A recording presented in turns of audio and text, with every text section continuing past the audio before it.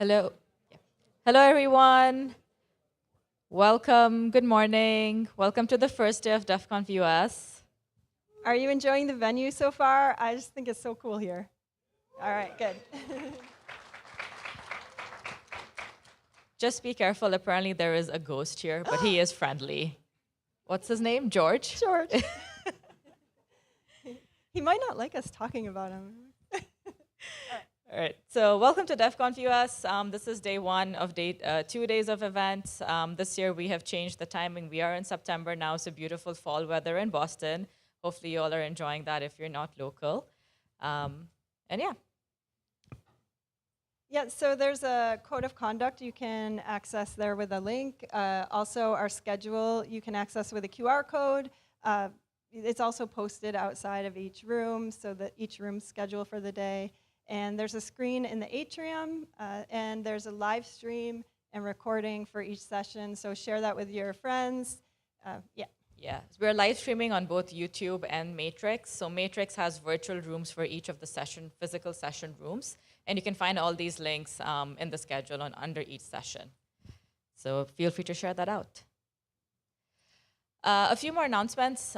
So during the conference, we have a Containerization Guild gathering. If you have an idea around containers you would like to talk about, you would like to present on, or just have a discussion on, there is a whiteboard in the atrium outside that you can sign up on. These are like short 10 minutes lightning talks, and Jeff, I don't know if he's in the room, will be leading that. Similarly, we have one for AI Karamba. So the containers one is happening today. The AI Karamba one is happening tomorrow. Similar theme.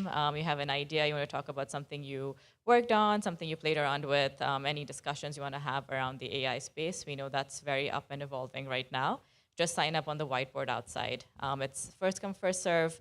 You don't have to get approved or anything for these talks. It's an open, safe space to have all of these fun technical discussions. Yeah, I see a lot of friends out here, a lot of new faces. This is our 7th year here in Boston, so I'm really happy to see you all. Thanks for coming. Another thing is we have a booth passport challenge. If you have the card, get your card stamped at each booth. We have some amazing booths. Please check them out, explore. There's also one to explore opportunities at Red Hat, so be sure to hit that booth as well. If you do get all the stamps, you can collect a prize at the end. Yep, you can go to the check-in desk to get that prize. And lunch is at noon. It is served in the living room, which you can access from the ramp from the atrium. It's a very cool space with a nice outdoor area. There are some blankets on the patio if you want to enjoy a picnic on the lawn. Yep, enjoy. Yeah. And to keep you hydrated and awake throughout both days, we'll have coffee on site all day long, and we'll also have a coffee break, light snacks towards the afternoon. And the party. Yep. So we have a party at the Bleacher Bar today from 6 p.m. to 9 p.m. If you were here last year, it's the same venue in the Fenway area. It's very walkable. I think it's like a 15-minute walk. Unfortunately, the venue has age restrictions, so it is 21 plus only. And badge and a hard copy of your government-issued ID is required for entry. But we hope to see you all there. It is first come, first serve. You don't need any special tickets, but we do have a capacity, so get there on time. Oh, yeah. And finally, tomorrow we have a closing session. It will be in the same room over here. If you've been at any DEF CONs around the world, we usually do a fun trivia, and there'll be prizes that you can win. So go to a lot of sessions, go to meetups. We'll usually have questions around stuff that happens at a conference. So the more things you do, the higher chances you have of winning. Good advice. Yeah. And yeah, please tag us on social media. We'll repost everything. And yeah, that's our announcements for the conference. Yep. Yeah, and then we also have like a main chat on Matrix. That's the link to join. You can also find it on our website. So if you want to have any questions for the volunteers, organizers, etc., you can chat there, find us in person, or just if you want to find any attendee in general, they should be on the Matrix channel as well. I think we're going to introduce ourselves. We're Rishi Manani and Sally. We're the co-chairs of the event. Yes. We're also both engineers at Red Hat. Yeah. We do a lot of things together. We're not on the same team. We never have that. Yeah, it's been great. And we've had amazing support from the events team and all the volunteers in Red Hat. So thank you so much for helping us make this conference happen. And obviously the attendees and speakers, this wouldn't happen without you. So. Yeah, Dorka, Kate, do so much work with us on. I'm going to repeat that at the end of the conference, but if you see them around, please thank them. And yeah, Further ado. We are really excited to announce our keynote speaker, Robert Shaw. Rob Shaw is a director of engineering at Red Hat, and before joining, he was the head of engineering at Neuromagic and a core committer to VLLM and maintainer of VLLM and LLMD, and he's here to talk about that today. So really excited to introduce you, Rob. Thanks for coming.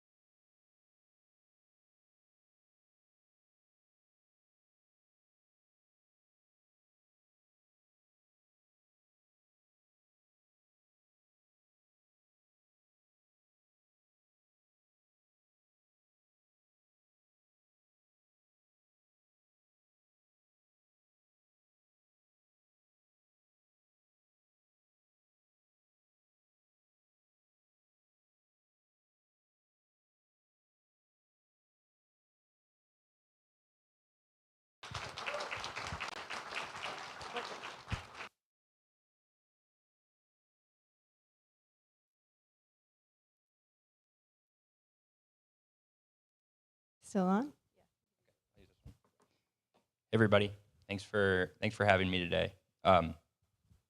So I'm going to talk a little bit about LLM inference and the various levels of the stack that we're building here at Red Hat and are working on in the community.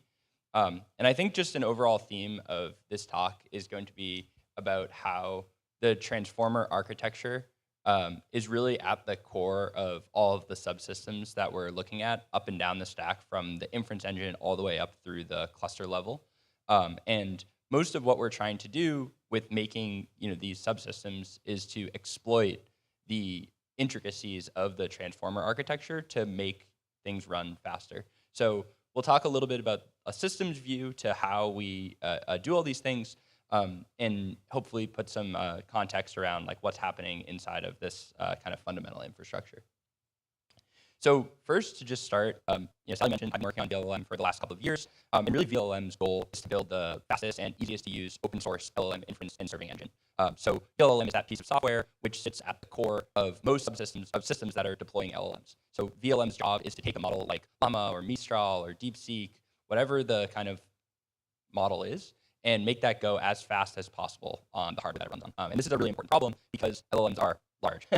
They require a lot of compute, billions, even some models now with trillions of parameters, and the hardware that they run on is really, really expensive. Hardware accelerators basically are needed to do all this. And so VLLM's job and core mission is to make that as efficient as possible, to make the amount of hardware resources needed to serve models as small as possible. And really importantly, we try to make that as easy to use as possible, which a lot of other systems in this space haven't. So why does something like VLLM need to exist? Why is there a need for specialized hardware, or specialized software to serve an LLM? And it really comes down to production serving of an LLM system is a hard problem. So importantly, we deal with batch size greater than 1, which means that there's multiple concurrent users in the system. And so VLLM's real job is to manage all of these requests at the same time. I'll talk through in a second why that's a really hard problem. But another key piece is we're working with data center class GPU hardware. So these are massive machines, they're really expensive. And so VLLM's job is to really efficiently schedule all of these requests, manage the internal state of all of those requests, and make those GPUs go as fast as possible. And why is that greater than batch size 1? With multiple requests challenge? Like, why is there need for specialized software? So I'm just going to talk a little bit about how LLMs work under the hood to give a sense of this. So a model like Llama, for instance, is basically a function which computes the probability distribution of the next token given a sequence of tokens. So this equation I have here is basically the probability of x sub n given x0 x n minus 1. And that's effectively what Llama or any sort of LLM is a function which basically given a sequence of tokens predicts the most likely next token. And so when we turn to inference, it's actually not one single forward pass through the model that's used to generate the text. If you've ever interacted with an LLM system, you might notice that it generates one word at a time in sequence. And what's happening under the hood is what I show on the left-hand side of this chart, where if we get a prompt that's 3 tokens, like the quick brown, we run one pass through the model to generate that 4th token, the quick brown fox. Then given that sequence of 4 tokens, we pass that off to the model again to generate the 5th token, the quick brown fox jumped, and so on and so forth. This is what's called an autoregressive model, where we continuously chain calls to the model over and over again to generate one token at a time. And this makes LLM inference really, really, really hard and really, really compute intensive, because one request, to generate 1,000 tokens, which is a pretty standard request, will require 1,000 passes through that trillion parameter model, right? And this is a really, really big problem for a couple of reasons. One is there's a lot of latency associated with that, right? If you think about your average request to a chatbot, it can take 30 seconds, a minute, even more for some of the thinking models that are out there today. And so we really need to be able to interleave requests together and make progress on multiple requests at the same time. So very static, naive batching techniques are not going to scale well and are going to incur unacceptable latency. And then secondarily, this multiple passes through the model effectively implies that there's an internal state that needs to be managed during the LM process, during the LM generation process. And this contrasts with more traditional models that you might have seen, like BERT, YOLO, traditional predictive models, where there's no actually internal state, and the way that servers work is they get the request, pass it through the model, and then return the response. And so the key challenge that we're fundamentally solving inside of the LLM is this: we have the fact that we need to have multiple requests in the system at the same time, and that each one of these requests is going to be generating sequence.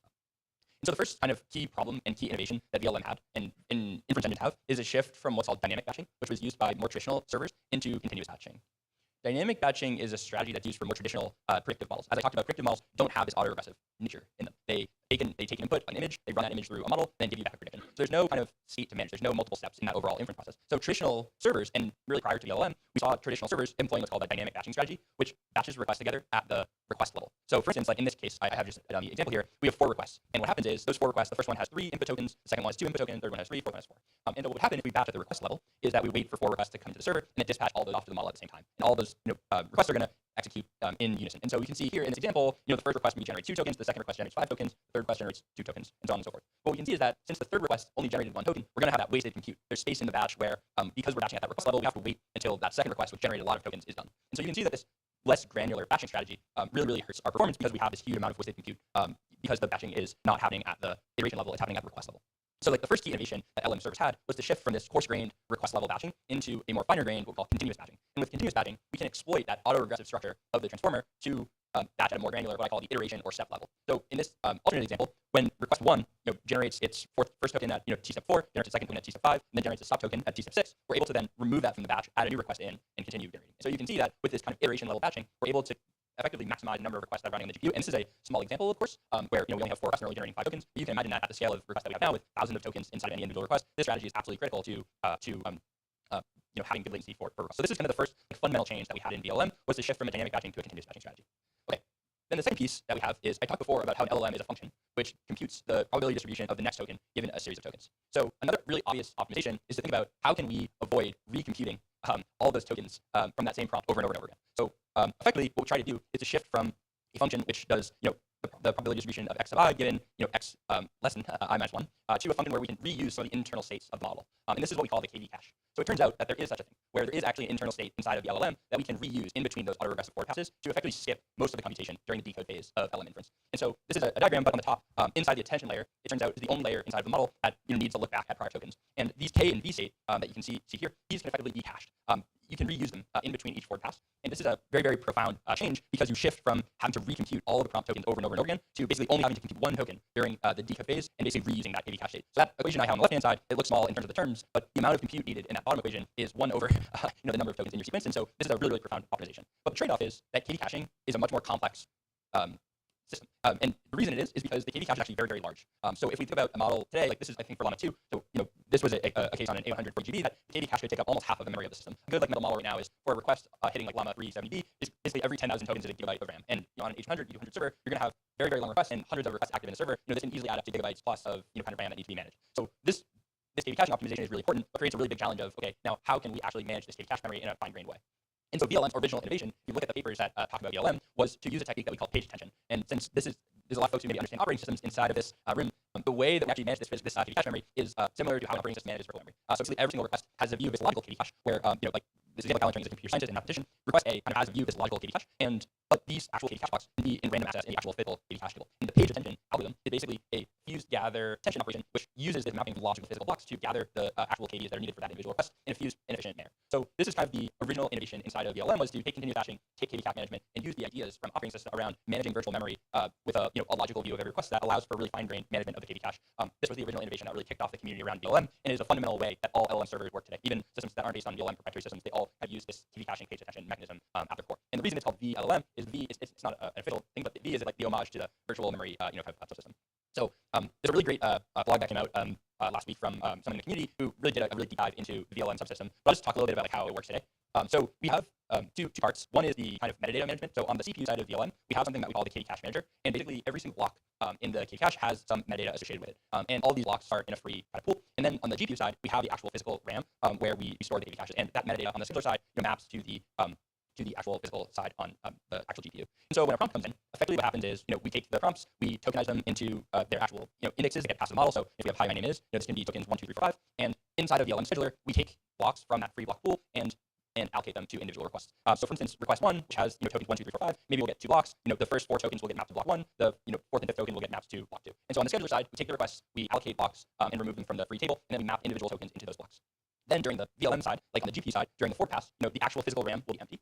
And during the forward pass, we use the metadata that the scheduler gave us. So the scheduler gave us what's called a slot mapping, which tells us where every individual token should be inserted into the KV cache. And so during the forward pass of the model, after the Ks and Vs are computed, we inject those during the refill step, which is the prompt processing, we inject the actual KV values into that kind of persistent KV cache memory using the slot mapping data that the scheduler gave us. And so this is an example where request 1 got allocated block 1, block 2, and the tokens get injected into those blocks.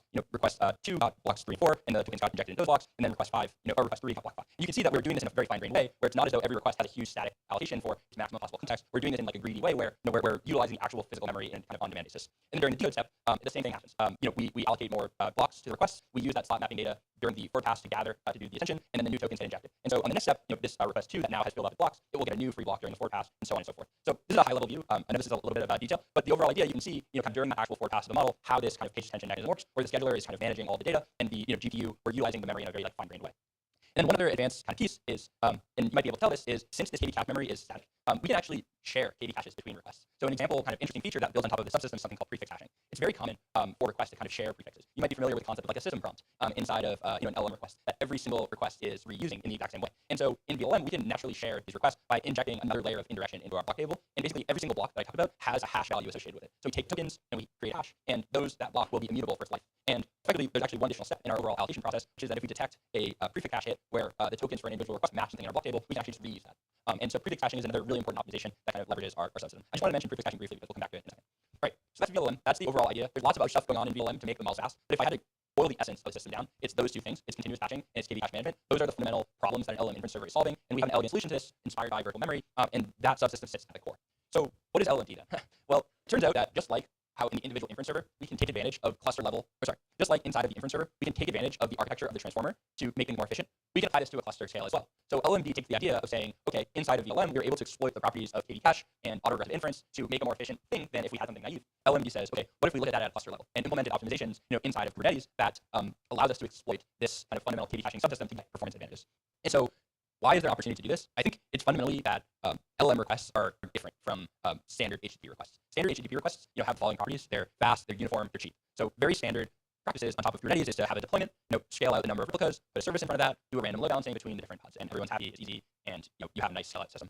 It turns out for LLMs, you can do a lot better than that. And the reason is that that's actually not how LLM requests typically look. For instance, we have certain requests that are really, really small with really, really long generation phases. We often have repeated patterns where users will send the same prompts with extensions on it back to the model server over and over and over again in an agentic pattern where maybe they're calling a tool and then sending requests back, or the multi-turn chat kind of conversation. So there's opportunities to leverage that KV cache. I'll give you a look at. And also, as I mentioned, there's a prefill and decode phase. And so there's an ability to kind of specialize the servers for each one of those phases. So in general, the overall idea with LMD is these two things. It's modern HTTP requests work really well for round robin kind of scale out load balancing. LLM requests don't look anything like that. They have really, really, really long examples. They take multiple seconds. We have this kind of repeated pattern, so opportunities to exploit the cache, and there's opportunities to actually coordinate replicas together to get a better kind of performance outcome. So that's the overall idea with LMD, is to bring these two things together inside of the Kubernetes operational model. And so this is a high-level diagram, but the overall way that LMD works is we build on top of Gateway API, which is a kind of core Kubernetes upstream project that's effectively the replacement for Ingress. And we hook in LLM-specific scheduling logic into Gateway. So for instance, if a request comes into the system, Gateway will use what's called an XProc, send a request out to an endpoint which we call the inference scheduler. The inference scheduler can execute arbitrary logic for scheduling things onto the cluster. It should have a view of the load, the current KV cache state inside of each of the replica, and the inference scheduler makes the decision about where the request should go. And then inside the inference pool, we can do arbitrary configurations. We can do a prefill decode disaggregation setup. We can offload to other KV caches. So I'll just talk through a couple examples, but this is the overall architecture of LMD, where we have a gateway, which is taking requests in. We have an inference scheduler, which is in charge of making the decision for how the request should be processed. And then we have the inference pool, which is responsible for actually executing the request. So the first example that I think I'll talk about is how we can use LMD to exploit that prefix caching feature that I talked about in VLM before. So the first thing to kind of understand is very, very, very, very common for LM requests to have repeated prompts. Think about the way that you might interact with chatbot. Very often, you're going to have a multi-turn conversation where each prompt that you're actually sending to the model is all of the chat conversation history plus a little bit more. You can think about an agentic tool calling loop where the model is generating some reasoning tokens. It says, okay, I need to call this tool. It calls the tool. The result of the tool comes back into the model, and you keep generating from there, right? And so it's very, very, very common to have repeated prompts coming back to the VLM server. So a big problem is if you're just deploying a Kubernetes service in a deployment, if you have 4 replicas of VLM, if a request in that repeated pattern gets randomly assigned to a VLM pod, you're going to have cache misses that you otherwise could have used. And so what LMD, one of the core features of LMD is what we call prefix cache aware routing, where EPP has some notion for each of the VLM pods of the current view of the KV cache state. We actually have 2 versions of this. One is inside the EPP we maintain an approximate prefix cache tree where the inference scheduler effectively will approximate the current state of the KV cache for each pod. And then we have a precise version of this where VLM will actually publish events, and the inference scheduler will subscribe to those events, which has actually a globally consistent view of the current state of VLM KV cache. And so EPP can then make a decision for an individual request. Oh, I know that the KVs for this request are available in pod A. Let's send out request to pod A. So you can see how LMD with the prefix cache aware routing feature is able to actually exploit the properties of VLM subsystems to get a very, very significant performance win. And something like prefix cache aware routing is absolutely critical for modern deployment of LMs, where these sticky sessions will have dramatic impacts on the P90 latency that users will face. So I have a little bit of demo of this, but I'm taking a little bit too much time, so I'll skip it. But Another example of how we can leverage the KV cache subsystem is a feature that we call PV disaggregation. So I talked a little bit before about the prefill and decode phases of LM inference, where inside of the server we have the prefill phase, which is processing prompt, and then we have the autoregressive decode phase, which is generating tokens. And so one overall idea is these are actually quite different computational problems. And so an idea is, what if we specialize VLM servers, such that some of them are specialized for prefill, some of them are specialized for decode. So if you've been following, one of the key things that would be needed for this is what's called the KV cache transfer, where after processing prefill, if we can send the KV cache from the prefill instance to the decode instance would never have to process the prompt. So again, we can exploit the properties of the KV cache to build a distributed system that allows us to specialize for specific components of the VLM process. So for example, in a PD disaggregation deployment inside LMD, request comes into the gateway send it out to the inference scheduler. The inference scheduler will make a decision to say, okay, should this request be processed as PD disag or as a regular request? We'll also schedule, to the prefill and decode instances that have a KV cache hit or have, no low load. And then, okay, if it decides it's a PD disag, we'll send it to the decode pod first. The decode pod has a sidebar, which effectively coordinates the transaction, forwards the request to the prefill instance. The prefill instance processes a request and basically appends some metadata, which tells where the KV blocks are in its memory. It's using those actually the same block IDs that I talked about in the previous VLM system, sends it back to sidecar. Then the decode instance uses that KV transfer metadata to pull the KV caches from the decode from the prefill instance into the decode instance. This has to happen very efficiently. I already talked before about how the KV cache can be a gigabyte per every 10,000 tokens. And so we leverage some high performance libraries called Nixel, which is NVIDIA Inference Transfer Library, which basically does an RDMA transaction to pull the KV blocks GPU direct to GPU direct. And KPD disaggregation is a really significant performance optimization. This is an example running GPT-OS with 4,000 input tokens, 4,000 output tokens. This is what's called a Pareto chart. So the x-axis shows the tokens per second per user, the y-axis shows the tokens per second per GPU, and each dot is a concurrency in the system. So basically, this is running with 8 GPUs. These dots in the center here show the results at 100 concurrent users. What we can see is that the KPD disaggregation improves the latency, the number of tokens per second per user by about 25%, in comparison to the aggregated setup. And so you can see that using these techniques where we exploit the property of the KV cache allows us to improve the overall performance of the system. Then the last thing I'll just mention is I obviously have been talking a lot so far about the KV cache subsystem inside VLM. So far, this has all been resident in GPU memory. There also are basically heavily underutilized other resources inside of these massive GPU servers. So an example is CPU RAM. So a very obvious optimization is let's not evict requests when we run out of GPU memory. Let's offload those to CPU RAM. And this allows us to expand the size of KV cache and to allow us to hold more requests resident in memory without having to recompute in so many cases. And then there's a large series of vendors which have been working on basically GPU direct storage. So examples are vendors like Weka or VAST, which do GPU direct storage to the NVMe drives. And so a lot of these folks have been working on some new features to not only offload to the local resources inside of VLM pods, but also to remote KV cache indexes, which allows us to expand the size of the KV cache. So this is another example of a feature where we can, at the cluster level, exploit the properties of the LM subsystem to get a globally better system. So there's other features inside of LMD. I think you kind of get the point. The overall idea is let's exploit the properties of the LM server to get a globally better cluster optimization. And hopefully this is interesting. I know this is a pretty technical talk, but I think the overall summary is VLM and LMD are fundamentally systems projects that are exploiting the properties of the transformer to get the best possible performance. So if you're interested at all in how LMs work, if you're interested at all in systems programming, trying to squeeze high performance, this is a really great kind of project and ecosystem to be working in since I find it very interesting. And also there's lots of innovation going on. So I've abstracted away the kind of overall concept of a KV cache, but the model vendors are continuously pushing on implementing and improving the way that KV caches work. So DeepSeek with their MLA, GPT-OS leverages something called interleave side window attention, where there's certain layers that only tend to a small number of tokens. There's lots of innovation happening in the kind of model vendor space, and it's our job across the whole stack to take in those new optimizations and make all these kind of concepts work. So please get involved if you're interested in any of these techniques, and happy to take some questions now. Thanks.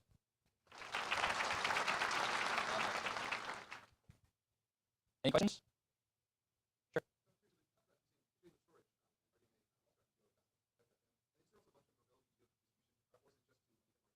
It's mostly, I think oh, sure. Yeah, so the question was about the remote storage and whether there's a need for long-term durability of them or if it's just to increase the overall pool. So with GPU Direct, so I think the important piece is basically the reason why we want to preserve the KV caches is because we want to reuse them between requests. So the primary reason for this is if you look at LM request patterns, if you look at traces, there is a temporal element that drives reuse of KV caches. So just think about your average interaction with the chatbot or your average coding use case.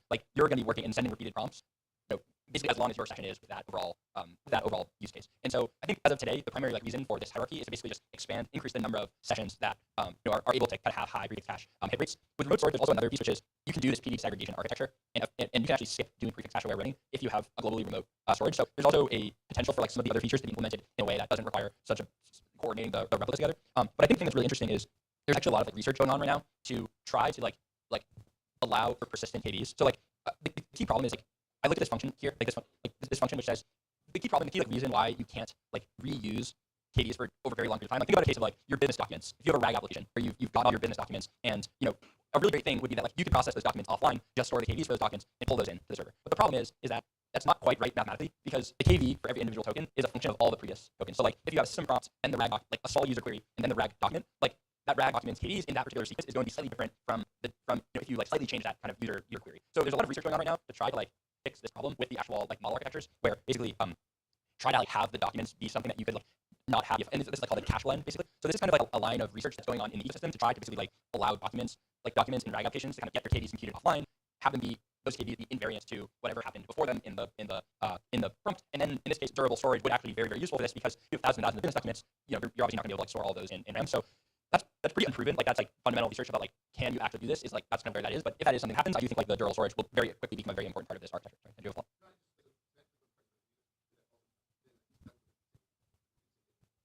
I'm saying like today, most of the reason why there's an opportunity for reuse is because requests have like temporal locality.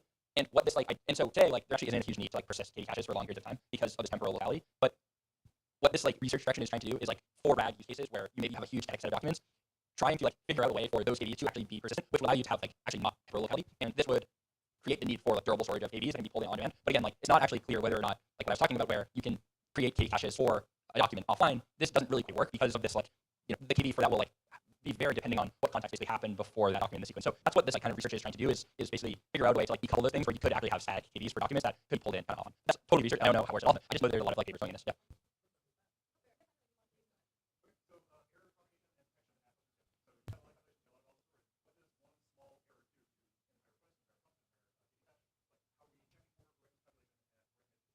Yeah, this is a great question. I think probably the question was about error handling and if you're coupling pods together, like how do you isolate against errors and prevent the blast radius? So I think that for certain architectures, like for certain features of LMD, like prefix cache routing, the error handling is actually like not such a big deal. This actually doesn't look that different from a service in terms of the individual pods. But I do think that you're right, especially when we look at PD disaggregation. Like this is a complicated deployment pattern. Like this is much harder to deploy than doing a kind of individual service. And you're absolutely right that error propagation, the blast radius of issues is significantly bigger. And so this has actually been like a core focus of the project after we got like the performance working is to try to like, isolate against these overall kind of problems. So a couple of things. First is this is kind of a simplified diagram, but actually like every decode pod, there's actually going to be like n decode pods. There'll be n kind of workers, and then there'll be m prefill workers, right? So there actually like will be redundancy in the system, and these connections are created in online dynamic fashion, where basically as we roll out new pods, new connections get created in like asynchronous online way.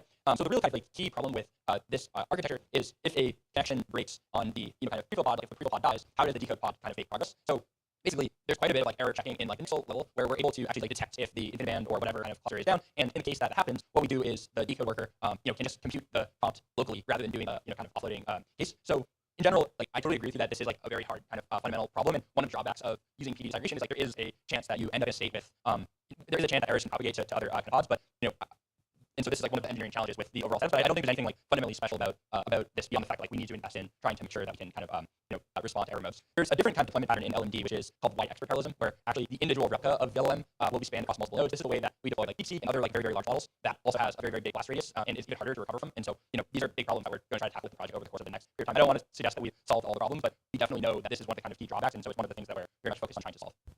Okay, we're out of time. Sorry, everyone. I'm happy to chat after. Thank you. Ron, thank you so much. That was an amazing talk. I was totally locked in. There's one more question. I'm sure he'll take it up here.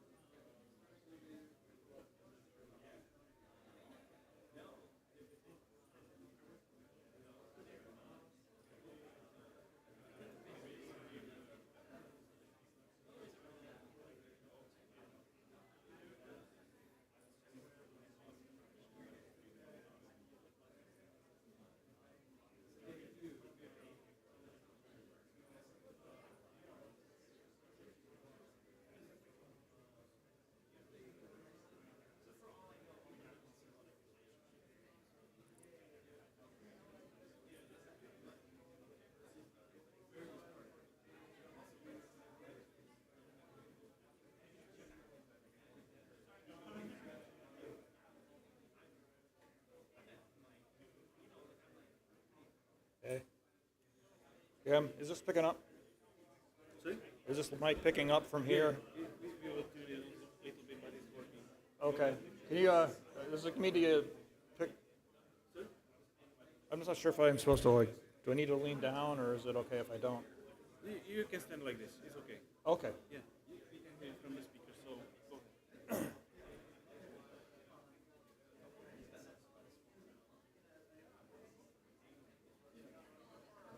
Ready?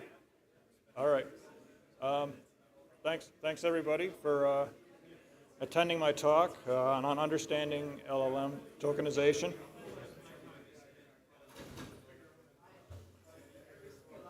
Hello everyone, Yeah. we are starting. Can you quiet please? Thank you. Sorry. I apologize, I'm not quite sure of the mic sensitivity here.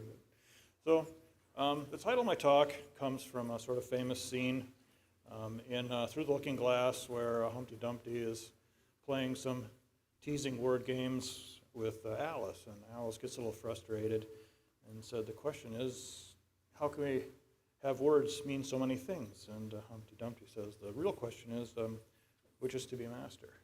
And he's trying to get at the idea of, like, you know, are we the masters of our language, or is our language the master of us? And you can ask some similar questions about large language models, and so I'm going to try to do that today.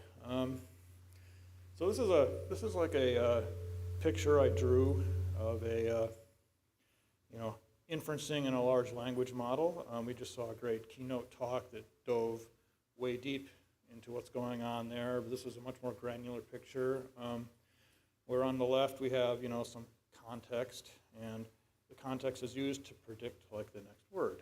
I don't know, how many people, show of hands, sort of have this mental model of inferencing? Some people, okay. Anyway, this was my mental model for the most part, and I think it's a pretty useful way to think about LLMs. However, if we take a sentence, again, the quick brown fox, and run it through a LLM tokenizer, this was taken from a IBM Granite model, you can see that things actually look quite a bit different. So what on earth is going on here? Firstly, we see a lot of these funny G's with a dot on top of them, and those are actually representing preceding white space in a token. And a lot of tokens in the vocabulary of a tokenizer have this. You can see the word the has both a version with the space and without the space. I'll talk more about that. Furthermore, not all words actually exist atomically in the vocabulary. Like the word fox here has no token for itself. It has to be assembled from, like, an F and an OX. So a consequence of this is the word fox has no direct embedding in the embedding space. We can look at what happens when we tokenize code, very common application. You see here there's also a special funny character for new lines, a C with a dot on top of it. If you look at the indentation, the actual indentation spaces exist as their own token.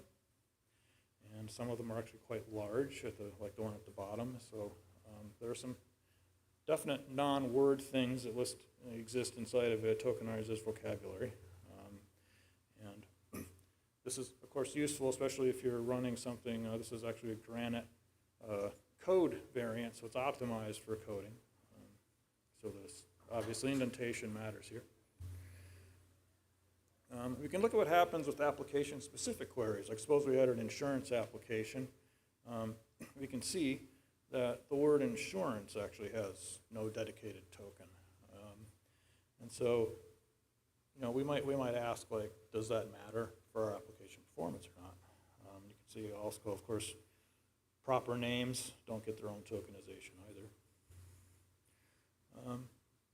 So having seen this, let's take a step back and look at what tokenizers are actually doing. All tokenizers have what's called a vocabulary, and it's really a vocabulary of n-grams, not actual words, that are used to build up larger constructs. And so here's a simple one where I define maybe a little 4-character alphabet and a few n-grams that I can build things with. And if you have this kind of list, you can declare a tokenizer directly with that list like you see at the bottom.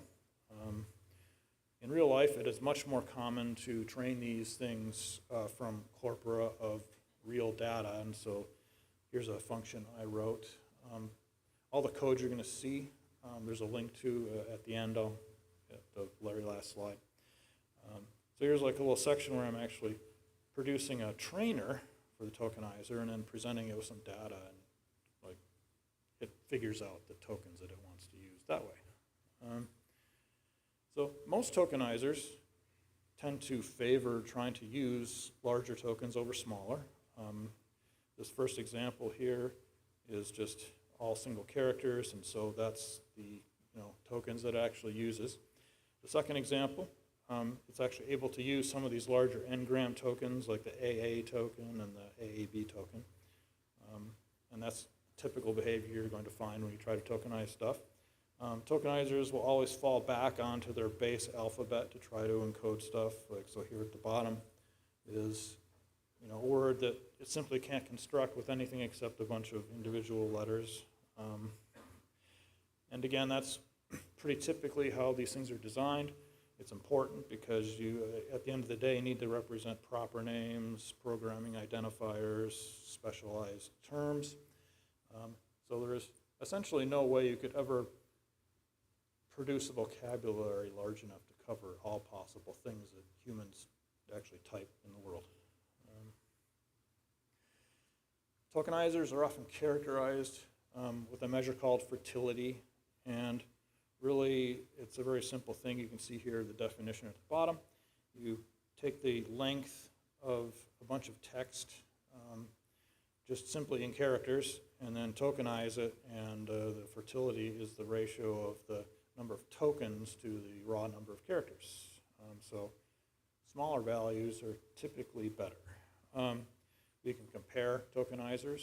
So like if I created a tokenizer that just had individual alphabet, it produces no compression at all. It's just the same number of tokens as actual input characters.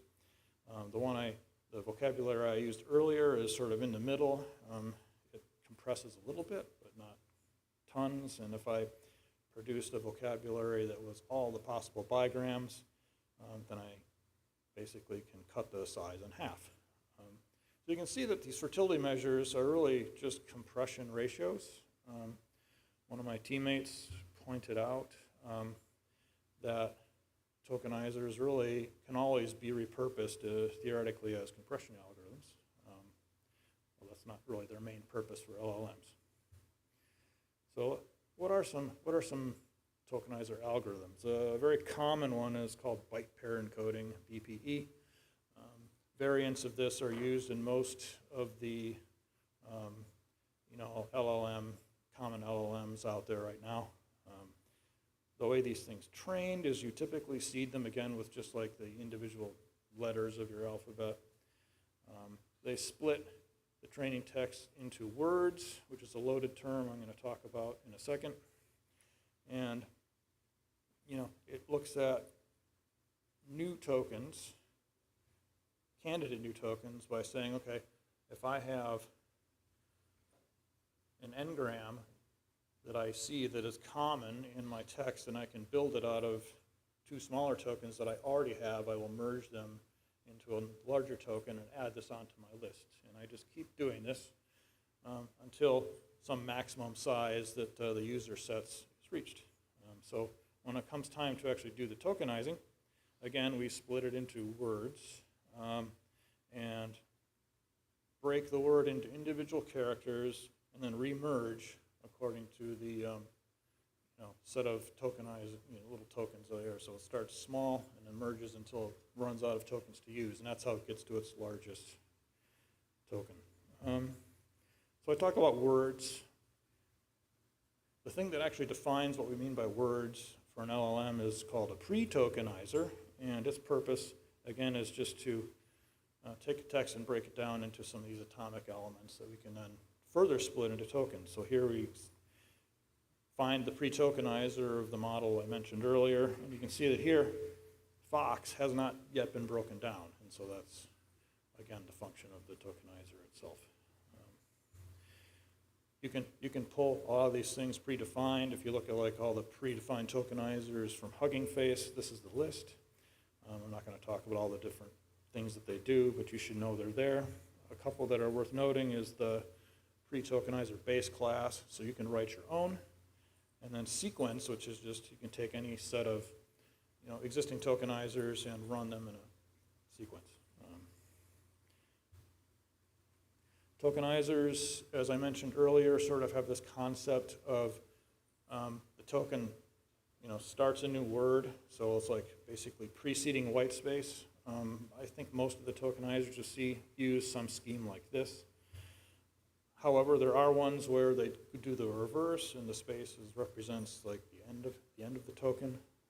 And there are even schemes I've seen where they use a special character to represent the not starting a word, as you see here.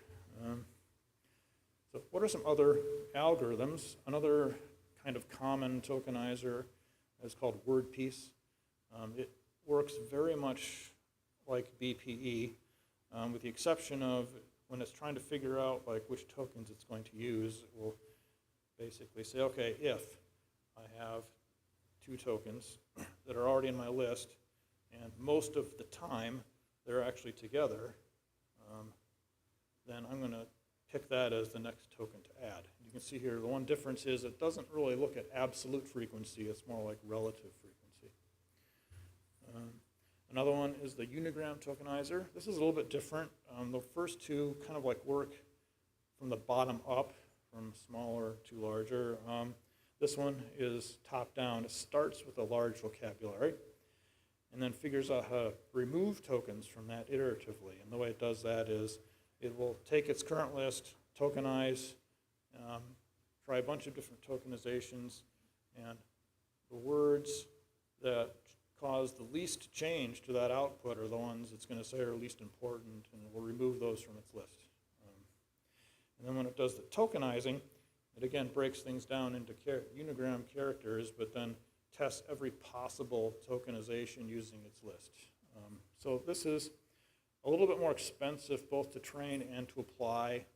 The advantage is that you're probably also a little more assured of getting the absolute most efficient possible compression from your tokenization. I've been talking a lot about like textual alphabets.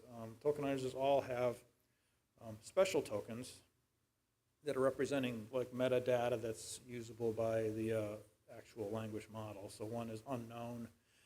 If text is coming in that wasn't in its alphabet, it can't tokenize, and so it just maps to unknown.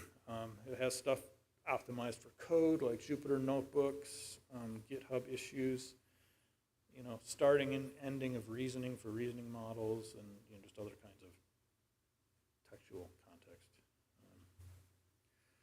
So how do these things work inside an LLM? This is the structure of the model, in this case, the Granite model that I pulled up.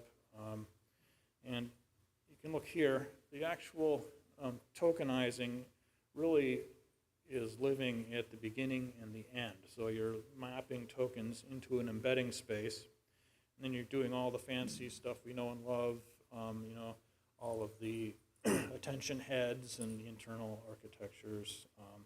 And at the end, it has to take that and then translate it back into like the next token for our inference looping.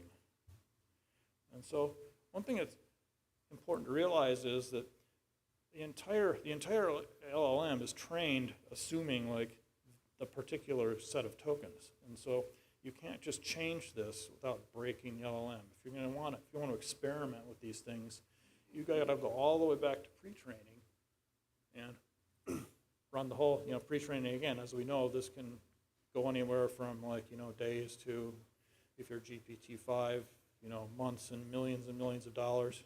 So it's hard. It's actually hard to experiment with these things. Let's take if you convert that structure into a big O sketch. We computer scientists love our big O.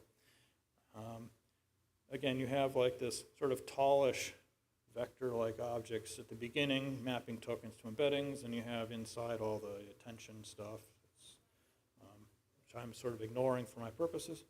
And at the output, you also have embeddings. So you have these dimensions, V, which is the size of your vocabulary, and D, which is just your embedding dimension. And I'm oversimplifying a bunch of stuff here, but this is kind of the picture. So again, in this model that I used, V is about 20 times the size of the embedding dimension. And so if I drew that same diagram to scale, it looks like this. And you can see that, they're really quite tall, and inside the, just little square, smallish guys. And if you increase the size of your vocabulary, this effect gets more and more pronounced. And in fact, you can imagine as you grew your vocabulary larger, it's like the stuff inside becomes almost like dimensionless points. And the big point is here that the vocabulary size starts to dominate both the memory and the computation of what's going on inside the model. So you say, so we don't actually need all that vocabulary. What if I made a real small vocabulary just of like my individual characters? No, everybody's small. So you could do that, but there's a cost. And again, as I mentioned, it's hard to actually experiment with these things. So I used a surrogate of hidden Markov models. I just actually trained tokenizers and then trained HMMs on that. And you can see here, if I use a small vocabulary and try to generate, it's just a bunch of junk. It's not even words. Whereas if I use a larger vocabulary, it's still nonsense, but it starts to become more recognizable as text that people might type. And so what you're basically saying is it's your tokenizer and a larger vocabulary that gives you language modeling fidelity. And although I was using HMMs as surrogates, that's not completely crazy. It turns out that LLMs are actually provably Markov models, and the asterisk is under certain conditions. However, the conditions are really basically how we do inference for most LLMs. So it's just a much, much larger state space than a typical traditional HMM. So anyway, cost versus fidelity implies this trade-off space, as I mentioned. This is a very abstract diagram, and so my y-axis is just sort of some measure of overall grooviness, and I claim that grooviness is measured in Lebowski's. On the x-axis is vocabulary size. So again, as we mentioned, if I try to make my vocabulary too small, I get low modeling fidelity. If I make it too big, I just incur a lot of cost. And so you might imagine it's somewhere in between is the region where we'd like to live, a region of grooviness. And it turns out that somebody took this idea already and produced a truly glorious paper that shows exactly where this trade-off lives.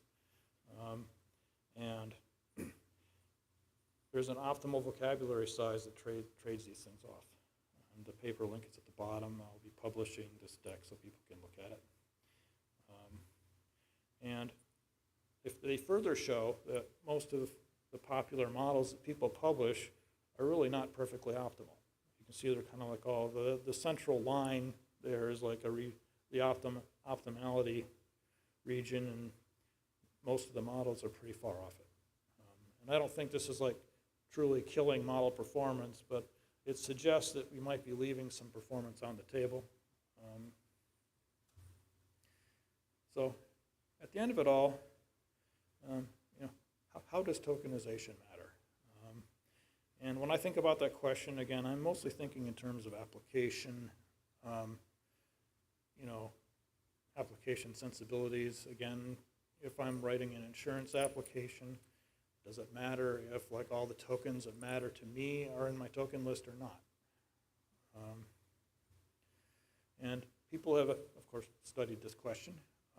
Is it important to tokenize at all? That's what this paper was looking at.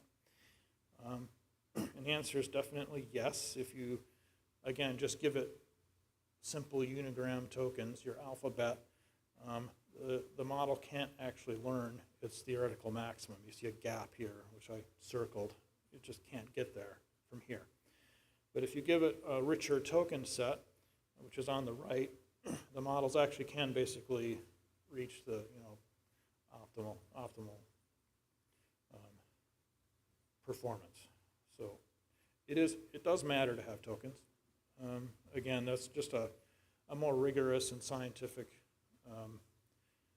study that duplicates what I did here with the hidden Markov models.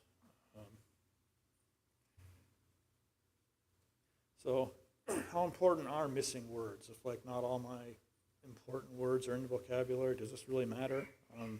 This paper here is, basically asking, are there embeddings showing up in the interior structures of the model that are similar to how the actual full word would be embedded? So is it effectively learning something similar to the correct tokenization in embedding space? And by their measure, they're picking up about 70% retrieval. So another way of saying that is whether or not my words are in there is about 70% not important. On the other hand, maybe it's 30% important. So here's another study asking, like, well, what if we're using small models? And by small, these were on the order of 1 billion parameters. And what if we're doing a very specific application? And the application they were talking about was a programming language semantics study. And so they took this and did their task using all these three different algorithms that I actually mentioned earlier. They also used for each one different sizes of vocabulary, and you can see, in the performance measures, it does matter, right? It's like, which one of these you pick in the size of a vocabulary has an impact on your performance. And I think that part of this may be having to do with the fact that these are smaller models, and they're measuring a very, very specific task. However, I think people are discovering that the compute cost and therefore the monetary cost of running very large models is driving people to look towards smaller models and application-specific tasks. And so if you take that point of view, it says, well, maybe paying some attention to our tokenizer vocabularies does matter.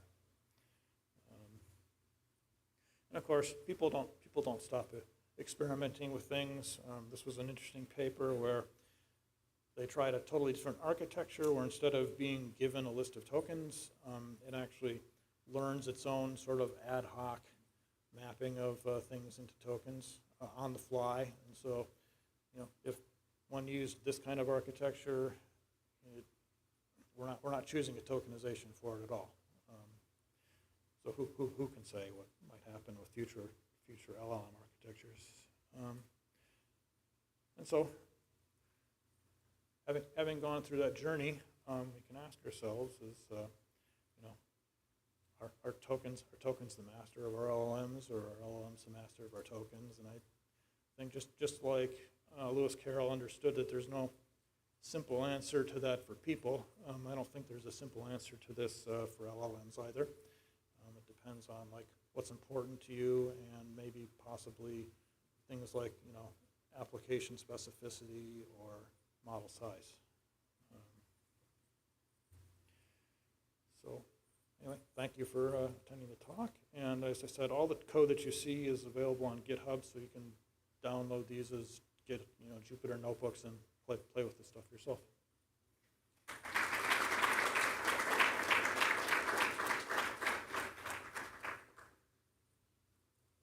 Any questions? Have you did the testing on different benchmarks to see if you varies the tokenization strategies and how the inferencing accuracy kind of changes? Have you tried? Yeah, so I mean, I haven't. Again, it's just not easy to do, but this paper did, right? They had a task, and they did vary the tokenizers, and that's exactly the test they were doing here. So, again, I think it depends. Like, everybody has their own different application, and it's a difficult space to explore, because if we're just us trying to figure out what this might mean for our application, the only way to really do the job right is to pick a different tokenization and then retrain an entire model and then run it on our application. I don't think many people are in a great position to do that. So I like to think that maybe if we all start experimenting with very smaller models like these billion parameters, it might actually be feasible. I mean, like, I can imagine running this job.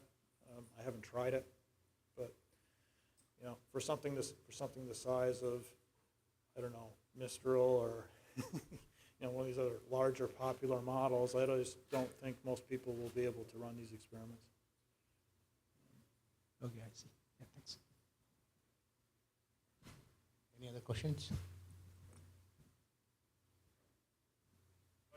There's over here.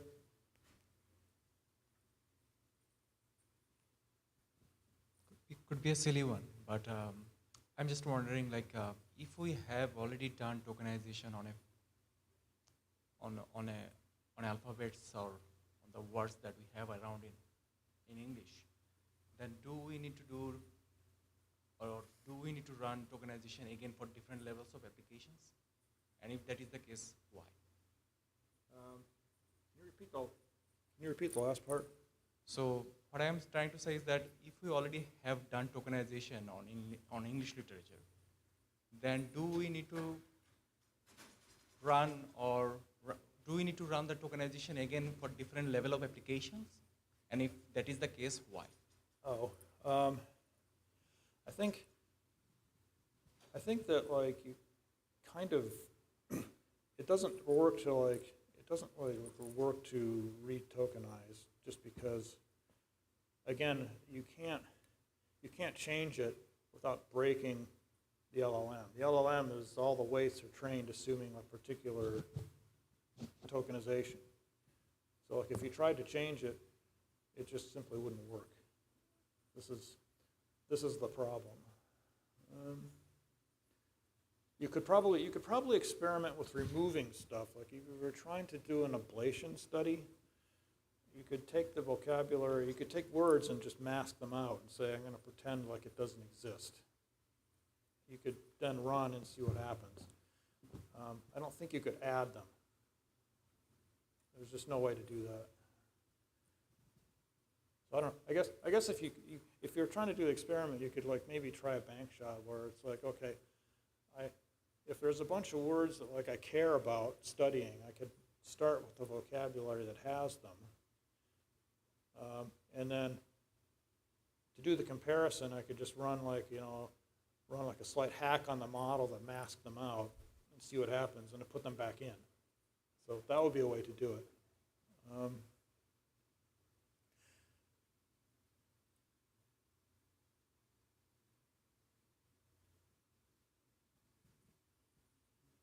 Any other questions? Eric? All right. Thank you, Eric. Thanks a lot. Yeah, thanks a lot.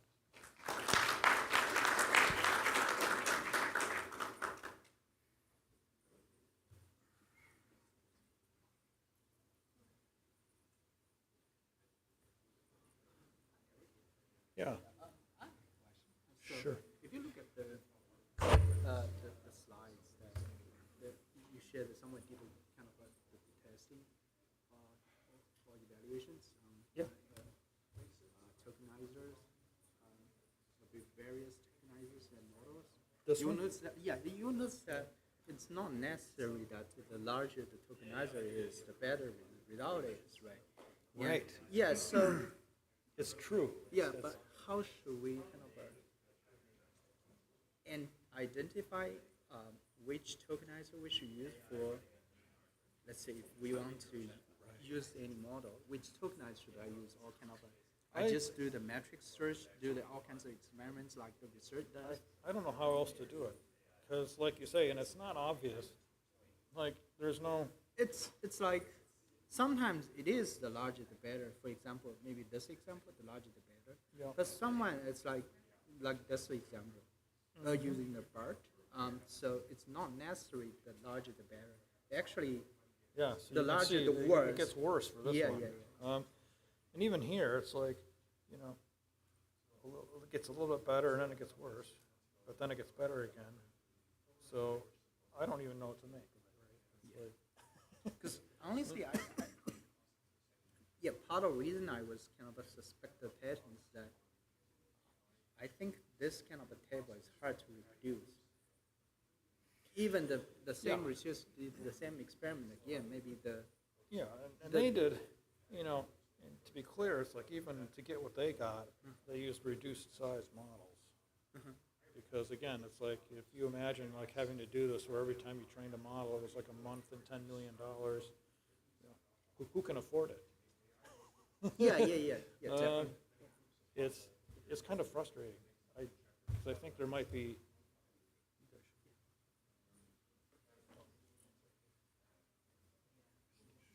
Good talk, Eric.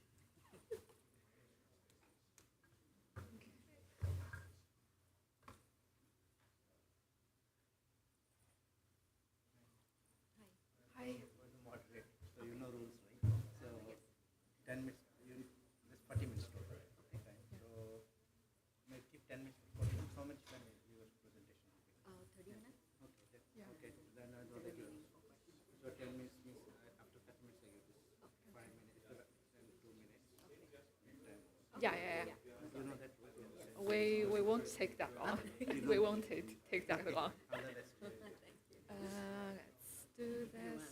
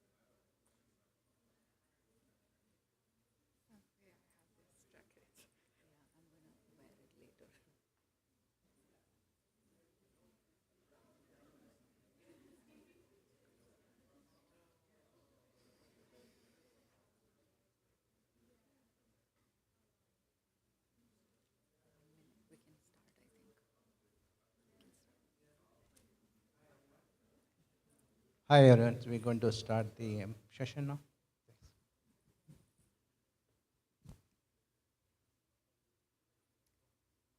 Hello, everyone. Thank you for joining our talk today. I'm Hema Viradi, and joined with me is my colleague Yuan.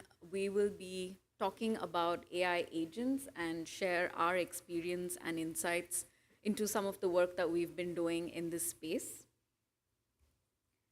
So I work as a data scientist at the emerging technologies team at Red Hat. I'm currently located in Sunnyvale, California, although I've been in Boston for 5 years, so it's great to be back. And if you want to connect with me, you can find me on LinkedIn, and I'll let my colleague introduce herself. Hi, everyone. I'm Yuan, also from the Emerging Tech team. I'm a senior AI engineer here at Red Hat. I'm based in Dublin, Ireland. You can also find me on LinkedIn.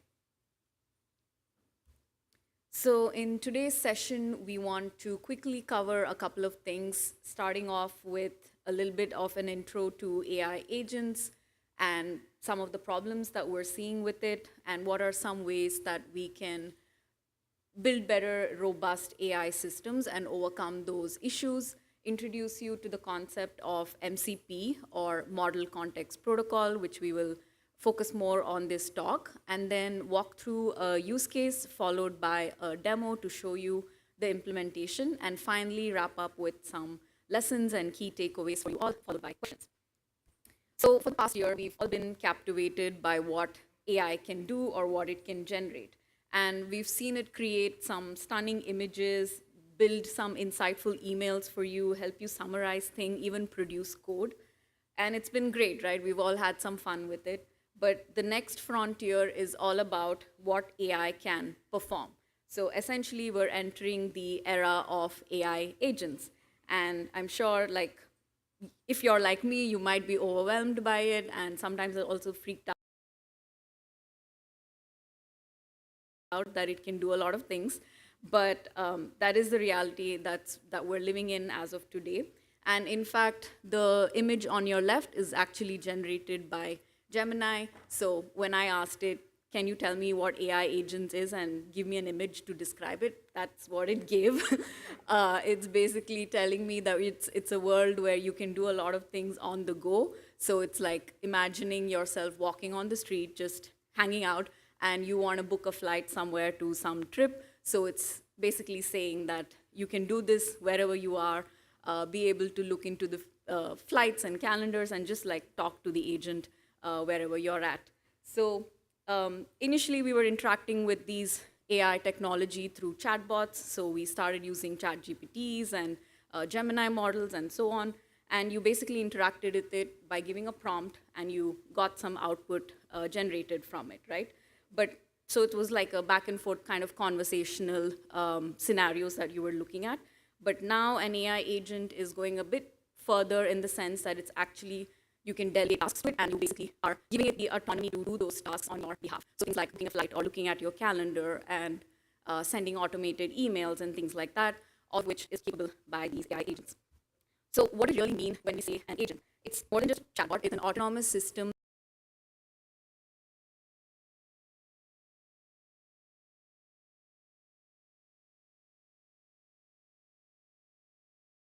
that can perceive, plan, and act in a certain way to achieve some goal-oriented task. So there are mainly three or four things that it can do. It can observe, think, act, and reflect. So what it means is that it operates in a continuous loop. So it first observes its environment. It then thinks about the task that you're giving it, and then using an LLM, which is basically the engine or the brain of it all, it tries to create a plan, and then it acts upon that plan and does an execution of a task that it was directed to do. And finally, it'll reflect about it and try to incorporate some feedback, and it takes in some inputs so that it can do better in the next iteration when you're interacting with it. So it's usually talking to some kind of an external environment, which we refer to as tools. So a tool can be your internal database system. It can be some kind of a web API service. It can be like Gmail. So these are all different tools that the agent has access to in order to actually perform and do those tasks that you want it to do. So for example, like that travel booking example that we saw, it's basically tapping into your calendar, it's pulling out information from Google Flights, and so on. And those are all what we refer to as tools. It has a memory component. So as you can imagine, there's a lot of context that you're giving it by using and interacting an LLM as the backend. So it needs a pretty stable and robust memory so that it can manage those interactions. And finally, it will go ahead and perform those tasks based on the output of the tool. It'll try to process it, and then it'll try to make those goal-oriented decisions and tasks that you've asked it to do. So all of this is possible today primarily because of the reasoning power of LLMs. So that is, agent is kind of a buzzword, but it's essentially just making use of LLMs and extending it beyond just chatting and conversational, but connecting it to all these external services and systems that you have available. So while the promise of agents is immense, there are some problems with it. AI agents are often very brittle. So the more you interact with it, the more you can see certain issues or types of failures that you can run into, especially if you're trying to scale these into production, which we're all now experiencing in different companies. We have different use cases. So the moment you get into enterprise level applications, they do tend to break. So when I mean break, these are some 3 types of failure modes that we have observed in our team where agents require more work to be done for it to be more robust and scalable. So the first one is what we call as the reasoning failures. So the brain fails, which is the LLM itself. So the LLM itself can have certain issues which we often refer to as hallucinations. So just like it means hallucination is when the LLM makes up facts or some illogical plans. Let's say your query or your task was book me a flight from New York to London, and it eventually books it, but via a train to Los Angeles, and then tries to come up with like a flight after that. So it's trying to do what your task is, but it's on the way sort of losing track of the goal, and it ends up going into some kind of a failure state where it's imagining or making up facts which may not be true. So that's one place where it can fail, and since the agents are using or relying on the LLM to do these actions, this is one place where there is a possibility of it failing.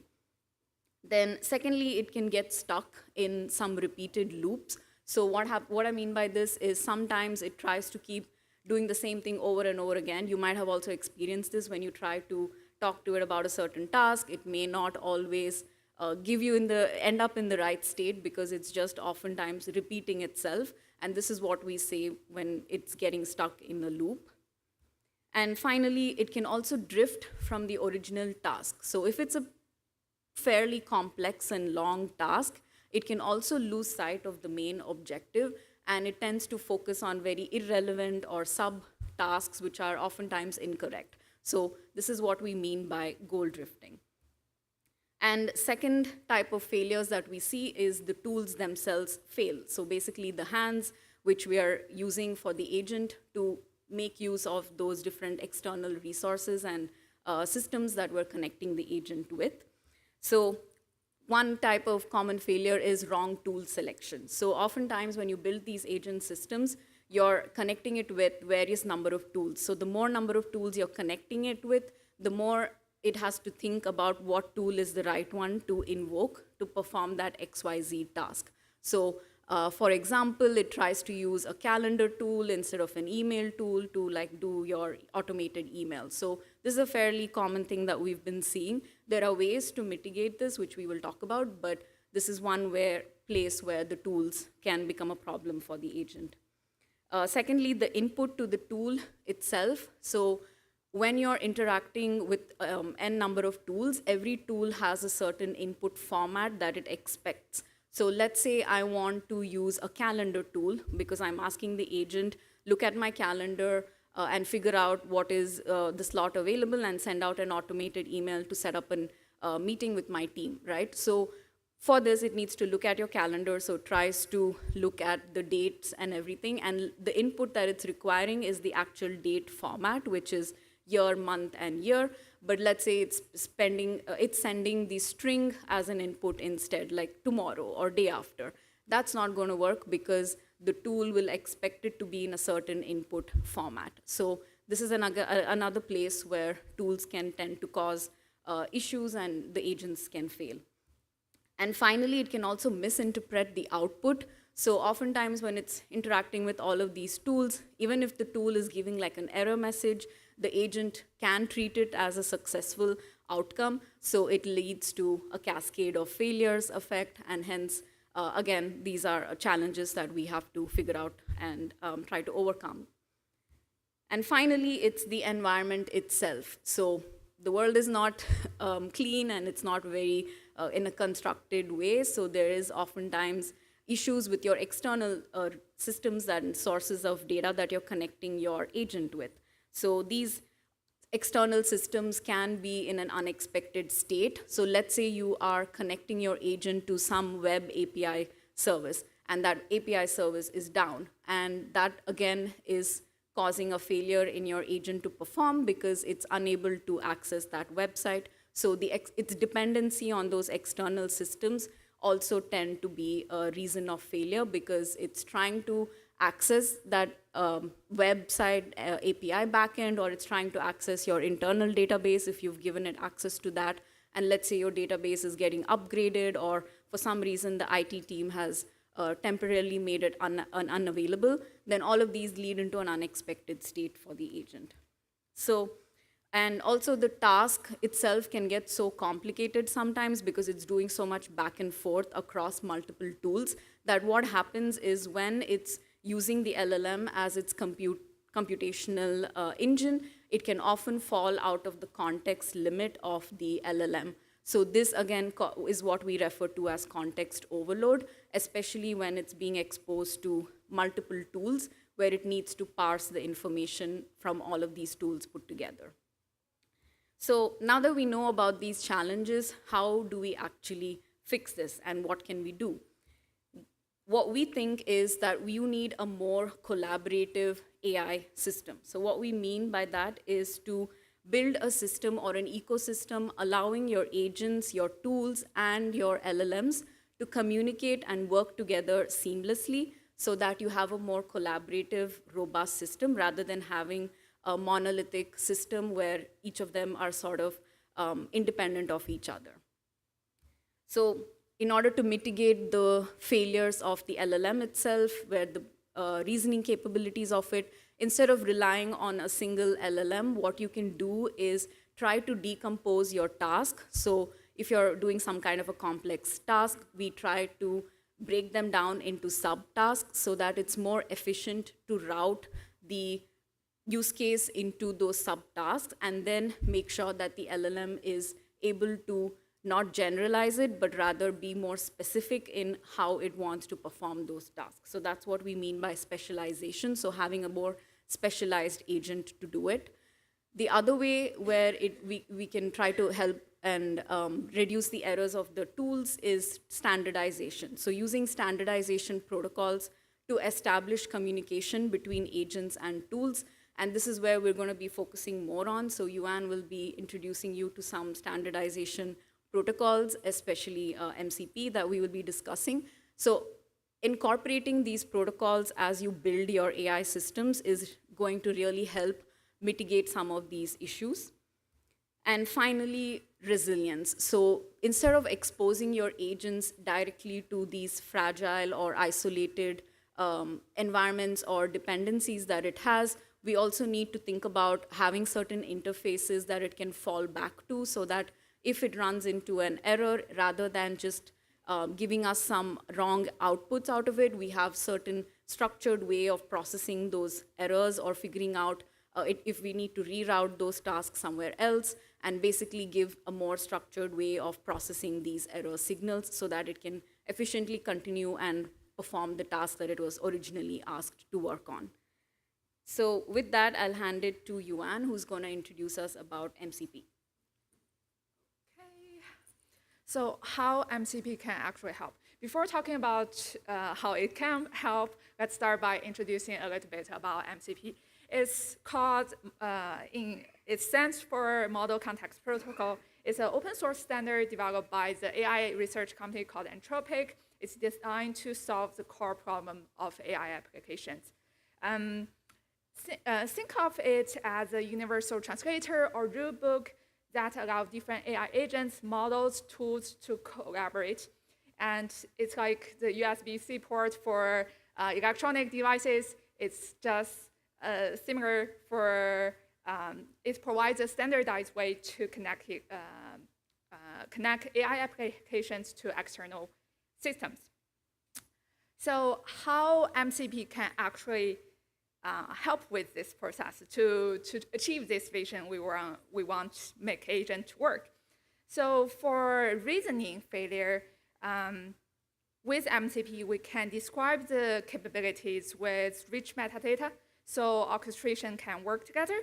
And then for the tool failures, we can use MCP to help with register specialized tools and expert agents in a consistent way. And for tool failures, with MCP, we can isolate environment dependencies, shielding agents from breakage.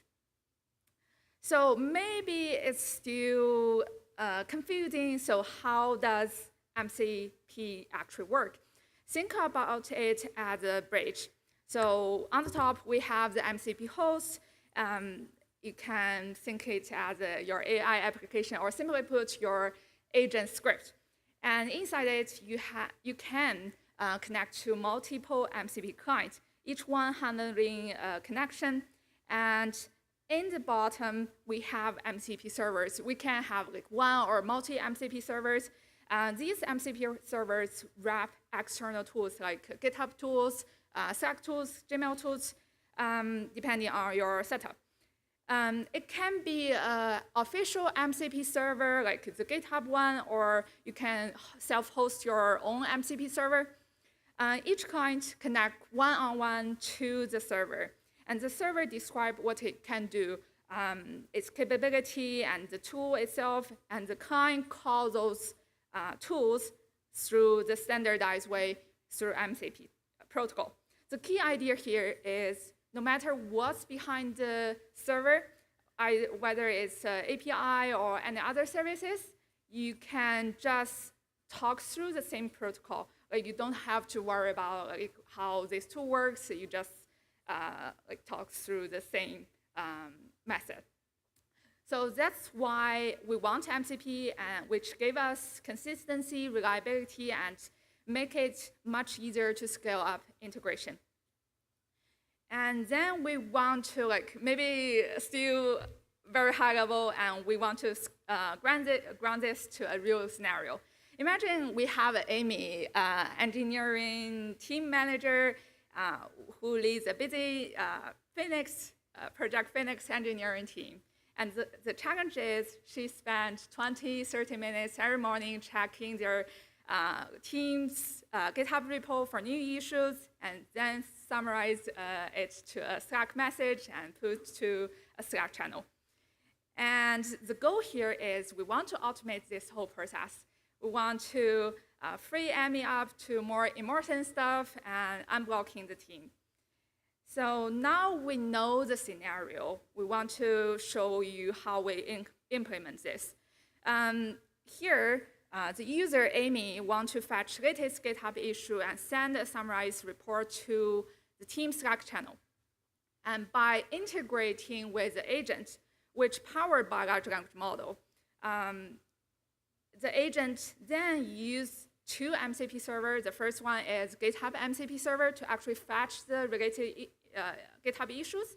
And then large language model help us to formulate this tool output to human understandable message. And then we want to use a Slack MCP server to actually post that message to the Slack channel. So here, this is a very high level diagram. And next, we want to break up the components. There are, in total, 5 main components. The first one is a large language model. It can be any model you can think about. Like here we use an OpenAI model. It can be a Gemini model or your self-hosted model, doesn't matter.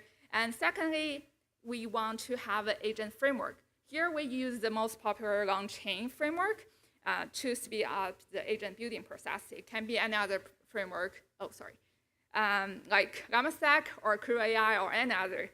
And thirdly, we want to connect to MCP server.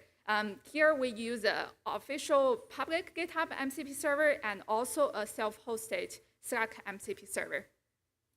And then we want to actually connect to those MCP servers. We need MCP client. In on-chain, they support this as a simple Python code I will show you later.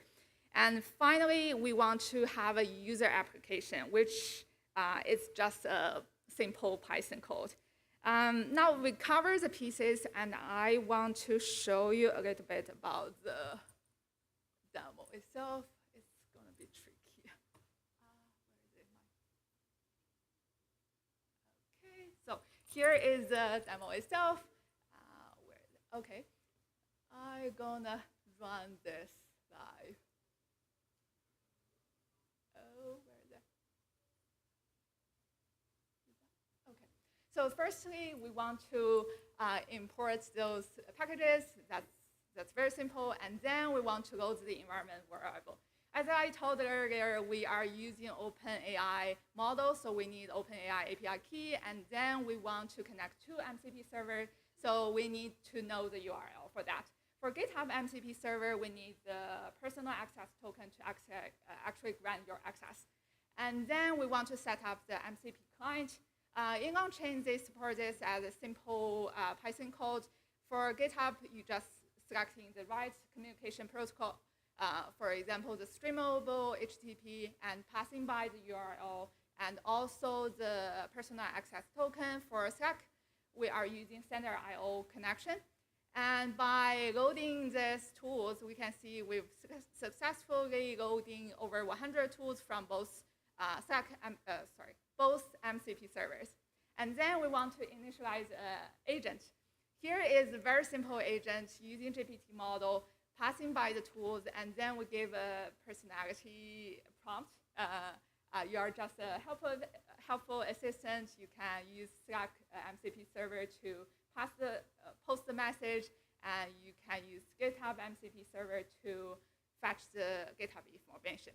And then we break down the actual task. We want to pass by a URL, the GitHub repo URL, and then we create a query.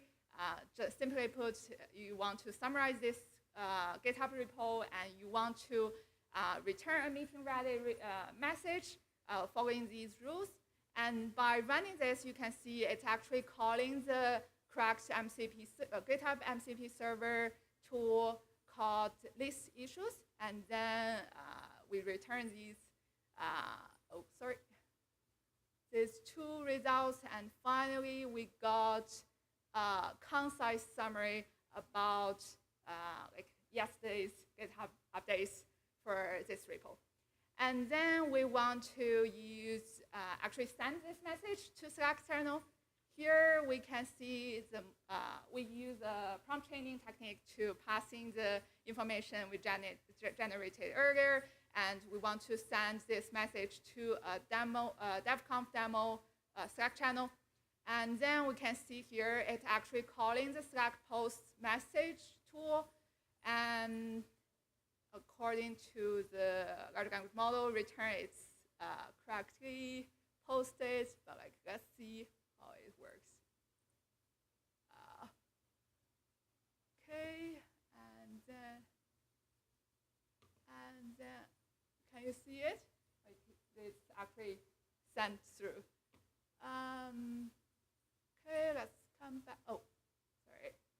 So in addition to the code itself, I also want to show a little bit about the setup. So for this demo, we set up two pods. The first pod is our code itself, and the second pod is Slack MCP server. We deploy this based on you can Google that Slack MCP server GitHub like this one. Okay, yeah, you will find that in GitHub. It's open source, and then inside this Slack MCP server, you can actually go through the logs and see.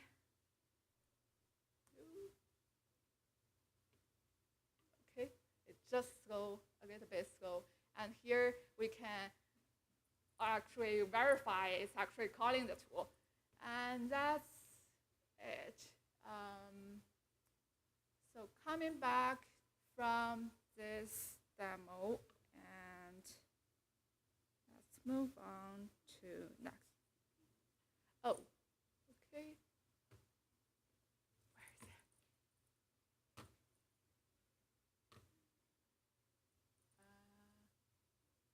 Where is it? Okay. Okay.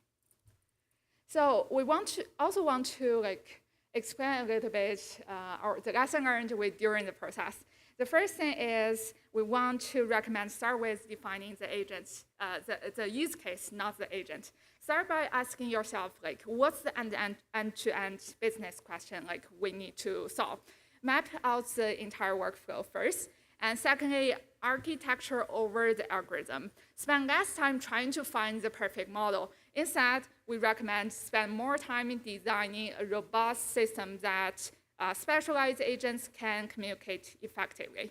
And third, standardization is the key. We want to recommend adopting protocols like MCP, A2A, which enables for scalability and future-proofing, pushing you towards an open and interoperable ecosystem. So for anyone who are interested in this, you can also go to these links. The first link is the MCP server GitHub repo. You can like go there, find some community provided MCP server or industry provided MCP server. And for the second link, you can try find out our experiment on using Llama Stack agentic framework with MCP servers. And the third link is our exploration in different agentic framework. You can find that there. Yeah, then that's our presentation, and thank you for your time to listening to this presentation. I hope this session gave you some idea about agents, MCP, and how they work together. I want to open up the floor and questions for us. Any questions for MI? Would you talk about security concerns, or what happens? So you gave the agent access to your GitHub. Mm-hmm. Is it just going to go delete a bunch of branches? Like you in the personal access token, it's like any other personal access token, you can grant your access. So for our setting, we only grant read capability. So yeah, that's that. So you can scope it based on the GitHub actions that you want to take. Yeah. But if you're interacting with other type of, this is just for GitHub example, but again, with different type of MCP tools and servers that you want to use, authentication is definitely something that's still being worked on. So our team is also actively looking at how do we improve the security when it comes to agents. And for example, it shouldn't leak tokens and cause it to call tools that it does not have access to. So we are also looking into that space. Definitely more to be done to make them more secure, I would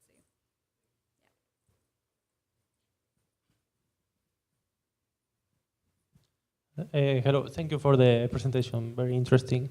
You mentioned that it can be any self-hosted LLM, right? But actually it should have tool calling capabilities, right? That would be a requirement for this setup. Is that correct? Yes, definitely selecting an LLM model that has sufficient tool calling. You can look at like the architecture of these models from Hugging Face, and you'll find like those model cards which explains whether it has tool calling capabilities or not. We just decided to experiment with an OpenAI model, but yeah, you can try with any other type of tool calling LLM. Thank you. Sorry, maybe a second quick question about about multi-turn workflows. It's quite expensive, right, in terms of time and resources. So based on your experience, have you found a way to overcome this or improve the efficiency on these multi-turn steps? On like when it comes to multiple tools and multi-turn in general. Yeah, so in our experiments, they've been fairly, I would say, small. So we've kind of concised the use cases to be very specific and have only access to, let's say, at the most 3 or 5 tools.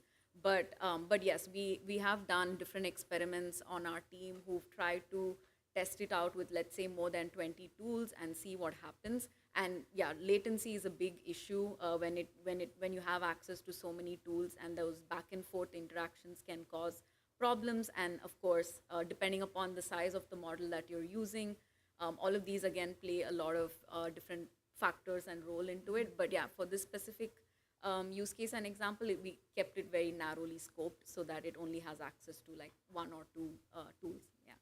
Thank you.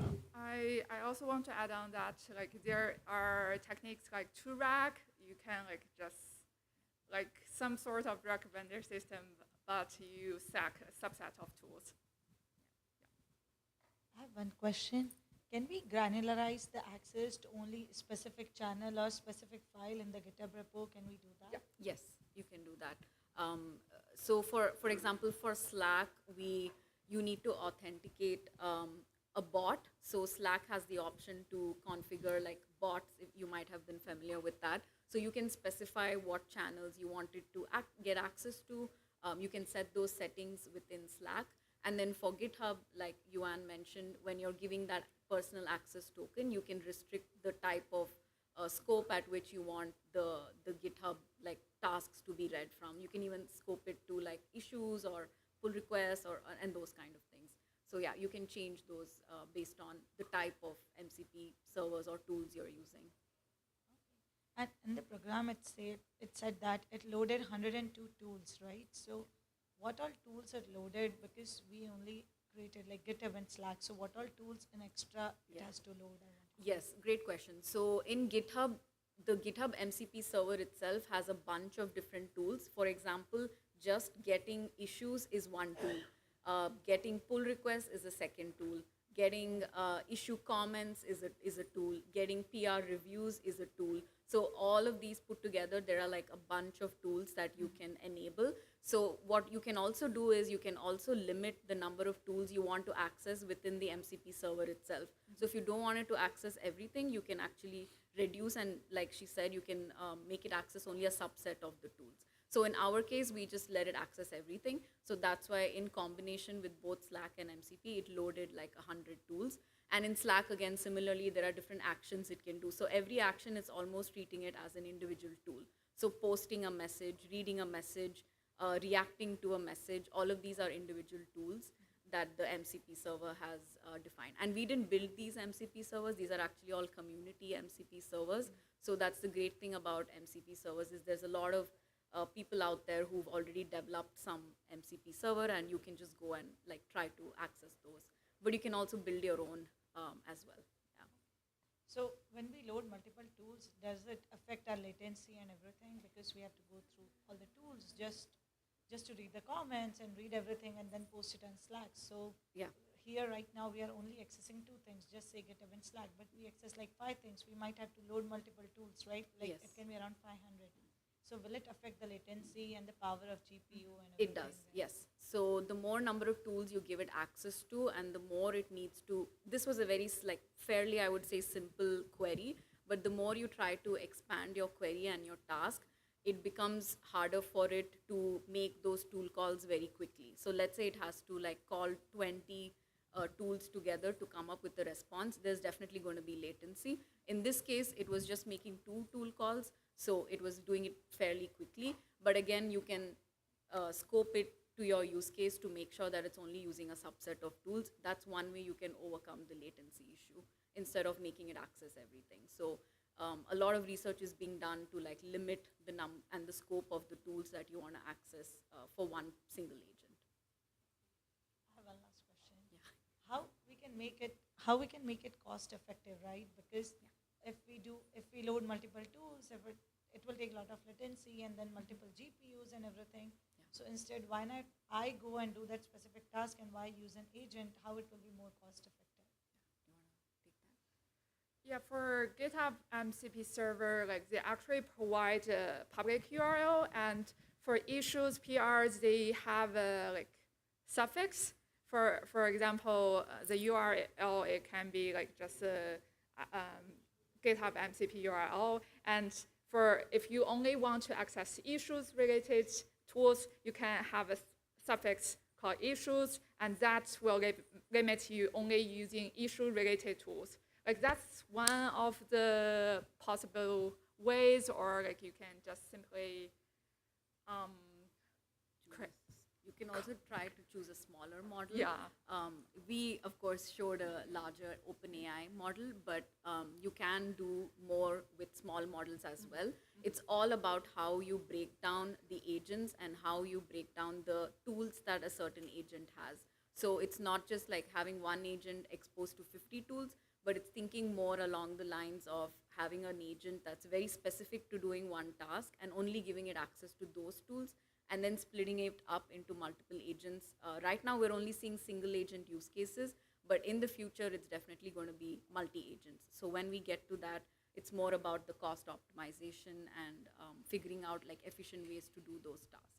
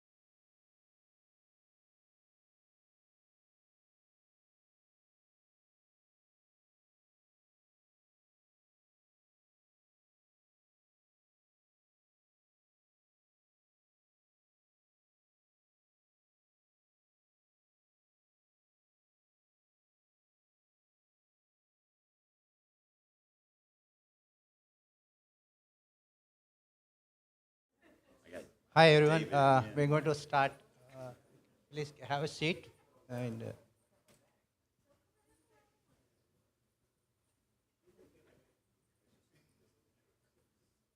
yeah, thank you. All right. Can y'all hear me okay? Give me a thumbs up in the back if you can hear me. Okay, cool. Wow, that's a lot of thumbs. All right. So my name is Major Hayden. I work for Red Hat, and I'm going to be talking to you a little bit today about RAG. If you don't know what RAG is, you don't know what LLM is, that's totally okay. We'll cover that. My talk is more focused on people and process, more than the technical stuff, but there's plenty of technical stuff in there.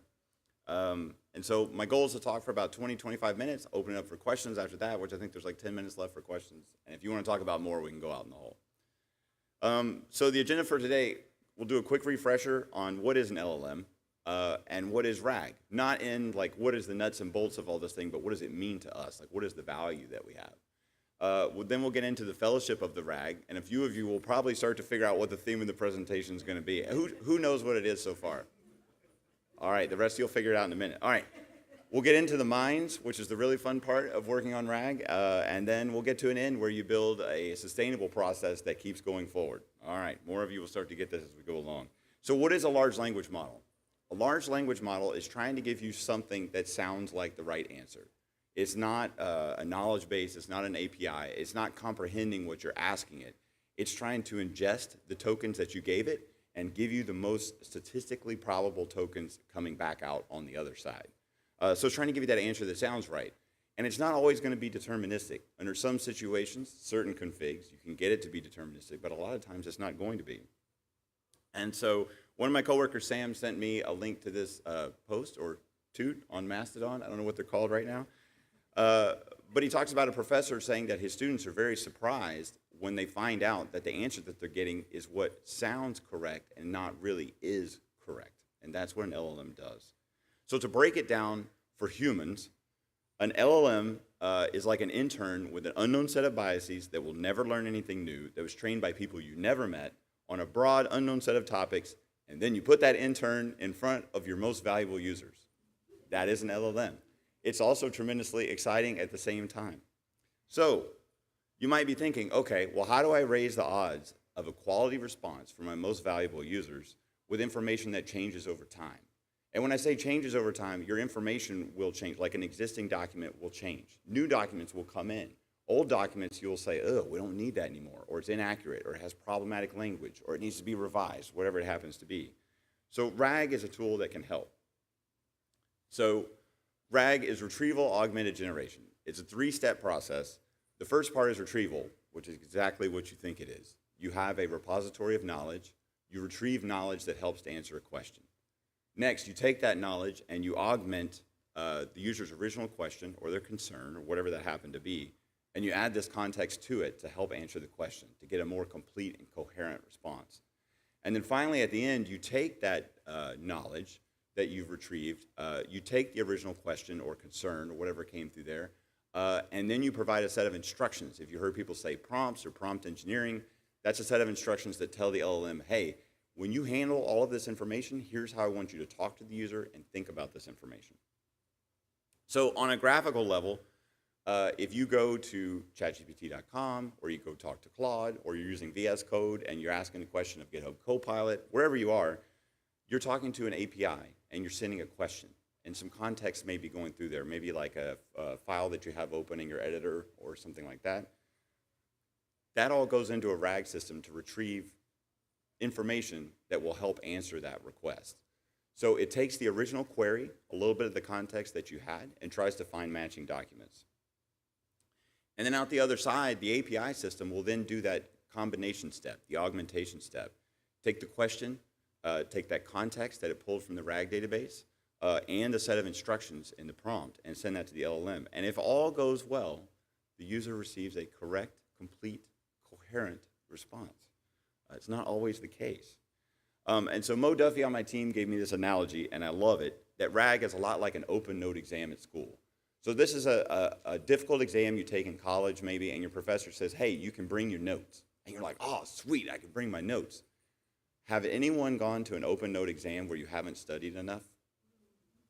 So here's the thing. If you know the concept well, but you're like, hey, what year did that war start? Or who was the one who wrote that poem? Or you're doing a calculus problem and you're like, hey, is it a negative x on the top or a plus x? You can go in your notes and find that quick and then go solve the problem. But if you didn't study the calculus and you hit the exam and you don't know what a vector is and you're doing vector calculus, no amount of notes are going to help. It's the same with RAG. So if you haven't figured it out now, you're probably going to figure out what the theme of the presentation is. So someone said that RAG was going to be easy, but it's probably not, so you better be careful. So this is where we start with the Fellowship of the RAG. How many people have read Lord of the Rings or seen the movies? Okay, if not, I'll try and explain some of the references, but you might have to ask some of your friends afterwards. Okay, so it all starts with all your documentation system lives in a hole in the ground. In Lord of the Rings, this is the Shire. It's where the hobbits live. They're very cute little people with giant feet. They eventually go on some amazing quests together, and I'm doing a horrible summary of the book. But this is the idea. You have lots of documents in a RAG system. And you say, well, wait a minute, let's just put these into an LLM, and then we can help all of our customers answer all the questions that they have. But it turns out to be difficult. The hobbits start down the path, and they're like, oh, man, this is cool. Like, we're hanging out as friends. It's good. And all of a sudden, these black riders show up that look kind of like half ghosts. They get these creepy fingers.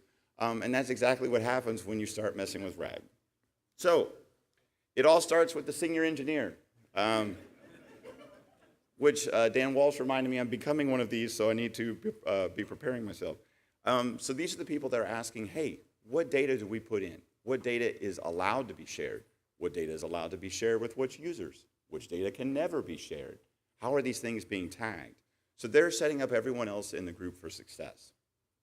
Then you've got junior developers. They come in and they're like, hey, wait a minute, where are these documents? What format are they in? What audience are they written for? Are they written for a highly, highly technical audience? Or are they written for an audience that's just getting started? Are they accurate? How often do they change?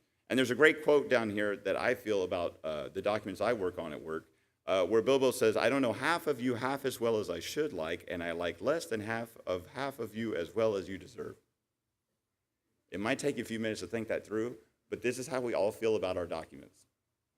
Whether you're at a company or you're at home dealing with your own documents, it's always the same. Then you have a quality engineer, so Samwise shows up, and they are coming with you, and they're like, I'm going to see it through till the end. This is absolutely insane. Too much stuff is changing all at once, but I will come and help you test this non-deterministic system, and we'll all enjoy it together. And then finally, and I know we all have some of these. Some of us are fortunate to have more than one of these. You have an AI enthusiast somewhere in the organization. They are excited. They read something on Hacker News 12 minutes ago, and they want to tell you all about it. It is the new rage. You must hear about it. These people are amazing because they keep you excited. But you also have to kind of keep them under wraps a little bit and make sure that they're giving things to you in a way that you can understand them. So with all of this, the perfect solution is the enemy of progress. So you'll make progress. This is a quest. That's the reason why the Lord of the Rings reference. It's a quest. It's not a destination. You'll find, I don't want to give it away, but they do make it to Mordor at some point, and some other stuff happens after that. So it is a quest. Okay, so now we get into the mines, which if you've read the first book of Lord of the Rings, the mines of Moria are a very interesting place, and then for some reason in the movie, they take 5 seconds to get through. I don't know what was going on there. Okay, so your best place to start is with the user story. Find out who are your users. What do they want? And when they get that, what will they then be able to go and do with it? This is a great way to get everyone from product managers to engineers to quality engineers to marketing people, everyone on the same page because they know who they're delivering to and what they're delivering. So someone internally might say, hey, as someone who does support, I want to be able to find answers quicker so that I can answer customer requests faster and get to the harder things that need to be solved. External users might say, hey, I want to search for things that help me troubleshoot an error message. That then allows me not even have to open a support ticket. I can go fix it myself, and my boss will be super happy. And then after that, you align the stakeholders. And so you start to think about, hey, who are these end users, and what information is the most important to them? Like, what are the information pieces we need to find first? When does it need to be ready? What is the budget that we have to work with? I know my boss hates every time I come to him and I say, hey, what if I push the budget by just a little bit? Would that be okay? And he's like, what am I getting out of it? And so having these conversations is good. And then how do you measure your success? Measurement becomes really, really important. And then as you get started, you start to stumble. Anybody remember what this scene was? Was it Caracas? I forget the name of the pass. I don't know. It was terrible. So documents are very easy for humans to parse, but it can be really hard for computers. There's a project from IBM called DocLink that's really cool that gets everything into a common format that will allow you to work with it. You got to pick an initial method for searching, which I'll get into in a second, and then always score your results. Know if the changes that you're making are making things better or worse for your existing questions and new ones. And keep your changes small and demo to your team a lot. That's one thing we do within my team is we demo usually every 1 or 2 weeks and show off some of the things that we've done because it gets everybody on the same page. But then the AI excited person shows up and they're like, oh, there's a new Hacker News article. And you're just like, okay, send me an email, put it in Notebook LM, do something, like I'll take a look at it in a little bit, but we're on path. So the search strategies. There's 4 main ones that I've run into. The first word is keyword, or you hear it called lexical search. And that's where you're going to match an exact string. That could be a single word, or it could be a turn of phrase. This is very useful if you have product names or places or commands or things like that that are very unique. But it will miss things like in the US we call it a truck, in the UK they call it a lorry, it'll completely miss it. Or car and automobile will show up differently. And that's where semantic search comes in. So the vector search actually allows you to get more of the meaning of the words that you're looking at. So it takes a string and runs it through an embedding model and gets a series of vectors. So it gets coordinates on a plane. And so instead of combining sentences and saying, do they match, 0 or 1, now you have a 0 to 1 relationship. So you'll know what level of similarity you're working with. Graph or relationship-based stuff will allow you to group things together based on a particular topic. So if you have a product, you can group things together on that. Or you can say, let me get documents that are security related across all my products. And then you kind of bring those together, and that's what you use for your searching. And then finally, you can put some of these together. For example, keyword search and vector search you can put together. So you get the best of both worlds. You get a little bit of that extra emphasis from the meaning, but yet you'll still match on those keywords. Or you can use keywords to drill down and do an immediate filter, and then use the semantic search on what's left. So semantic search has challenges. And this is when they first went into the mines of Moria and discovered that what they thought was going to be there was not there. And that's what you get with a vector search. So the challenging thing here is that you can't take your entire document and jam it in an embedding model and call it a day. The embedding model has a context window, and you can't overflow it. Otherwise, you won't get, none of that will be indexed. You can't search it. So there's two steps. One is called splitting, and the other is chunking. So splitting is when you break something up based on what a human would recognize. Maybe it's a chapter break. Maybe it's a page break. Maybe it's a topic change in a document. Or maybe all of your documents are like legal documents, and they're all structured the same way. These would be the places where a human would split the document. And then from there, inside of a split, like if you have a chapter 1, you'll do a chunk of a certain size. Some people do it based on words or letters. Sometimes they have a little overlap between their chunks. But this is where the scoring gets important because you can change your chunk size, change your overlap, and then see how the data gets better or gets worse. And then you get the AI excited person, just put the PDFs in the bucket, we're going to launch today, and you have to say, no, we're on the path, and there's a reason for that. And you'll reach the final boss, which, does anybody remember what the monster was called? The Balrog, yeah, okay, it's really creepy in the movie. I think it's creepier in the movie than the book.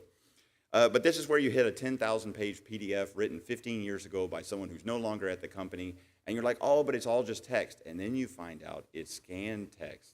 It's all like bitmap, PNG type representation of text. And now you're OCRing 10,000 pages of text that have graphs in it.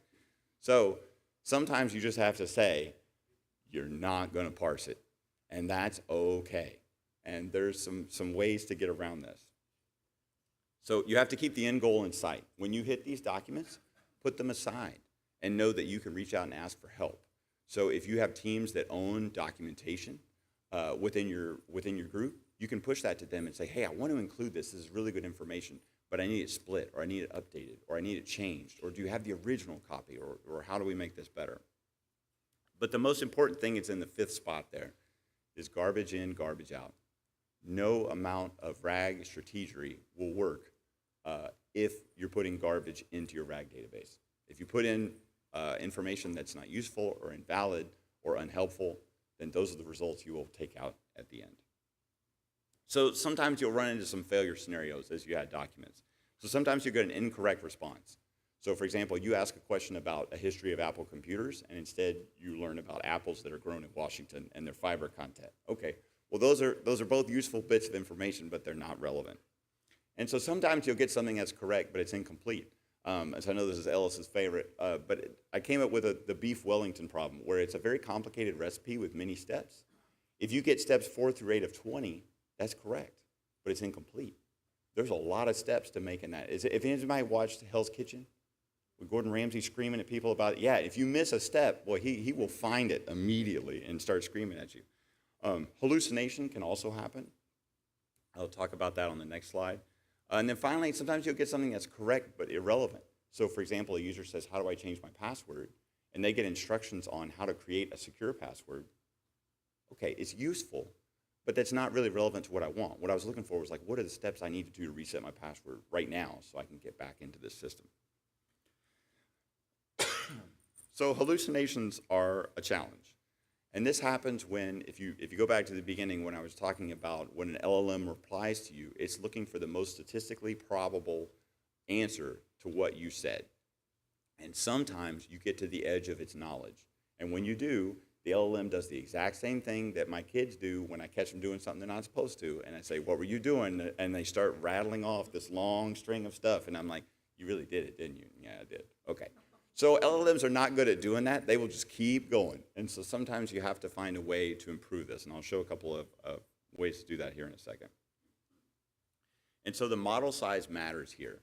So a lot of times you'll look at a model and it'll have something B on the end, like 4B, 8B, 20B, 120B. And then you'll notice if you ever want to have out-of-memory errors, just pick up the one that's got the higher B numbers, and it's really fun to run on your system. So sometimes the type of model that you choose is very important with the RAG data that you're using. So if it's a small model, you'll want to make sure that the training data is aligned with the data that you're trying to do. So for example, if it's trained only on English and your customers are going to be asking questions in Portuguese, it's not going to work. If you're doing very highly technical, scientific related things and your LLM is trained on Shakespearean novels and things like that, it's not going to work. So that's where you can reduce the chances of hallucination by adjusting those models. Large models like some of the Llama Scout models, and then the frontier models like that you get from Anthropic or OpenAI, those you don't really have to commit as much work to RAG because there's such a huge training base on those. All right, so at the end, The Road Ever Goes On. Does anybody know that that song was sung more than one time in the book? In the series of books in Lord of the Rings? No, the song is sung multiple times for different reasons and in different states of emotion. It's pretty cool if you go back and check it out. All right, so you need to develop a pipeline for improving that context. Because eventually what you'll run into is you'll find a knowledge gap. Someone asks a question, there's hallucination, the answer's not right, and you'll say, okay, how do we fix this? So you'll try and go find those documents that can be added to answer that question.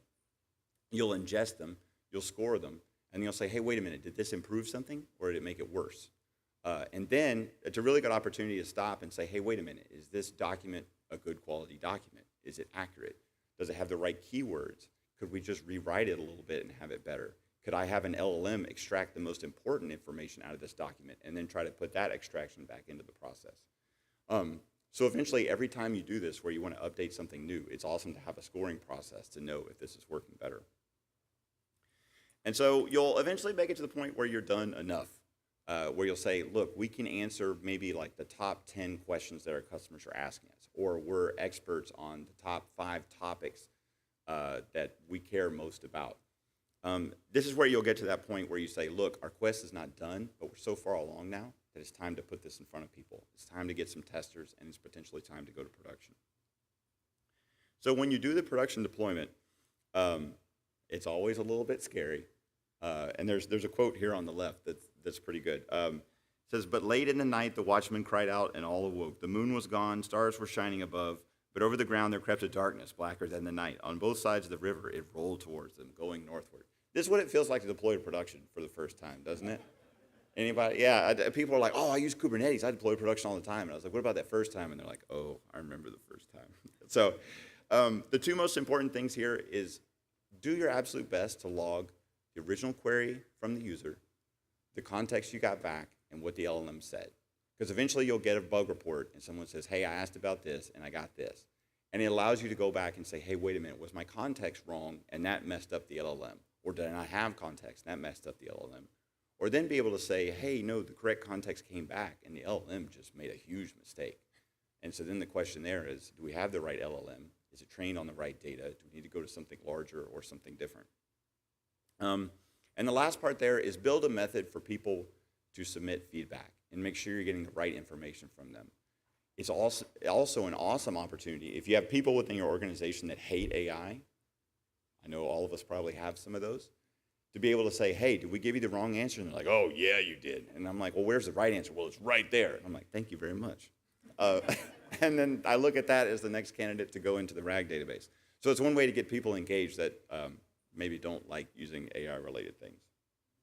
So we've recently built a product called RHEL Lightspeed, and there's a set of lessons learned that at least I know have impacted me quite a bit, and if I could start over again, these would be things that I would think about.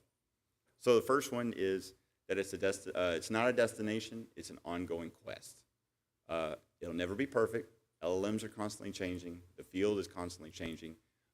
As you saw from Rob's presentation this morning, it's just every time they hit a roadblock, they find a way around it and change the way they're doing it. And it's the same thing with RAG. I've seen all kinds of amazing things that people are doing with it these days where they're having multiple RAG databases through different tools. They're trying to understand a user's intent and then using that as a way to figure out which kind of RAG documents they need to get. And your fellowship matters a lot more than your tech stack. So if you have product management aligned with engineering, and you have engineers aligned with quality people, and you have documentation people that are engaged, you'll have a lot of success. If you find that one group gets left out, like engineering is just going cowboy and changing everything every 10 seconds, quality engineers are going to just kind of be flopping around the back just trying to hold on. You know, it's kind of, it's a difficult place to be. So make sure everyone's engaged and make sure everybody knows what's changing. And the second group of things is start small, fail fast, and learn constantly. And just understand that the first iteration is probably not going to look anything like the last one, and that's okay. It is really important for everyone on the team to understand that failure is okay. This stuff is extremely difficult because it's all about knowledge. You have a system that you don't have a lot of knowledge over that won't ever learn by itself, and you're increasing the odds of success. You'll never get to 100%, but the closer you can get, the better. And if you're measuring everything, you'll be able to know if something is improving or not improving. As long as the number is improving and getting better, you're moving in the right direction, even if it never reaches 100%. Last thing is that the docs quality matters so much more than the RAG strategy you pick out. If you go on the RAG subreddit on Reddit, it cracks me up reading so many things in there where people are like, I took all the 165,000 PDFs from my company and I split and chunked them and I can't find anything. And it's just like, ugh. And then they come to find out that it it's a lot more involved. But on the flip side, you'll find people with a lot of structured data. Like I find constantly where people talk about legal data, that they have attorneys that say, hey, I want to be able to search through all my past cases and be able to find things that are similar and use the same arguments. Well, if you ever see legal documents, they have a certain structure. They're rigid. Like the font is the same the signatures are in the same spot, everything is the same. So when you see other people saying that RAG is easy, that might be the reason. Their source documents are a lot easier to work with. Whereas other ones in other companies, you may have a bit more of a challenge to work through. And that's it. So thank you for coming. And if you have any questions.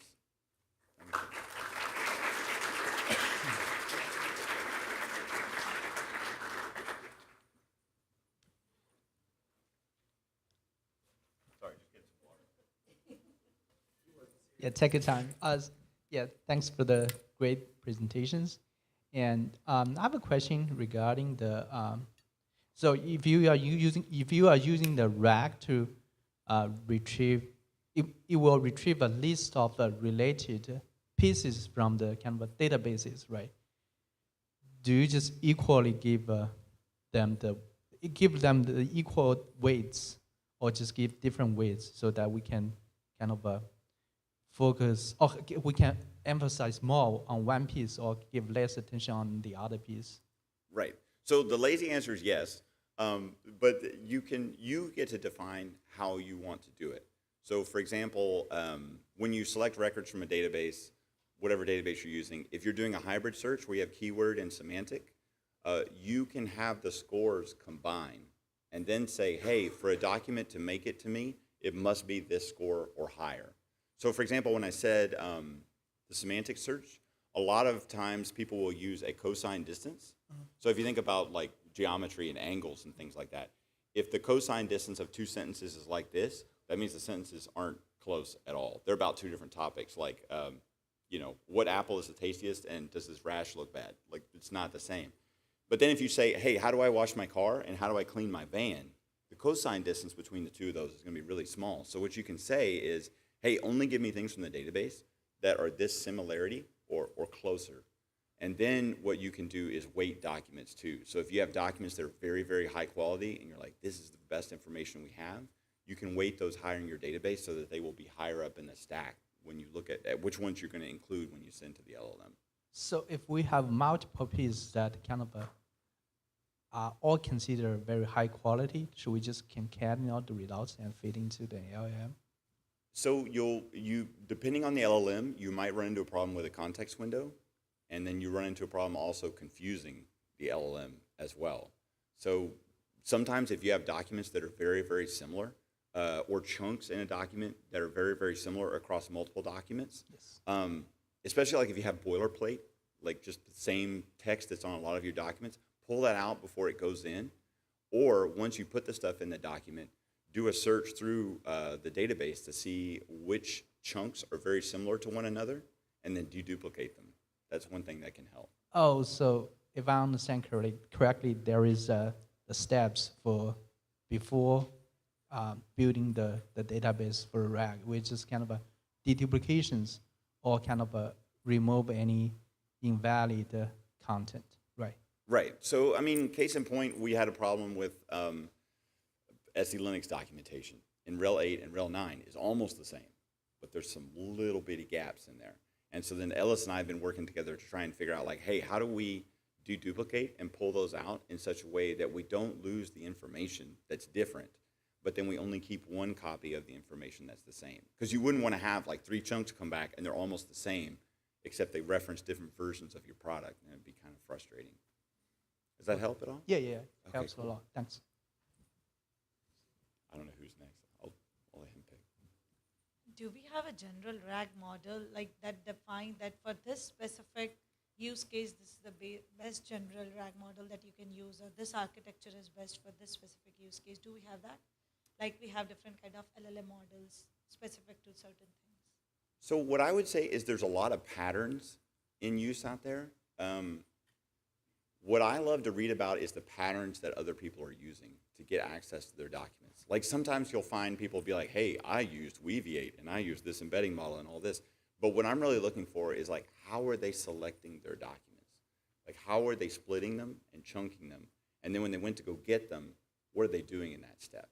Like, so for example, we've talked a bit with the DocLink team about expanding context. So let's say we get a chunk of a document and it's super accurate and we're like, oh, this is perfect. How could we then go up and down and extract more of that context that's really useful up to a certain point? So I don't think there's a perfect way. It really depends on your documents and how you're going to search them and what your users are asking for. But I think if you look at the patterns, you'll find a lot more value than looking for like the exact way to do it. Hopefully that makes sense. Quick question. Great talk. Thank you. Have you had any experience working with multi-vector representations? So when you look at Call Pali, for instance, when you're looking at multimodal representations where you have like a lot of vectors and then you're maybe using Muvera to compress some of these vectors into a single vector. Have you explored that kind of retrieval paradigms yet? Or have you also looked at deep research into your own code base? Like deep research on ChatGPT obviously scrapes the web, so on and so forth. But you can also do retrieval in your own code base, I'd imagine. Have you done any kind of that kind of pipelines yet? We haven't gone down that route yet, and I think mainly because we've run into other problems first. Like the Beef Wellington problem is a very common problem that we have. Like we'll pull back documentation that helps the customer, but we'll only get back like 3 steps out of 6. And then we're thinking, okay, wait a minute, now we got to solve the problem of I need to get all 6 steps, and maybe some of the context at the front as well. I think mainly what we're doing right now is normalizing the vectors and using half-vec and PG vector just to kind of decrease size and things, but we haven't done anything with like the multi-vector analysis yet. But that's a cool idea. Hi. So you mentioned about keyword searches and semantic search, right? So we have the same technique, what we are using, and we have a session next for where we use that. But one of the challenge was that when we are doing the keyword searches and the vector searches, the scores, the confidence scores comes back very different ranges. And now we adopted some techniques to normalize or so that we don't discard the results because it's one algorithm is giving 2 low scores, right? Do you have any techniques to how to normalize or give some weights to different kind of searches, search results? That's a tough one. Okay, so you're asking about like certain searches work better at certain times, and how do you weight the one that's going to give you because we were using the Elastic database, right? Now when we do the keyword searches, the scores are in very hundreds or something, but vector searches is like 0 to 1. Now we have to give some normalization, right, so that we are not automatically discarding. So we did some logical algorithms there, but I was curious if you have any techniques to. We haven't really been that far down the quest yet, but that's a cool idea. Like that's I have seen some things where people have multiple RAG searches that they search simultaneously, and they may even be in different databases, like stored in different ways.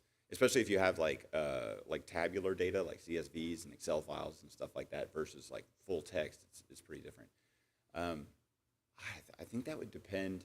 It would depend so heavily on what your data is and which data is the most important. I don't know. I think at that point, what I might look at doing is actually splitting the API that's in front of it.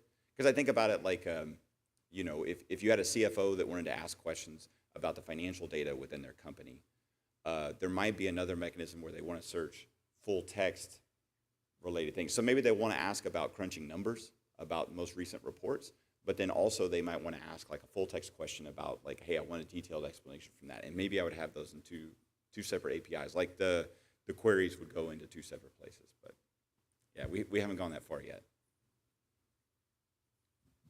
Are there any approaches for that similar but different problem? I believe your example was a user wanted to create a new password, and it gave an example for how to reset an existing one.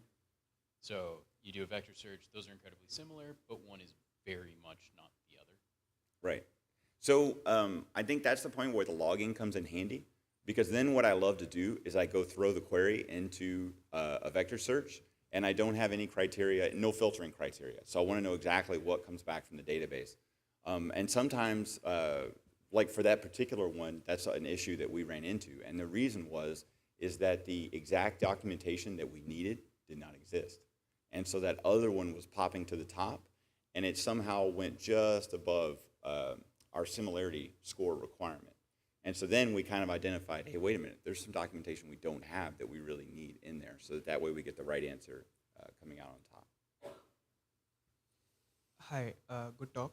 I wanted to ask, do RAG models have like a bell curve or something? If I provide like too many relevant documents, important, good quality documents, does it have a bell curve that the performance drops, or like model starts to get confused with the excess of data it has been given? So you're talking about the inference model receiving too much context? Yeah. There can be situations like that show up, especially if the two documents maybe conflict with each other. But then also you can run into situations where your embedding model that you're actually using to create the vectors is not good for the type of text that you're working with. For example, there's some embedding models that do English only, and there's other ones that do other languages. There's some embedding models that are really good with like programming languages and embedding text from there, or embedding like the LaTeX stuff, like the like equations and things like that, math-related things. Yeah.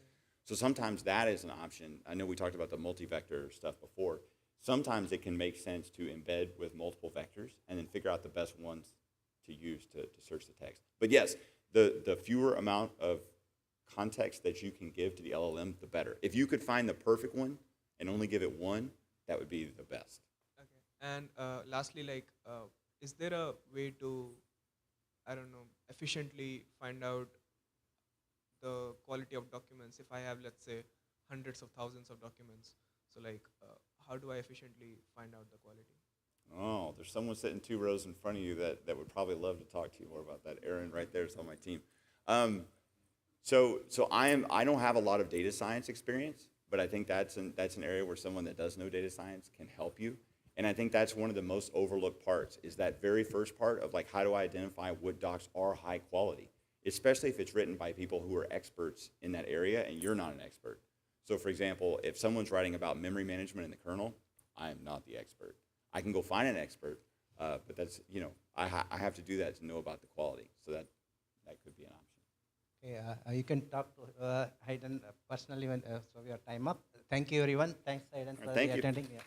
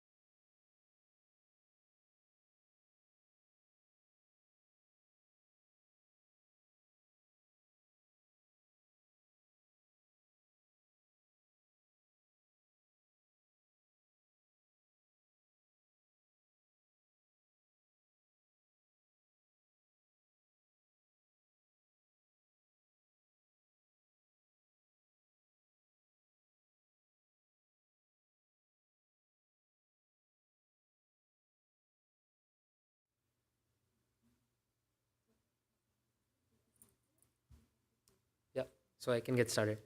Thank you so much everyone for coming to the session. I'm Nikhil Shivakumar Nayak. I'm a principal research scientist in the Red Hat AI innovation team. I've been working on parameter efficient learning, continual learning, reasoning in language models. And today I'll be talking about continual post-training in large language models. Specifically, I'll be talking about our recent paper that came out like a few months ago. It's called Sculpting Subspaces, Constrained Full Fine-Tuning in Language Models for Continual Learning. Thank you to my co-authors, and we have a paper, blog, and code if you want to play with some of the experiments in the paper. So what does the current post-training regime look like? So after a model is pre-trained on a large corpora of text, there are many stages that happen during post-training. The first stage is fine-tuning, where you have like a domain-specific data set where you want the model to specialize in that domain, or maybe you want the model to remain general, but you want it to follow instructions well. So that stage is usually called supervised fine-tuning. And then there's the alignment stage, during which preference tuning happens, and there's safety and values alignment. This usually happens using reinforcement learning, followed by more recently, a lot of people are interested in improving the reasoning of language models. So there's a specific stage only for improving the reasoning using reinforcement learning again. And then finally, you want the model to be efficient. So you do model compression techniques and knowledge distillation for a small model. So the problem with this sequential setup is that as you maybe teach the model to be aligned with human values, it can forget the domain-specific knowledge that it learned during the previous stage. So as you go on fine-tuning on each stage induces forgetting of previously learned capabilities and knowledge. So this problem is very well known in the literature, and it's called catastrophic forgetting. And the problem of catastrophic forgetting mainly has like 3 drawbacks. So the first is knowledge degradation. Whenever you learn something new, everything that was learned before is forgotten, and this creates a significant challenge in the language model lifecycle. Second is scale intensifies forgetting. So as you move to bigger models, for example, from Llama 3B to Llama 7B, forgetting actually increases as you learn new tasks. Finally, resource wastage. If you want the model to know everything that you have taught it so far, then this can, retraining the model on everything can cost millions of dollars in compute resources. So what is the impact of catastrophic forgetting? So you can see on the plot in the left, as language models learn more, that is, as your green bar becomes bigger, your orange bar also becomes bigger. So as your language models learn more, they also forget more. And you can see, for example, in the Llama 3 8B model, there's more learning, but also there's more forgetting. And there's extensive research that shows that models lose up to 40% of the previously acquired capabilities. So how do we mitigate catastrophic forgetting? There are mainly 3 buckets in terms of how people in research have approached this problem. The first is regularization and memory-based methods. So here you have like a replay buffer that has everything that was learned before, and using these replay buffer, you try to reinforce the knowledge. Second is regularization, where maybe you try to identify the important parameters in the model and try not to change it. The second is parameter efficient and subspace approaches, where you fine-tune only a subset of the parameters and not the entire model. This reduces forgetting, but at the same time, your model isn't as expressive as it was before because you're not reusing all the parameters in the model. The third bucket is model fusion and modular architectures, where you maintain like separate model copies for each new specialized task that you're trying to learn. But again, this increases the model size. So each approach has their own unique trade-offs between performance, memory, and computational efficiency. So let's dive a little bit more into detail for each of the buckets. So in replay buffer, again, the advantage is you reinforce prior knowledge using replay buffers, but the problem is you need large storage for storing all the data that the model learned before. And it also increases compute, and it may raise privacy concerns because you might not be able to store the data from before for a long period of time. And access to past fine-tuning data or pre-training data is not always available. For example, if you take a model from Hugging Face like Llama, you don't have access to the instruction tuning data that it was trained on. So it's not possible to always have a replay buffer from the task that was learned. Then in regularization, you have gradient projection methods. It prevents overwriting of critical representations. But again, this is not always effective in like every scenario because it's really hard to identify the critical parameters for a given task. Then the third bucket is second bucket is parameter efficient and subspace approaches. Here the advantage is again, it's lightweight and you only fine tune a subset of the parameters, so it forgets less. But the limitation is that it limits expressivity. A variation of LoRa, which is the current state of the art called orthogonal LoRa, it ensures the LoRa updates are in a subspace that's orthogonal to the previous task.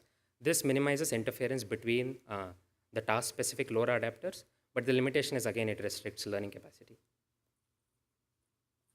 The final bucket is model fusion and modular architectures. So in model merging, what you do is, let's say you have n tasks, you train a separate model on each of those n tasks, and then post hoc you try to merge them.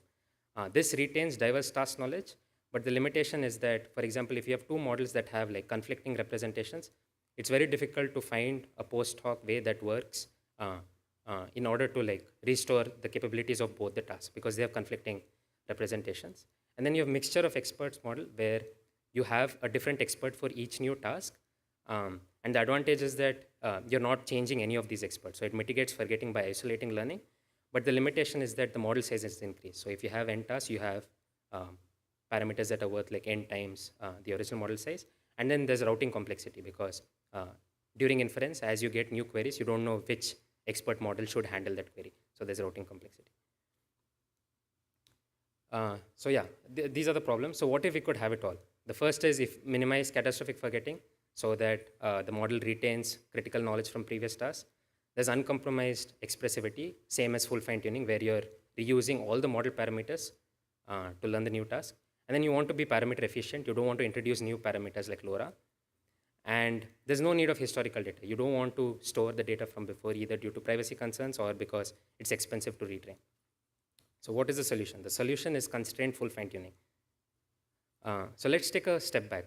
What does LoRa exactly do? So LoRa performs low rank updates. The delta W is the update to the weight parameters, and it's of the form A times B, where A is a matrix of size D cross R, and B is a matrix of size R cross K, where R is much, much smaller than D and K. So this is parameter efficient. It reduces training, but still introduces task-specific parameters. What do we want to do better than LoRa? We want to do these low-rank updates in the subspace that the model parameter is already in without introducing new parameters. So there's a paper called Laser, and Laser, what they show is that they do a singular value decomposition of each weight matrix in the model. And these singular vectors, what they are is, if you look at the singular vectors corresponding to the high singular values, these are the vectors that encode important information. And then singular values that are low, the vectors corresponding to that, represent noise or redundant information. So Laser, they do a singular value decomposition, and then they discard these low singular values using a threshold. And even without fine-tuning, they show that this gives improved performance on the task that they're concerned with. So this is like an illustrative diagram where you have each weight matrix, and each weight matrix goes under singular value decomposition, where you have U, sigma, and V matrices. And for each of these matrices, you only retain parts of the model. You throw the parts that correspond to noise or redundant information, which is high-frequency components. And without training, they show like improved performance. So this diagram basically shows the different types of matrices. For example, you have the attention key, attention query value, and the MLP input and output matrices. And you have different reduction percentages. So the dark color, which is 99.75% reduction, which means you throw away 99.75% of the weight matrix. And they show that performance on the task, in fact, improves. So on the y-axis is loss. The dashed line is the baseline model. And you can see that in some cases, even with 99.75% reduction, the performance, the loss value is actually below the baseline. Right? And we wanted to see if this also works in models that we are concerned with, for example, in Granite 8B. And we evaluated this on Leaderboard, which is a benchmark that has 6 tasks. And we did similar reduction. For example, we did 90% reduction, and we saw that across these benchmarks, performance is actually retained. So building on top of Laser, Spectrum, what they do is, again, they do a singular value decomposition, and they find the matrices that have high signal to noise ratio. What does that mean? What does high signal to noise ratio mean? So using random matrix theory, they find threshold for each of these individual matrices, and all the singular values that are above this threshold correspond to signal, and all the singular values below this threshold correspond to noise. So they take a signal to noise ratio, and then they only fine tune the top 25% of the weight matrices that have the highest SNR. So similar to the previous paper where they just discarded the high order components or the low singular values, here they target the matrices that have high signal to noise ratio. And they retrain only top 25% of the layers with highest SNR. This is obviously parameter efficient, so you can see the memory savings and training time. So for example, in distributed training settings where full fine tuning takes peak memory usage of 24.92 gigabytes, just retraining 25% of the layers that have the highest signal to noise ratio uses 19.18 GB. So it's 23.05% more efficient, and also has much less training time. And it can be combined with other complementary techniques like quantized LoRa to get even further gains. Okay, again, so taking a step back, so what is the problem setup? So you have these model parameters. Let's say you have L layers, and each layer has a matrix W. And each layer is of dimension D0 cross Di, and it can contain millions of parameters. For example, Llama 2 7B has, for each weight matrix, it has millions of parameters. And tasks arrive sequentially. So you have capital T number of tasks, and the goal is to learn each task small t while preserving the performance on all the tasks that came before, because maybe you don't have access to the tasks that came before, or it might be too expensive to learn all the tasks from scratch. So this is the problem setup. So what's the first step in our methodology? The first step is again doing a singular value decomposition and then identifying low rank and high rank subspaces. So what does low rank mean? You want to find a subspace that is important to the model, which is the high rank subspace, and the part of the model that you want to fine tune is the low rank subspace.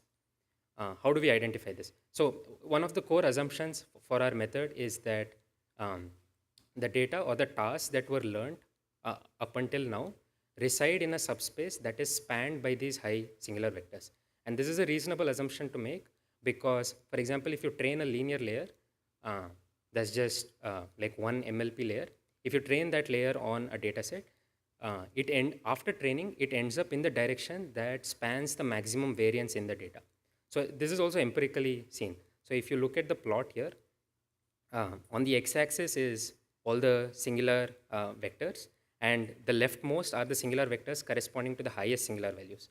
So you can see the matrix vector product. If you look at the L2 norm of that, you can see that the data mostly resides in the subspace spanned by these high vectors. So for like the first few, it peaks and everything else is close to zero, which means you can change those parts of the matrix without affecting the performance on the previous task. Okay, so how do we determine layer importance? We know that we can do low rank approximation of these matrices, but we need a way to identify how important each layer is. So inspired by another paper called Adaptive SVD, the importance score that we compute is using the cosine similarity between the input and the output activations. So high similarity, that is if xi and yi are very close to each other, it means the layer is preserving the input directions. And it encodes task general features that we need to retain, right? And if it's like, if the cosine similarity is low, it's something that you can change without affecting the performance on the previous task. And these scores are normalized across layers. Okay, so now that we have the importance score from the previous slide, we introduced two new hyperparameters, the minimum retention ratio and the target retention ratio. Minimum retention ratio basically tells you for the least important weight matrices in the model, how much of the matrix should I retain? And target retention ratio basically says for weight matrices that are super important, how much of the model do we want to retain? So these two are hyperparameters. So for example, the final retention ratio that is computed is using these two hyperparameters and the importance score that we got from the previous slide. So for example, if let's say the importance score for a given matrix is 0, then the retention ratio is exactly the minimum retention ratio. And let's say the weight matrix is super important, which means the importance score is 1. Then in that case, retention ratio becomes the target retention ratio. So empirically, we set it to TRR as 0.8 and MRR as 0.4 in our experiments. So based on these retention ratio, we basically split a weight matrix into two parts, the high rank subspace and the low rank subspace. Yeah, and we also explored different effective rank approximation methods. One is what Laser does, where they use just a static value R for all the weight matrices in the model. But this results in suboptimal retention adaptation trade-offs because for both layers that are important and that are not important, you're using the same effective rank. Spectrum uses random matrix theory, and they use values from a Marchenko-Pastor distribution. But this distribution basically assumes that all the elements in the matrix are independent and identically distributed. But this is not the case, especially when you're learning data with large language models. The elements in a weight matrix are actually correlated with each other. The third thing we looked at is Shannon's entropy of the spectral values or the eigenvalues in a matrix. One thing that works surprisingly well is allocating a predetermined budget. So for example, if you have n tasks, for the first task, you train the entire matrix. For example, if you have 5 tasks, for the first task, you train 100% of the model. For the second task, you train 80%. For the third task, 60%, and so on. And this and allocating a predetermined budget works surprisingly well in practice. And we did some analysis on the singular value statistics. For example, if you look at the leftmost plot, the key projection matrix, you can see that, for example, for layers 20 and like 30, all the singular values are close to 0, which means the effective rank of this matrix is very low. And you can reuse the entire matrix. But for example, in like the up projection matrix, which is an MLP layer, if you look at maybe layers between 15 and 20, there's a good distribution of singular values. So maybe you want to retain only the highest singular values in that scenario. Okay, so now that we have bifurcated each matrix into the high rank subspace and the low rank subspace, how do we actually train the low rank subspace? So we do this using projected gradient descent. So the high rank subspace is kept frozen. For the low rank subspace, you take the gradient of the loss with respect to that low rank subspace, but you ensure that it doesn't come in the way of the high rank subspace. And the way we do that is using projected gradient descent. So for each gradient that you get for the low rank parameters, you subtract the components away that lie in the subspace spanned by the high singular vectors, which is the projection step after each gradient. And this promotes knowledge retention while allowing effective task-specific adaptation. This is the algorithm summary. I won't go over it again. And this is an illustrated. I think this would be a little more intuitive to look at. So you have, on the leftmost is a transformer language model that has many layers. Each layer goes through a computation of layer importance, which is normalized. And then using the minimum retention ratio and target retention ratio on the top, which are the two hyperparameters, you do a singular value decomposition, and then you split each matrix into the high rank subspace and the low rank subspace, right? And then you have these tasks that are arriving sequentially. And for example, let's say we're trying to learn task I, if you see the top right, and task I minus 1 is something that you have recently learned, and maybe there's a shared subspace between the two, and you don't want to fine tune in that subspace. So the gradient projection step that I showed in the earlier slide basically takes that subspace away, and the only thing that you learn, or the subspace that you learn in, is the new task subspace without the shared span after the gradient projection step. Okay, so finally coming to results, we have 2 standard continual learning benchmarks that we looked at. Most of the tasks in these standard continual learning benchmarks are classification and natural language inference tasks. And these are quite complex because the number of classes in each of these tasks is like 15 to 20. So you have the 5 task sequence and the 15 task sequence. So the way it's evaluated is you'll learn each task in a sequence, one after the other. And then finally, you compute the average accuracy. So after learning the final task, you compute the average accuracy over all the tasks in the sequence. And this is evaluated using 2 models, T5 large, which is an encoder-decoder model, and Llama 2 7B, which is a decoder-only model. And you compute the average accuracy. And results are averaged over 3 random permutation of the task sequences in order to ensure that the results are robust. And we compare to current state of the art, including orthogonal LoRa. And these are the baseline methods that we compare to. So the first is sequential fine-tuning, which is a lower bound baseline because it is very prone to catastrophic forgetting. So even though it can learn this new task very well, it forgets everything that was learned before. And then you have parameter efficient LoRa, including different variants like sequential LoRa, incremental LoRa, and the recent state of the art orthogonal LoRa that we spoke about earlier. And then you have the replay-based approaches using standard replay buffers from prior tasks or knowledge. And then you have regularization methods. Again, these methods identify important parameters for previous tasks and make sure that you penalize or at least don't change them as much. And then you have prompt-based techniques. These, for example, progressive prompt attaches a new prompt for each new task. So it uses a different prompt for every task. So this is, in essence, like using like different models because you're using different prompts with each task. And during inference, the challenge is how do you identify for the question, how do you identify which task it comes from and using the prompt according to that. And then there are a couple of model merging techniques that we compare to Slurp and Tice. Slurp is full model merge. So it trains like separate models for each task and then does full model merge. And Tice is LoRa adapter merge. So it trains a LoRa adapter for each task and then merges that.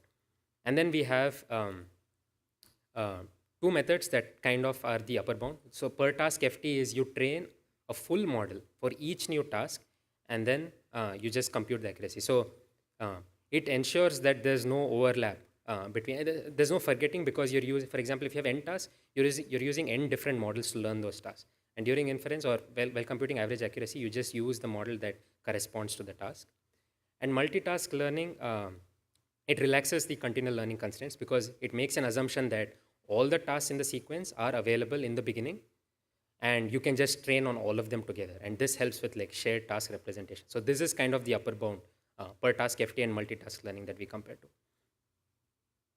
And these are the methods. So on T5 large, using both the 5 task and 15 task standard continual learning benchmarks, you can see that our method outperforms all the LoRa baselines and the regularization based baselines, as well as the model merging techniques.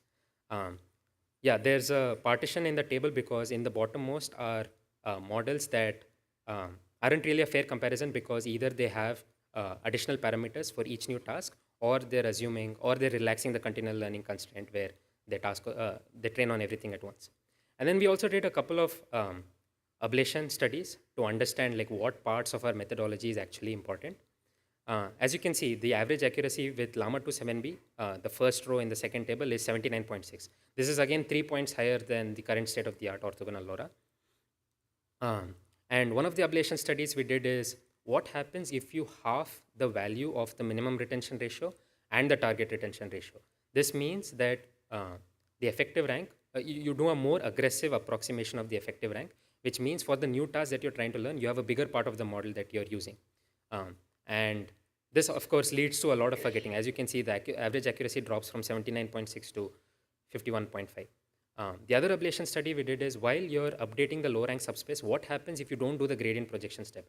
That is, you let the low rank, the vectors in the low rank subspace come in the subspace spanned by the high singular vectors. This, as you can see, again leads to a lot of forgetting because the high rank subspace is part of the model that you want to keep frozen so that you preserve the previous knowledge and capabilities of the model. As you can see, there's a big drop from 79.6 to 31.2 when you do unconstrained low rank updates. So we also evaluate on a benchmark called Trace. This is a more realistic benchmark because these are the kind of tasks that you would see in the real world or in production. So they span domain-specific data sets, multilingual, mathematical reasoning, and code completion. So in total, there are 8 tasks in this benchmark. You sequentially train on each of these tasks, and then you evaluate it on all the tasks that you just trained, as well as you look at the general abilities of the model, the safety evaluation, and the instruction following. So these are capabilities of the model it learned during instruction tuning or fine tuning. And how does learning 8 new tasks on top of the instruction tune model, how does that affect general abilities, safety, and instruction following? Yeah, so these are the, on the left, table 1 is the 8 tasks that we train on. So for example, ScienceQ has science, knowledge, reasoning, and then there's a financial domain understanding data set. Then there's long context understanding, and there are a couple of multilingual data sets, Chinese and German. There's one code data set, and there are 2 numerical reasoning or arithmetic reasoning. And for the general abilities, we look at, for example, most of them are QA data sets. So you look at MMLU, which tests factual knowledge, and then there are 3 or 4 reasoning data sets. So you have general reasoning, mathematical reasoning, common sense reasoning, and reading comprehension. And we also have a multilingual data set. And to test the instruction following, has the model lost any of its instruction following capabilities? We test on 2 data sets, the self-instruct and Lima, which stands for less is more for alignment. And then there's one safety evaluation data set, Kona. Okay, so what are the 2 metrics that we look at? Here, we look at 2 metrics again. So the one from before, average accuracy. So you train on all the tasks, and then after learning the final task, you get the accuracy on all the tasks in the sequence. That's one.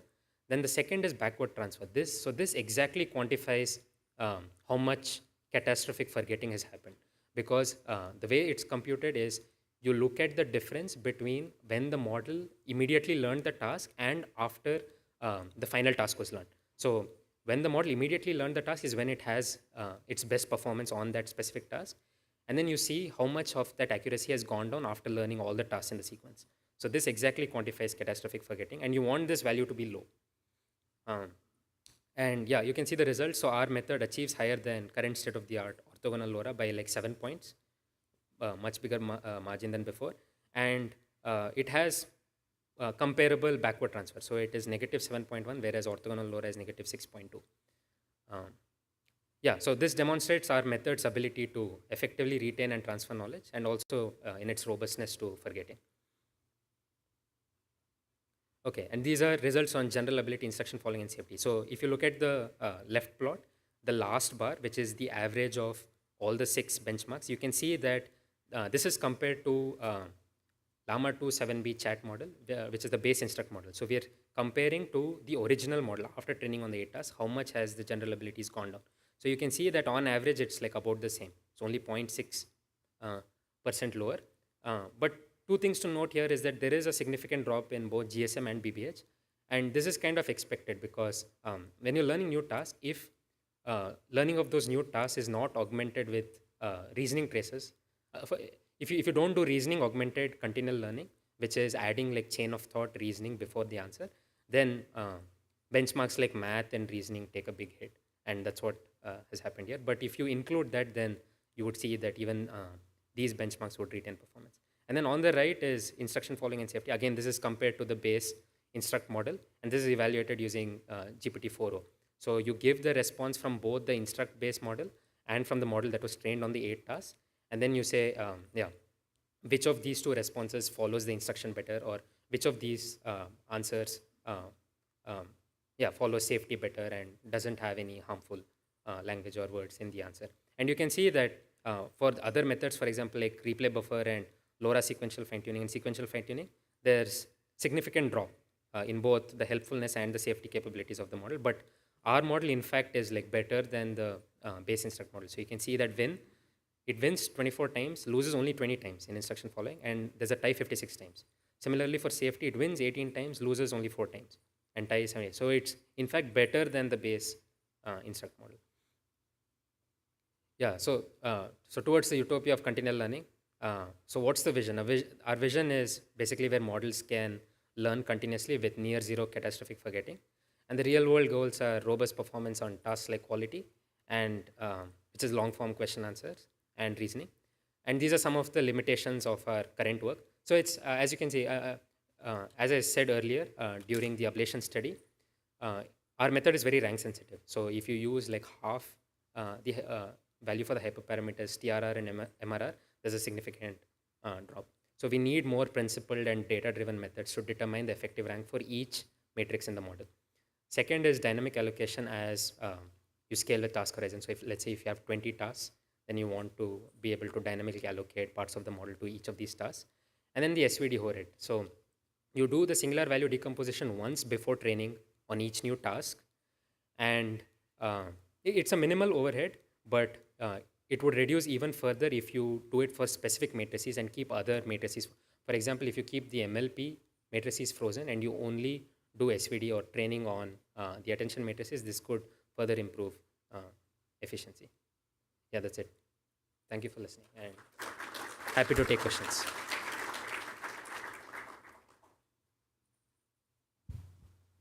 Hi, thanks for the talk. I was wondering if your method is available in any like upstream projects, like GRPO you can download and use.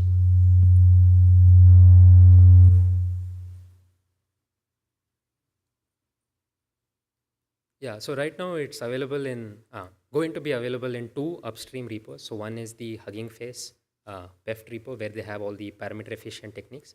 So we are working with the Hugging Face team to integrate our method in their repo.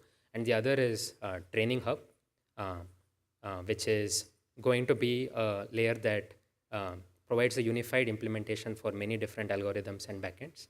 And this is going to be released as part of Red Hat AI 3.0. So we have this algorithm as well as an implementation in the Training Hub repo.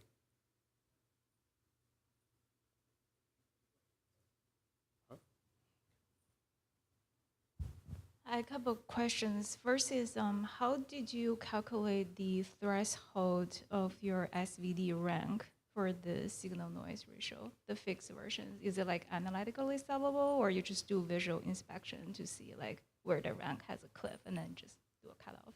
Yeah, so this is a very difficult problem, estimating the effective rank for each matrix. And the way we did, like, so we didn't find an analytic solution, but we use the importance score using the cosine similarity. So you look at the similarity between the input for each layer and the output activations, and you see how similar they are. And if they're extremely similar, or if the weight matrix doesn't do a projection step, which means that most of the features in the input is actually retained, then that means the matrix is high rank.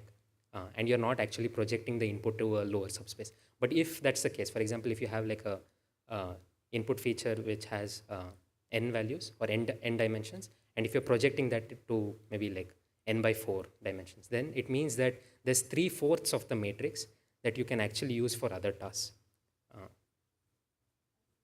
So we use, yeah, so we use like a, I mean, there was one slide which I can go back to.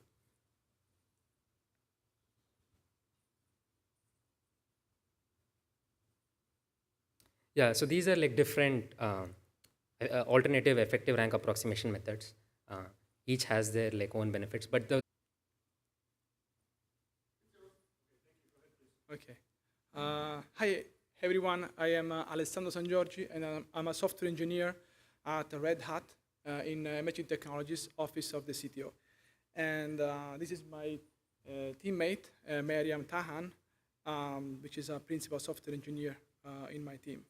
So today, we're going to talk about from cold start to warp speed, Triton kernel caching with OCI container images. So this is just a quick agenda of what we will talk about today. And so I want to start with definition. What is Triton? So in this case, in this talk, we don't talk about Triton inference server, which is an NVIDIA product, but we talk about the OpenAI open source, no open governance language and the compiler for writing high-performance GPU kernels in Python. So instead of writing our GPU kernels in, for example, in CUDA, which is like much harder than Python, right? So we can write efficient GPU kernel using the Triton DSL. So how it works? So we write our Triton kernel using the Triton DSL, and then there is the Triton compiler that will compile device-specific binaries. So upstream right now, Triton supports NVIDIA and AMD GPUs. So the artifact of those are the Cubin and HSeco. And then the GPU kernels will be launched in the GPU, right? So today we're going to talk about a main problem that we have in Triton. So the first run is slow. So since Triton compiles at runtime, so the JIT, which is the just-in-time, compiles kernels, and the auto-tuner tries multiple configs before service, which means we have a long time to first token. So now let's think about a distributed environment, for example, a Kubernetes environment. We're going to have our replicas, K-kernels, C-configs, and which means we're going to have repeated compiles, CPU, GPU spikes, and delayed pod ready. So and now let's focus on bare metal. So local only, the cache is very opaque. So I'm going to show you something later, but we're going to have hundreds, if not thousands, of directories with no index provenance, not portable across nodes, containers, no signing. So the solution is to pre-build GPU kernels, package, and sign as OCI images, reuse at deploy time. So we worked on these two solutions, which are like MCU, model cache utils, and GKM, a GPU kernel manager. So managed by these two solutions for search, pruning, tracking, and Kubernetes integration. So Miriam will show later that from our demo, we have 2 times faster startup in a Kubernetes environment, which is very good. So Model Cache Utils is a suite of tools for model kernel cache lifecycle management, and it consists of 2 main tools, the Model Cache Manager and the Model Cache Vault. So Model Cache Manager, MCM. So as I said before, we have 2 main issues on the Triton cache. So we're gonna have cache sprawl, so redundant old kernels, bloat disks, and also blind spot, so limited visibility into GPU kernel cache and access patterns. So the goal of MCM is to make caches observable, portable, and manageable. So to doing so, MCM has a different feature, so index and search, so scan cache directories and store kernel metadata in a database, and query kernels by name, architecture, cache hits, etc. Prune to remove unused or old kernels to reclaim disk space. And then we also have a warm service to pre-generate VLLM caches in containers for faster startup. Because VLLM with a new backend, with a V1 backend, underneath it uses Satoshi.compile, which uses Triton. And then also track, so record runtime cache hits and last access times. So now I have to switch laptop for the quick live demo. Let's see if it works.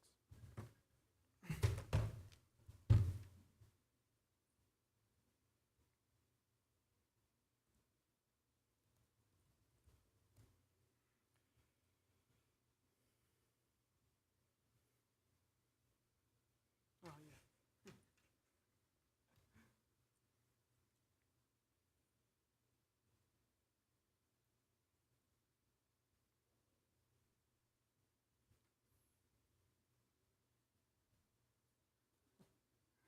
Okay, let's see. Let's just unify. Let's see if it works. Okay, so just to give you an overview on how the Triton cache is presented to the users. So this is a common, Triton cache folder. So you see you have a bunch of, actually we have, in this case, 228 folders in which we have GPU kernel stored. For example, this is just an example. So in this case, we have, as you can say from the file name, an attention kernel, and we have, as I said before, like QBean, because I'm working in an NVIDIA environment, and also the intermediate representations, etc. One important file is the metadata, in which there are like multiple information about this kernel. So as you can see here, we don't have a lot of visibility on the kernel cache, right? So for this reason, we created MCM, which is a model cache manager. So MCM consists of multiple tools, as I said before. So the first thing we gotta do is the index, right? We need to index all this kernel. So we just index this kernel, and we see here that we have 188 GPU kernels in that folder. And so we can easily, see those kernel in a human-readable way, like in a table, like in this example here. And we can also filter by, for example, by name. In this example, I'm just, filtering by the add kernel. And you can go to the helper of the list, and you can see that we have many filter options. Okay. So it's flickering. I'm sorry. Okay. So another functionality of MCM is the pruning. So we can prune in multiple ways. So we can prune using multiple filters, for example, by name, backhand, architecture, also cache hits, numbers, etc. So, for example, if we want to prune, let's say, the soft kernel that we already have in our cache, it's very easy. We just put the name there and we just delete it. So another functionality of MCM is the worm service. I'm not going to run it now because it's a longish process. But what the worm service does, so it runs a Podman container in which there is a VLLM instance for the offline inference, with which creates the generated GPU kernels, and then we bind a volume in order to have the cache in the host, and then we can reuse the cache in a very easy way. So, and in addition to that, what the worm service does, it also store a metadata with which we can ensure that we can reuse the cache, right? We have also, for example, here the hardware that we used and also the CUDA version, etc. So last but not least, we have also our tracker, which is a custom Triton cache manager. It's very easy to use. We just need to export our environment variable, Triton cache manager, and point out to our, and then it's very easy. So as I said before, so what we do here with this tracker, we just track whenever the cache was hit. So we saw before that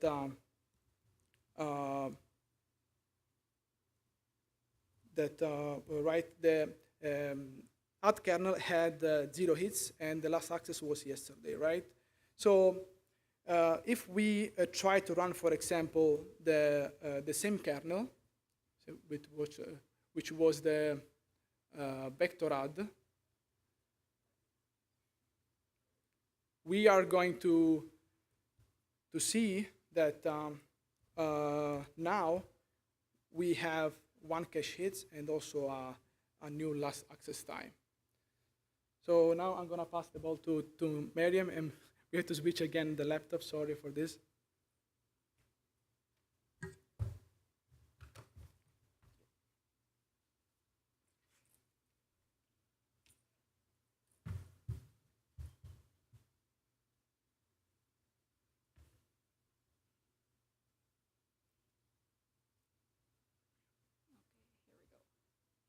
Okay, thanks, Alessandro.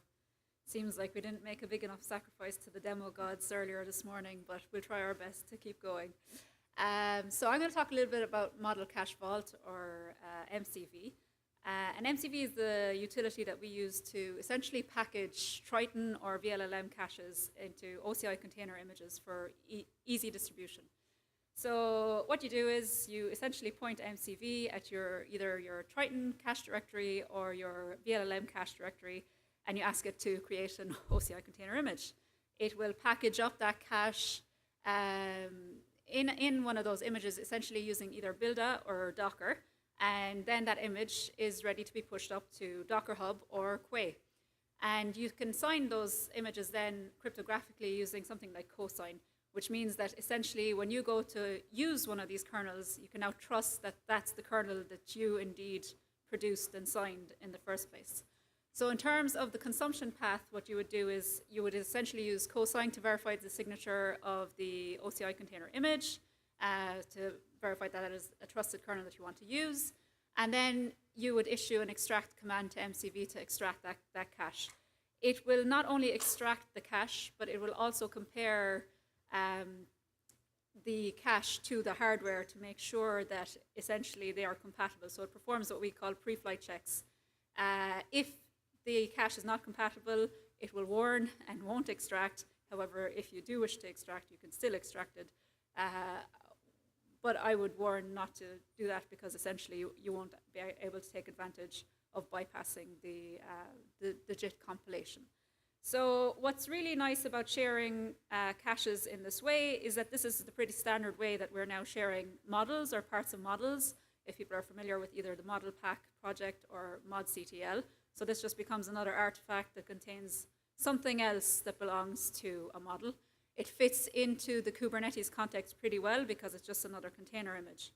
And it can work with CI/CD pipelines. We actually have some set up for our project in GitHub to pre-generate or automatically generate OCI container images for some cache examples that we have. And that pretty much concludes the MCU portion of the talk right now.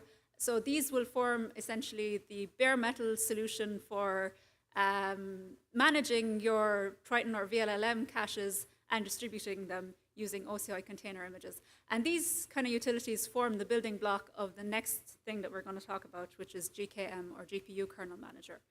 So GPU Kernel Manager is a Kubernetes operator whose role it is to pre-extract these compiled caches onto the worker nodes into your cluster so that they're made available then for pods to consume and accelerate their startup time. Like any Kubernetes operator, it consists of a bunch of CRDs or custom resource definitions. It has a controller, and it has a daemon set that runs on each node, which is a node agent. And it also has its own CSI or container storage interface driver. So let's talk about what you would do if you wanted to distribute one of these caches throughout your Kubernetes cluster. So the first thing you would do is essentially create a cache CRD, as we can see in the example here. We're creating one for the flash attention ROCm kernel. And what's really important is, I guess, the kind. It's just a GKM cache kind. We have different types of caches that we support, but that's just one of them. The image is just a Quay image that we can see here. So as soon as one of these cache CRDs is created, the GKM controller kicks in.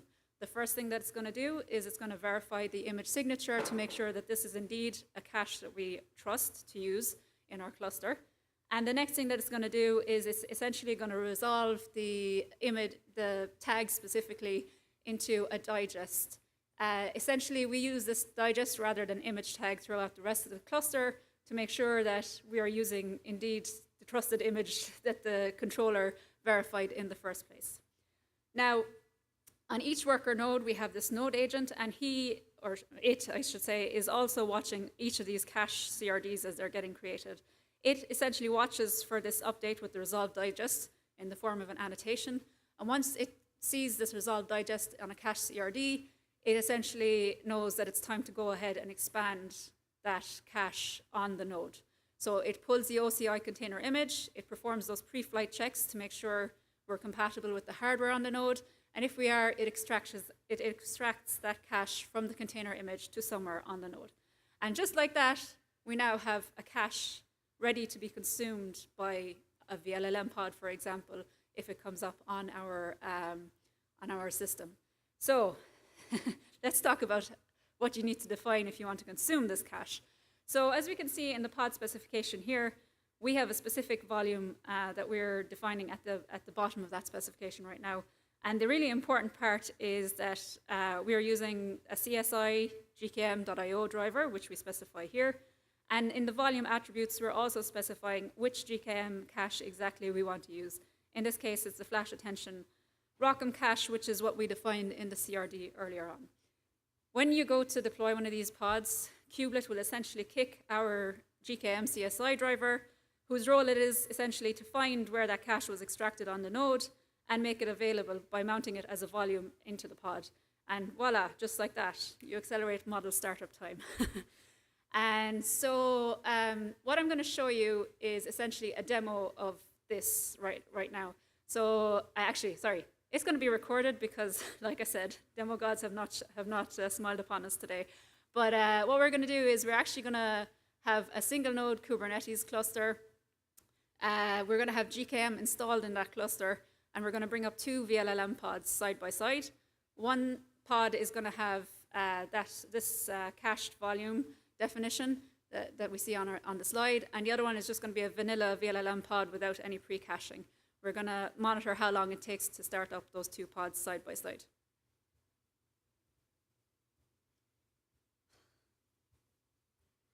Sorry. Don't think so.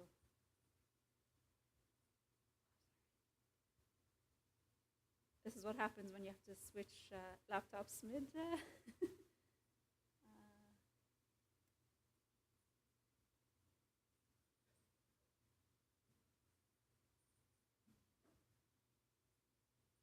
Okay, so the first thing I'm going to show you is that we actually do have cache expanded on the cluster. So as we can see here, under caches, so the model we're going to deploy is a Llama model. And under caches, we have a Llama 318B instruct cache that's been extracted already on the node. No, because it's a video.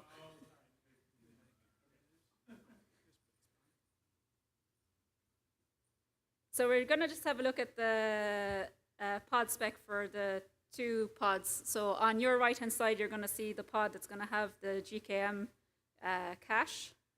We can see here we have this volume mount model cache volume, and it's mounting our cache to the home, the VLM directory for where caches are stored. And we're going to see further down is our CSI GKM.io driver using the same Llama cache that's been expanded on the node. And then in the pod on your left-hand side, we're just going to see a vanilla VLLM pod with nothing special.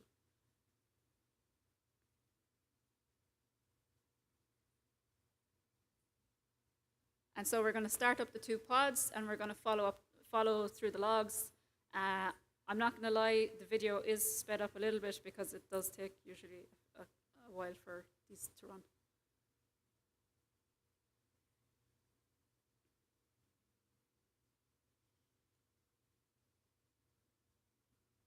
And this is just starting up VLLM in serving mode for both of those pods.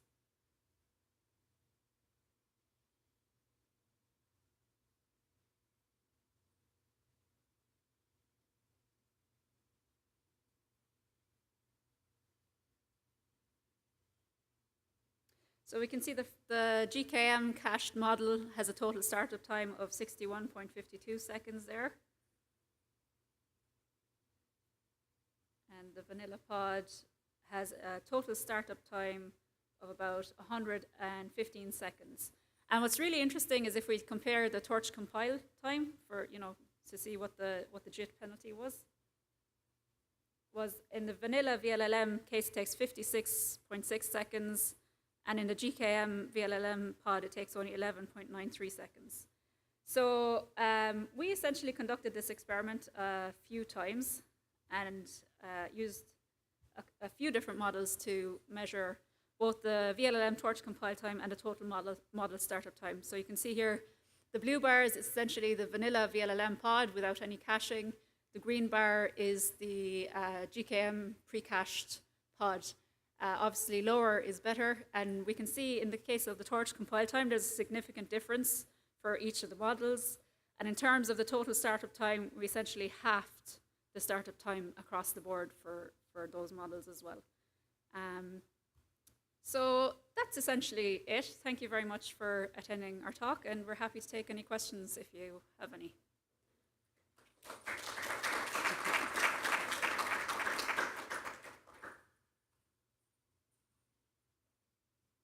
Yeah, go on, Eric. Mike? I was wondering, you mentioned you used a daemon set deployment. Is that, like, the last time I tried using one of those was for Spark, and it caused problems in terms of the permissions required to actually deploy it. Do you need...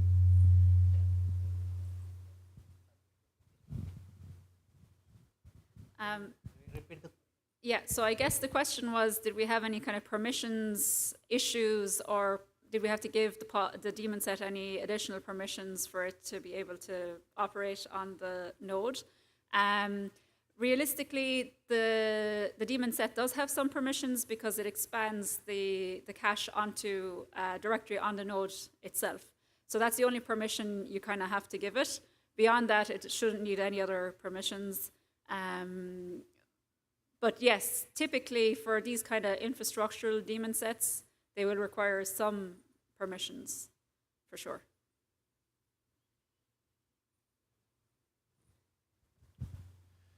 Is there any situation where this could be utilized in a layered way?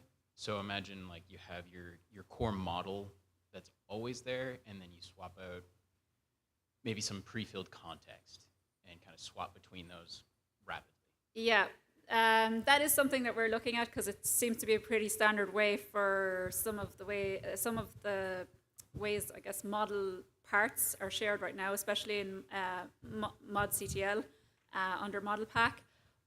While we did consider integrating it directly in something like ModCTL, it didn't seem to have a natural fit or space in one of those existing projects. Ideally, we would have loved to have integrated it there. Yeah. Technically feasible. Yeah. Any other questions?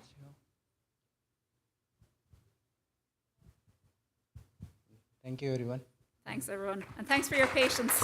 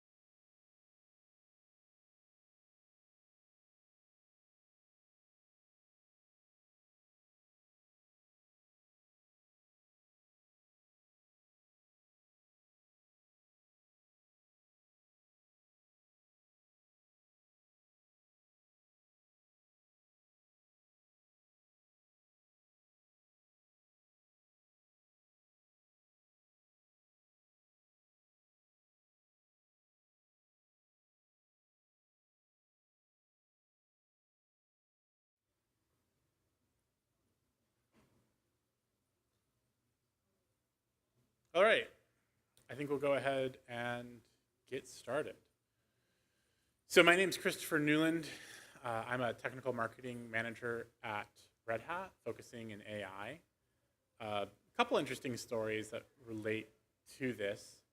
First, my degree was originally in AI. I went to Purdue University, if anyone's familiar with it. And I was focusing on AI at the time, and my junior year, my advisor told me that AI wasn't going to go anywhere. And I needed to figure something else out unless I was going to get a PhD. And so I switched doing more distributed systems and container work and systems. And then when everything kind of happened with AI a few years ago, I refocused back to doing a lot of stuff I was initially interested in, and kind of combining that with the work I've been doing here at Red Hat. So second thing is the project that I'm going to be sharing with you today is the reason why I have the job that I have now. I was, 2 years ago when we were forming a technical marketing team around AI, I was working on this project for fun. It was just a fun project I was working on in the evenings. And I was asked if I could interview for this position, and I went for it. And then I had a presentation built, and I had this whole other project planned. And one of our vice presidents was on the panel, and he's like, hey, I was actually like stalking your GitHub page. You're going to talk about this Double Dragon project, not this other project. So on the spot, he's like, you're going to do this. And he loved it, and everyone loved it, and this is actually the reason why I have the current position that I have. So it's gone through a few iterations. I'm showing you the latest iteration. But first, I kind of want to give you an idea of what we're working towards. So what I'm about to show you is actually the final playthrough. This is the AI model that I built to beat the game, which I'll show you how I built it, the different technologies. This is the actual final playthrough. So this is the first level. As mentioned before, eventually, the AI learned that punching from behind, so using its elbow, was the most effective way to go through the level. It goes through very quickly by finding a corner and then letting NPCs come to it with his elbow move. Eventually, he'll make his way into the boss battle, where he'll do this very same move, but make sure to position himself in the corner. And you can see here, he finally beats the boss and moves on to the next mission. So that took way more compute power than I would want to admit. So if you want to know where all your GPUs were going, let's go into this. One cool thing is I showed this video to a speedrunner that actually does speedruns of this game. And he was fascinated because it was some of the same techniques actually that they use in speedruns for this particular game. And he's like, it was really fascinating to see that the AI had actually developed this kind of some of the same techniques that some of the people who are more involved in that gaming community. So if you're not familiar with OpenShift, I'm going to show you a couple OpenShift views. So when I'm doing training for this, each of this training is happening in a Kube Ray cluster. So Ray is a popular tool for distributing different AI libraries across different types of systems. In this case, I have quite a few. This server, I have someone bugging me like every morning saying, why are you spending so much money? But this is I'm spending so much money cluster on video games. I'm also doing some other stuff on here, but this is split between 24 A100s right now, because I'm experimenting on a couple things. This is more to kind of prove a point, but I'm using those A100s for other things, not just video games. So there's a lot of compute right now. I actually have enough here where I can run about 100 sessions of the emulator pretty easily. I'm actually not capped by memory or anything. I'm actually capped by more storage capacity right now within my cluster, because I save this, which you'll see here in a moment. But these are all the sessions, all the instances of the emulator that is running. Now, on that note, I gave this same presentation a few months ago. And anything that we present gets sent to Red Hat Legal. And I had an email from Red Hat Legal a few weeks before this event. Never a good sign. Like, legal is never usually reaching out to you for good reasons. And so they're like, hey, we know you're doing this presentation. We just need to make sure, do you actually own this game? I'm here to tell you I own multiple versions of this game. When you see this running, it is actually my version of the game that I have copied over. And Red Hat Legal would like you to know that before anyone gets any ideas of suing us. Anyway, so we've got each of these instances are on their own machines, and each of them can run upwards of about 15 versions of the emulator running. There's a lot of ways that I could tweak this to actually even have more instances, but I find when I go over 100 instances, I actually start losing some value in the training runs. So, but just to show you the amount of compute when we're talking about this. And you know, I'm sitting here talking about video games, but the same kinds of methods are used in robotics, they're used in healthcare and weather, all kinds of critical areas in science and industry. So this is just a fun way of showing you some of the cool tools that we have that can be applied in many of those industries. This is what the cluster actually looks like too. These workers are the ones that I have assigned to running the game. So the control plane masters are the ones that are actually running Kubernetes. And then these workers are the ones that I actually have compute assigned to actually run it. So I just wanted to kind of give you an idea of what the footprint looks here. I've got 3 servers running each of them have 8 A100s dedicated to them. And if you're not familiar, that's an NVIDIA. I think one of those is going for maybe like 20, 30K a pop right now. So they're not the top of the line, but they're right under that. They're pretty valuable when we talk about. I'm going to come back to that. So here I have OpenShift AI. So OpenShift AI is a tool set within OpenShift that allows you to run different large language models. You probably have heard some of the things that we've been talking about today about VLLM, LLMD, you may have heard the keynote. All those are components within our OpenShift AI platform. So what I'm showing you here is actually more the data science side. So we can create these data science projects that allows us to run these types of experiments, all within this nice UI here where you can kind of switch between your different projects. You can collaborate with people. In my case, I'm going to be using it to coordinate actually launching this machine learning process for learning how to play the game. But I have this workbench here, which is a notebook that I can go into and show you a little bit more about the experiments that I have here. We also have the ability to do different types of metrics off of that.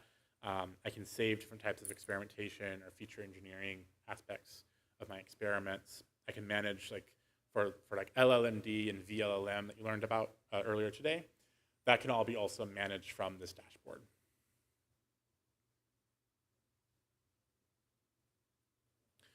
So if any of you are students in machine learning or computer science, or if you're in the industry, this probably looks very familiar. This is a Jupyter notebook. For those of you who are not in this area, just think of this as an online IDE that is more specific to running experimentation for data scientists, statisticians, mathematicians. It's not usually used to build large applications. It's more about getting visual representation of data and experiments that are running within a cluster like this. So I'm using a few different tool sets for this right now. So Codeflare is a wrapper for Kubeflow. And it also, Kubeflow and primarily KubeRay. So it's doing all the orchestration of the experiments. So it's basically scheduling to the Kubernetes operator that we need these instances up. And it also helps with the orchestration of the Ray instances that will then manage those. So Ray is probably the most important thing here. So Ray is very, very popular in the data science community. It's heavily used in high performance computing, in different areas of simulation, and in AI. And it's what does the coordination. It's what assigns the algorithm and then sends everything out to be split up amongst the different nodes. And then it's also what's in charge of bringing everything back each iteration to kind of compile over that. And that's how I'm able to get 1,000 instances of the game or 100 instances of the game out and training all at once. So I'll walk you through what a typical experiment looks like. I log into the cluster using this so that it knows where to deploy the experimentations. And then here is where I set how large I want each node to be. The head is just the coordinator. It's the one that is actually orchestrating all of the different workers. So there's only one of those, if you saw in the previous view. But then the workers are the ones that you saw that are actually being assigned to a GPU instance. And as you see, we can specify different CPUs. We can specify memory. We can also specify even GPU requirements here. I'm letting it have free form over all of its GPUs because I don't want to mess with that. But you could even limit some of the aspects of what type of GPU compute you're using here, which makes it a very, very powerful tool when we talk about data science. I have an image as well. So this image was the biggest pain of this project. I spent a long time on this. So this image is what runs the emulator. So I have an instance of the emulator, PyBoy, running. I got started in programming by hacking Game Boy games and Super Nintendo games on emulators back in like the late 90s, early aughts. So this was a fun project for me because I got to kind of revisit where I started. And all of the information is actually coming straight from the memory from the emulator. I'm not doing any type of image recognition here. All of it's getting pulled directly. Even the screen itself, I'm pulling the pixel map from the Game Boy emulator and directly applying that into the matrix that was working with this particular machine learning algorithm. I'm going to go through this quickly because we have a pretty limited amount of time. I already have a cluster up. I want to see if this kicks off. I was having some issues with the internet earlier.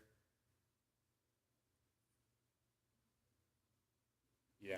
So I already have a couple instances running, and I'll kind of show you what that looks like. In Ray, these have all failed, not because of any technical issue. They're failing because they're not giving me the results that I'm wanting. What I'm trying to do right now is to beat the second level. And the way I'm actually doing that, if you're curious, for those of you who are familiar with machine learning, there's this concept of overfitting. So what happens is that the AI has basically learned everything about the first level, and it thinks it knows everything. But then when it gets to the second level, things have changed. Does anyone know what changes between the first and second level of this game? I'm curious. Is there anyone in the audience that might know?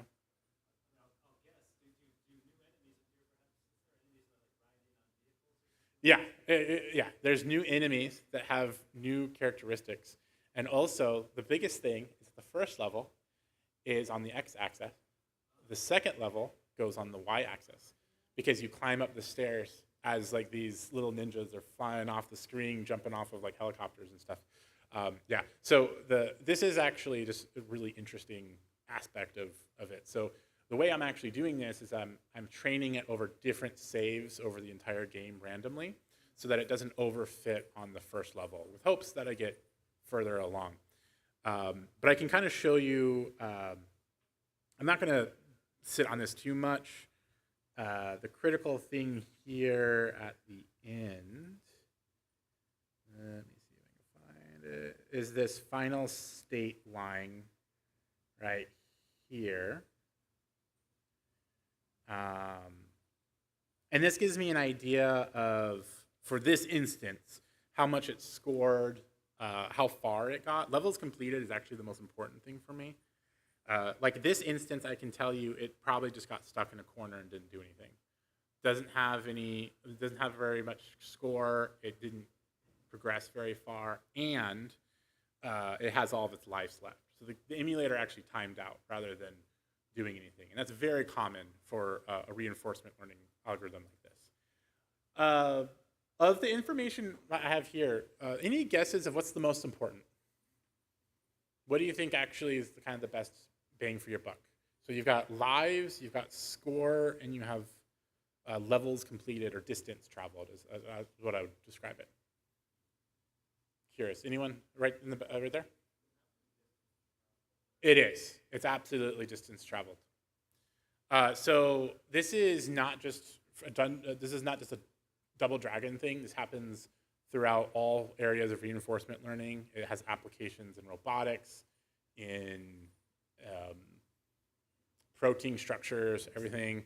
What we find is that discovery and exploration is actually what gives the best results. Because what happens when you do score is that very often the game will just start gamifying it, where if I overvalue score, what it will do is it will go as far as it can in the level, get as many points, and then it's going to jump off a ledge, kill itself, go back and repeat the whole levels again to get the maximum amount of score that it can get without beating the game. There's a group that does this with Pokemon, where they find also that what is the most important metric is the distance traveled. And actually, what's the most important with Pokemon is different distances traveled. So being able to explore new places. So the team that actually has beaten Pokemon Blue using the same algorithm I'm using, they keep a memory map of every place that they've traveled. They keep a cache of it, and they give reward for new things that they have not seen before. And this drives a lot of positive feedback. So there's a lot of, even though this is a game, the concepts in here actually apply to, like I said, robotics, protein structures, a lot of different areas where this is being used. I love Kubre, by the way. When I first started this project, I was doing it all in the CLI on one server. And now I have this nice thing where I can search and see different values. I also save each instance. So I can show you here, if I come here and click this, this is a Minio S3 bucket on the same server. I actually have an instance, and this is probably one of those instances where he's just getting stuck in the corner. I can give you a better look of what that looks like. This is another one. And I have all this saved. So each iteration actually saves, so I can actually go and see what has actually happened in the emulator to decide how I want to adjust the reward systems in the game. And then I think this one is one where, yeah, so he actually runs into some people. He triggers something here, and you'll see he'll actually start fighting some of these guys. That's a pretty good job. But he doesn't know how to enter that room, which is his main problem right now. And he jumps in this hole every once in a while, which isn't doing him any good. So what this can look like when it's all put together. How am I doing on time in the back?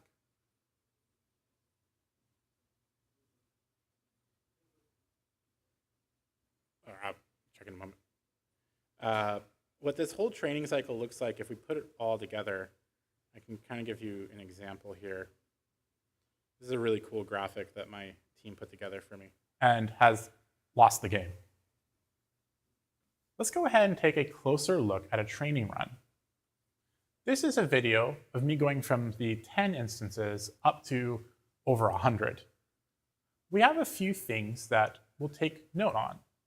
First off, you'll see that most of the frames have certain trends that are happening. The majority of the time, we'll see maybe 80 or 90% of the instances following a very similar path. But let's go ahead and look at some outliers. First, we see here that the playing character is eventually getting stuck here. This is preventing it from moving further on in the game. We need to find ways to penalize the model in this case and say getting stuck is a bad scenario. We can do this in a few ways, and I'll show some of those here shortly. Now, let's move to another section where the playing character is actually progressing very quickly through. And you actually saw that one. But I wanted to show you that montage of like all what it looks like when it's all kind of going together in a single training run. It's really cool because I can kind of focus on some certain trends that we see kind of form in this. From a project standpoint, I want to show you some details before we end on really what this project looks like. I have you saw the notebook that I was using, the Jupyter notebook. I have some Python code as well that I use for this. So this is the notebook, but if we go and look at the runner is what sets up the Ray instance and the S3 buckets. This is where I specify what save files I want to use, and I let it know kind of where the emulator is. So all of the configuration that's used is managed in this single space. This then all gets applied as environment variables to each worker, but then become available to the emulator to use directly. And in here, we actually start setting up the actual Ray instances. What I really want to focus on is some things here. I'm using a CNN-based neural network. This one is moderately popular. I like to use it because it's pretty straightforward. So if you're into machine learning, you're probably familiar with this one. I find the best results when combining this with PPO, especially when we're doing like video games like this. I'm starting to explore some more deep learning techniques with even potentially JRPO. So that's the same reinforcement algorithm that actually was used to post-train like DeepSeek R1, for example. So when you're hearing about reinforcement learning, this is reinforcement learning to me. This is my world. Reinforcement learning, what's in the news right now, is all about how reinforcement learning is being used with large language models like OpenAI's GPT and what we have with DeepSeek R1, for example, that really kind of revolutionized this concept. I should be able to take some of those same approaches and actually apply it to these video games and actually see some even further results. But a lot of that's still new. Some of this is just coming out in the open source community right now. So anyway, I wanted to show that though, because I think that is a kind of a cool aspect. I'm using what's called the PPO configuration. This is a really popular one in the field of reinforcement learning. It's my favorite. Another one you may have heard of is DQN. What I like about the PPO algorithm specifically is it's completely rewards based. It doesn't save any information between each training run. So DQN will actually store more metadata between each iteration. This is just straight up into the model where it's completely rewards based. It just learns off of the feedback from the reward system. And I think for a game like Double Dragon, it's where I've gotten the best results on. But just know that there's a lot of different tools that you can apply into these scenarios. All this stuff is just high-level machine learning using different lambda and gamma and entropy configurations. But this basically tells it how aggressively it should learn, how often it should try something new versus kind of get stuck in its ways. These are the parameters that I change the most to try to get different types of results out of the model for each training iteration. The most important thing here, though, is this DDenv. This is the PyBoy iteration. It actually is what launches the emulator. So a couple of things that are of interest here. I just want to skip to this right here is the action space. This is what tells the algorithm what it can basically button mash to start learning. So here I've got up, down, left, right, A, B. I've got a couple of custom actions here that are titled 97, 98, 99. This is like jump kick and jump punch.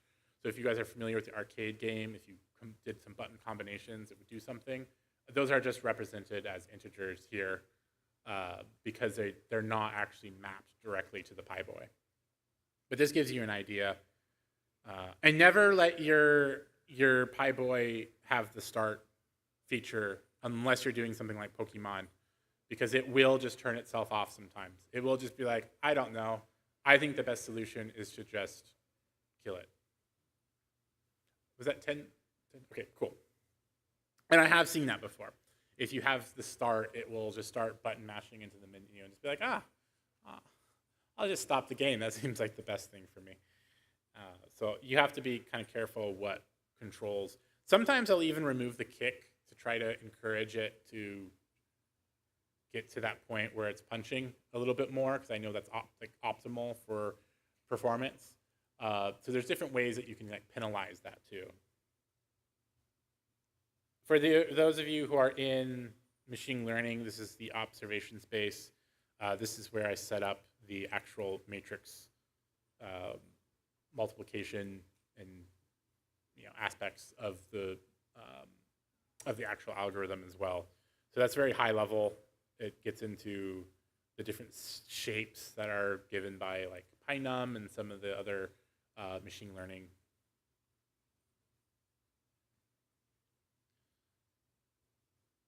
Each tick, what we call a tick, is basically one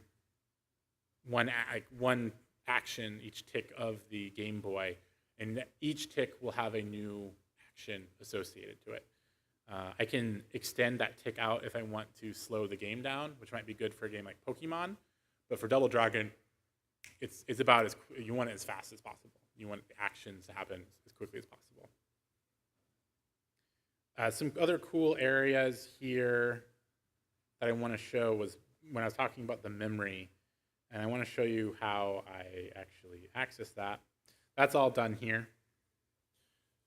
So I used a couple of tools that evaluate the memory. There was actually nothing on the internet. I was very surprised. There was nothing on the internet about where these memory addresses were located, which was challenging. So like I said, I had to kind of relearn some of the things that got me started in this path in my life. And so like an example would be, I would walk up to an enemy, and right before it hit me in the face, I take a snapshot of the memory. I'll let it hit me in the face, take another snapshot, and then you do a difference between the two.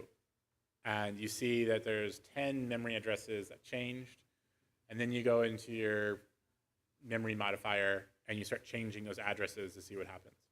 Sometimes it'll just flat out crash the game. Sometimes you'll see that your level will go up 1 or 2, I mean, your health will go up 1 or 2. And that's the information that's important to me, because I know that I found the memory address that I needed to pull back down to actually make decisions in the game. And if I'm starting to get older, does anyone remember like the Game Shark? Okay, good. There's some people either my age or older. Yeah, so the Game Shark did that. This is the exact same thing it did. You would go on and you would go on the message boards and find out these individual codes that you put in, and you would change values. It was doing the exact same thing I'm doing here. You just directly access the memory of the game, modify it, and that's how you get extra lives. You would unlock things that you otherwise weren't supposed to see in a game. And I'm just doing that in the emulator to make sure that the algorithm knows what's happening in the game. Because this is orders of magnitude faster than me taking a snapshot every second, which would be very slow response. It takes a lot more computational power. In this case, I'm just scraping memory right off of the Game Boy.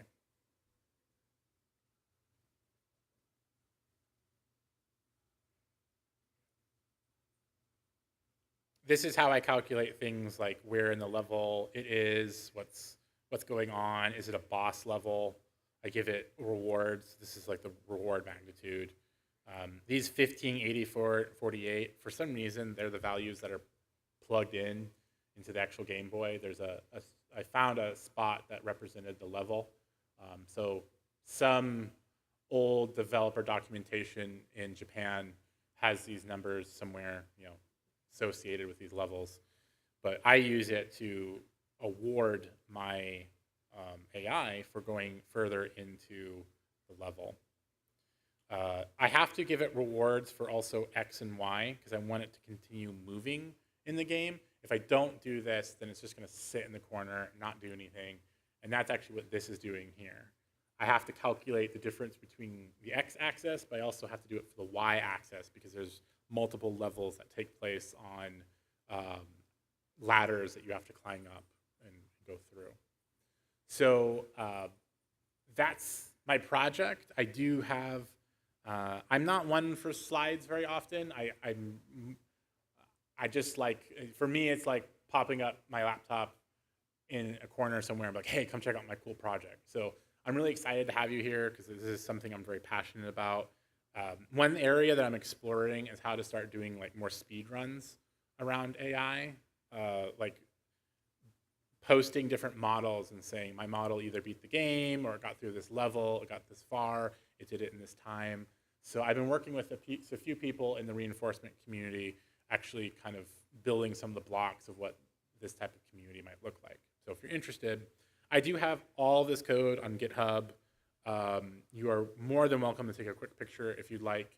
You know my name here. That's C. Newland on GitHub, and it's my Hello Chris DD Kubre project. It talks about how you can get started running this. I do have some examples of how to run it locally as well, not just on a distributed platform, because that's where I literally normally will iterate off of it first locally before kind of moving it into a distributed thing. So anyway, yeah, definitely. Let me even zoom in for a little bit. And yeah, feel free to take a picture. One thing I want to note is that there is a Pokemon community where a lot of my ideas came out of. I do want to call that out.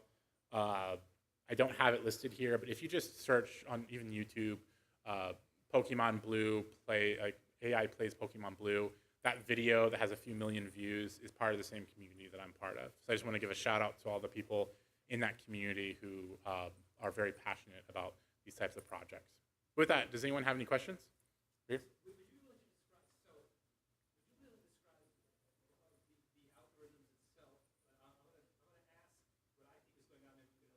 Sure.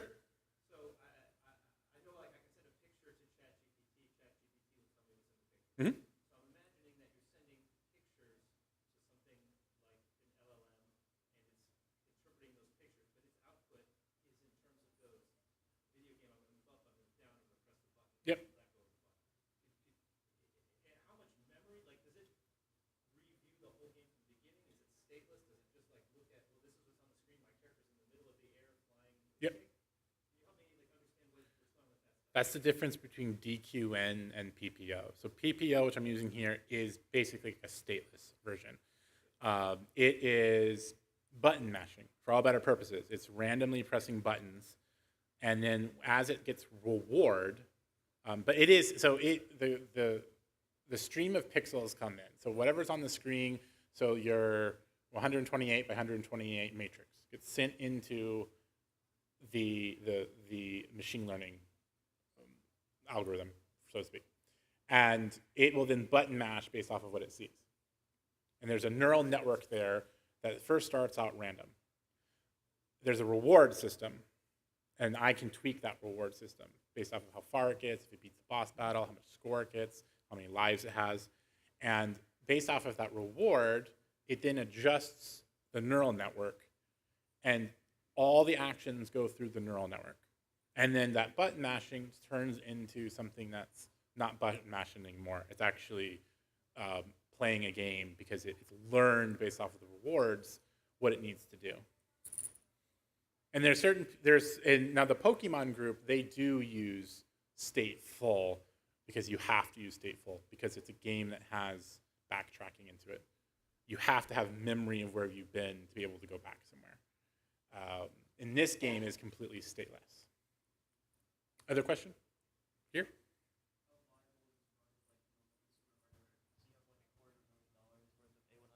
I run it off of, so the question was, can you run this on consumer hardware? I run this on my Mac, my wife's Mac Air all the time. The issue there becomes it just takes longer. And you can't do as much of the fancy stuff. Like I'm overkill here because this is the cluster I had available because I'm doing an LLMD project with the keynote here. And I'm like, well, I have this cluster up. It'd be kind of fun to attach, like you said, a $250,000 of GPUs to a video game. Other questions? Oh, by the way, this runs on CPU. Actually, what we actually find out, I'm running on GPU now because there is a point GPU is better, but for the majority of GPU, we actually find that running it on CPU cores is faster because it has to do with the emulator. The emulator becomes the bottleneck, and the emulator actually runs better on CPU just because it's older than dirt and it's being emulated as a Game Boy. So just keep that in mind that this is one of those weird cases where CPU may actually be more optimal. I'm doing GPU because I have some experiments here where I'm trying to add some things that will perform better with GPU, but the base project actually runs better on CPU. Other questions? I know we're running out of time. One more, right here. Yeah, I have a couple, but I guess I'll limit it to one or two. Is there any particular reason you're using PyBoy instead of something like GymRetro? I'm using PyBoy because it has the easiest API for me to integrate in with what I'm doing with Ray. But to answer your question, it would be more optimal for me to use another emulator because PyBoy is actually really, really slow. But another issue is that PyBoy has really nice API commands when I want to look for memory. And other emulators, it's a little harder to get in there and get the memory addresses that I need. Have you there's a project that came out very recently that I was thinking of contributing to. It's called PyRetro. It's basically like taking RetroArch cores and trying to give a Python API to it. Have you looked into that? The person one of the founders of this PyBoy project was one of the people that's working on that one. Okay. So I'm familiar with it. I'm really excited about it. I'm definitely looking at it for opportunities. What I really want to do is start doing some Super Nintendo games. I'd like to actually start doing more with like RPG, really like old school RPG games, and see more stateful learning of like the memory, like being able to backtrack and do other things. So. I had more questions, but I guess I can. Yeah, I'm being told I'm done. So thank you so much.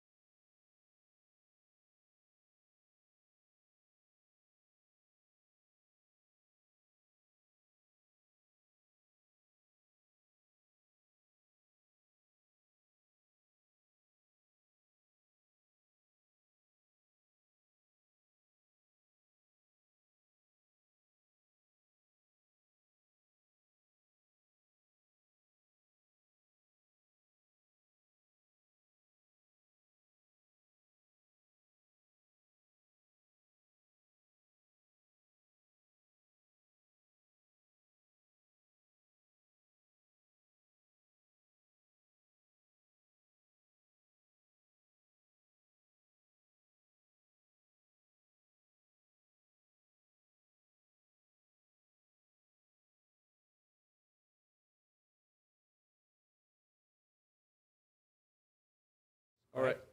Everybody good? Excellent. Great. I tend to move around, so I don't know if I need, do I need to be in front of, I have to stay here? Oh, okay. Okay, so that gives me a speech impediment because I can't talk and walk. I have to walk and just gesticulate. All right, great, thank you. Thank you for having me. I know I've been to some of the conference sessions, and it's really interesting. There's a lot of kind of more researchy and academic and theoretical talks today. But today's talk is more about actual productionizing some of these systems into enterprise-grade, real, production enterprise-grade systems. So we'll be talking about how we built an AI orchestration framework for an enterprise architecture copilot that we built. Iman unfortunately couldn't make it today, so you get second best. You get me. So just a quick intro about myself, just so you don't think I'm a marketing guy. They sent the marketing guy because Iman couldn't make it. Actually, I do have a PhD in AI, I always joke. But it was before it was cool. We were doing backpropagation on a whiteboard in those days, so that kind of dates me a little bit. But I'm currently co-founder and CTO of Cat.io, who makes, we're building this co-pilot for architecture, architects, enterprise architects, chief architects, CTOs, technical leads, and so on. I'm proud to say we won the best, coolest technology award at VentureBeat Transform conference earlier this year in San Francisco in June. So very proud of that. And I have a bit of a checkered past, as you can see. Pretty much I've been in technologies for most of my life. So the problem that we're solving at Cat.io is very, very personal to me. So what is the challenge? What are we trying to solve? The issue is that enterprises typically have complex architectures. They don't have dozens of components. They have hundreds, most likely thousands, based on our customer set, thousands of components that are multiple cloud accounts with various concerns like AI, security, layering. They each have different concerns, so on.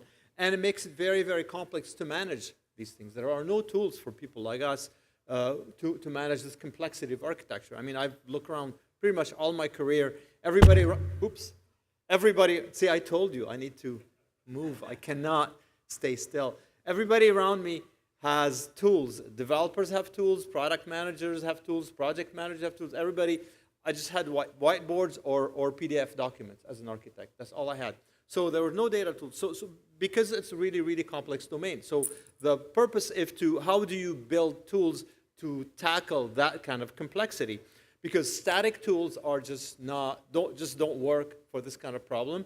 Whether it's snapshots or whatever, they don't adapt. You've got single agent systems, whether it's Datadog or Dynatrace, whatever. They don't have the expertise, the cross-domain expertise. And running around yourself, which is what we used to do, coordinating all these things just doesn't work. It's broken. So what we needed is a reasoning system, not just automation, a reasoning system that gave us scale in terms of, sorry. Thank you. You just saved my life. Thank you so much. All right. Okay, let's go back to slide one. No. So what it gave us is what we needed, a reasoning system, but a reasoning system that gave us, scale, so we can produce, tens and dozens of recommendations in parallel about your particular architecture, about your particular domain that is very, very, very specific at scale, but also does it at an enterprise scale. So it is reliable, because if you're putting production systems in large enterprises, they have to be reliable and they have to be explainable. Otherwise, nobody will trust your recommendation system at all. So that's kind of what we set out to build. I'm going to flash a couple of things here, and then we'll get back to them later. This is just one of the modules that the Cat.io tool provides. But in essence, what we're producing are a number of very, very specific recommendations, optimizations about your architecture that are very, very, very specific. And it comes from deep, deep understanding of your architecture. And they're very explainable. So this is an example of a recommendation where, it goes through a summary, impact analysis, gap analysis, all that kind of stuff. So it's very, very detailed and very, very specific to your architecture. Now, that doesn't come just easily. So, and the way we built it is this 3-layered cake. And I'll just start at the top, and then we can start digging into each one of these layers. So at the foundational layer, we're on Bedrock, Amazon Bedrock. So what Bedrock gives us is access to large number of foundational models without us having to worry at all about infrastructure. We don't worry about infrastructure, it's just there. We just use the API and it runs. And it gives us, good reliability and a whole bunch of other things that I'll go into later. But that's the foundational model. In the middle, we use LangGraph. LangGraph is where our agents live.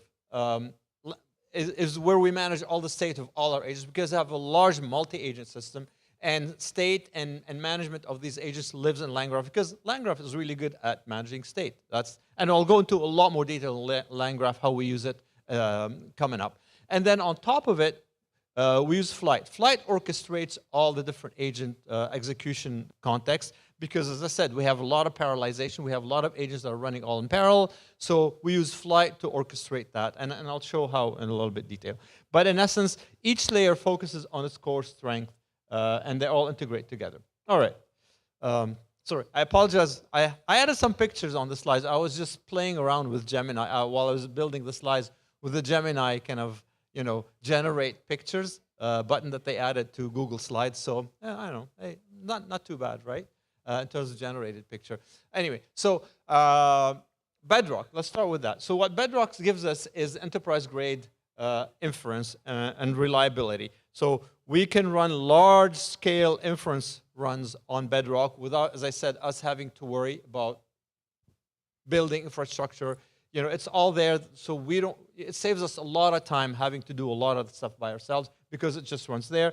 It gives us, for example, things like retry logic, which is very, very important for us, because we're running really large AI tasks, and a lot of times, whether you have operational failures, or you have, say the output schema for agent is too big and it fails on it, or the context gets too large. So a lot of operational failures that happen that actually remedied really, really well, as you'll see, with like 100% success rate through retries. It gives us that. It gives us token management. So our agents are very, very token aware and elapsed time aware. So we're constantly tracking and managing tokens and time. So that comes really, really easily for us to do in Bedrock. And then, it gives us traceability and auditability. So we can track specifically what the agents are doing, how they're talking, how they're collaborating. So just some production configurations that were used that worked really, really well for us. We have like 1,000-second, timeouts for these complex analyses. So they'll time out and then they'll retry. We have, connection pools and a 3-tier retry strategy. This is from a lot of different trial and error. This has been working really, really well for us, that kind of configuration.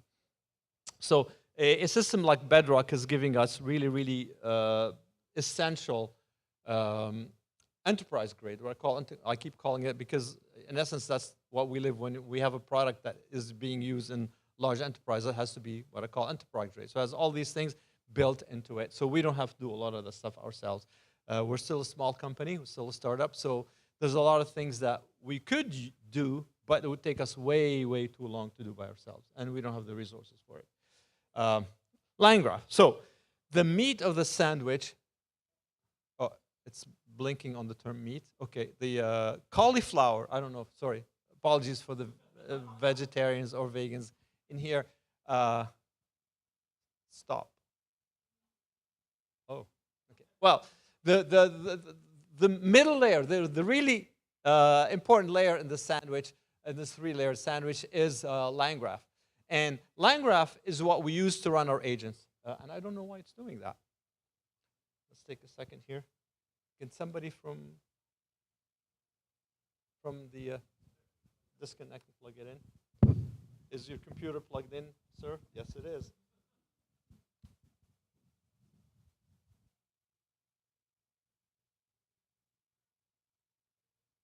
Okay, that worked. Easier than rebooting. Okay, so LangGraph is where our agents live and work, and we have built this kind of execution plan into LangGraph. So an execution plan gives you really structured and repeatable way so that the agents are doing the same thing, while the way we've built it, it's very, very adaptable and dynamic. So every agent in our multi-agent system executes this plan, and it starts, I know it's kind of weird, it starts from here, but it starts from the plan from query.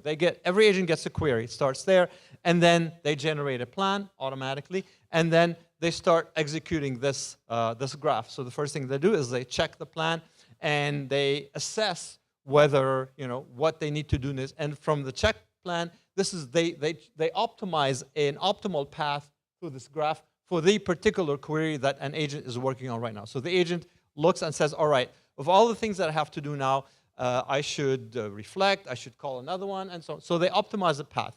And then we have a reflect step. So the agent then will do a reflection, which is our quality gate. So the agent will sit and reflect on the existing plan and say, well, does this plan really address the results of the previous step? Do they address where we are? Does this plan really address what my task is, what I'm trying to do eventually? And then they have the option to replan or go to the actual loading step. And so as you can see, that gives you a lot of adaptability, because at the next step, if the plan is still valid and they need to act, this is where they get to do a bunch of potential different things. They could call another agent for a subtask, for example, a retrieval agent, an architectural retrieval agent, which we'll talk about in a second, because they need something that they are not allowed to do or they don't have access to the data to do. They can clone themselves, for example, if they decide that the task is too big and they need to break it down into parallel executions. They will clone themselves, or they will generate an error, in which case they'll go to retry. And then the final step in everything is a response. Finally, when everything all is done, there's a reduced step that coordinates everything, all the responses, all the agents are working on a particular task, and then generate the particular response. So this is it's an ongoing, every agent in our system is constantly executing this plan, generating new agents, spawning, cloning themselves, or spawning more agents, and so on, until the task is particularly done. So that's kind of how we use LangGraph, and LangGraph is really, really good for this kind of stuff, because there's a lot of state to manage, and there's a lot of coordination that does.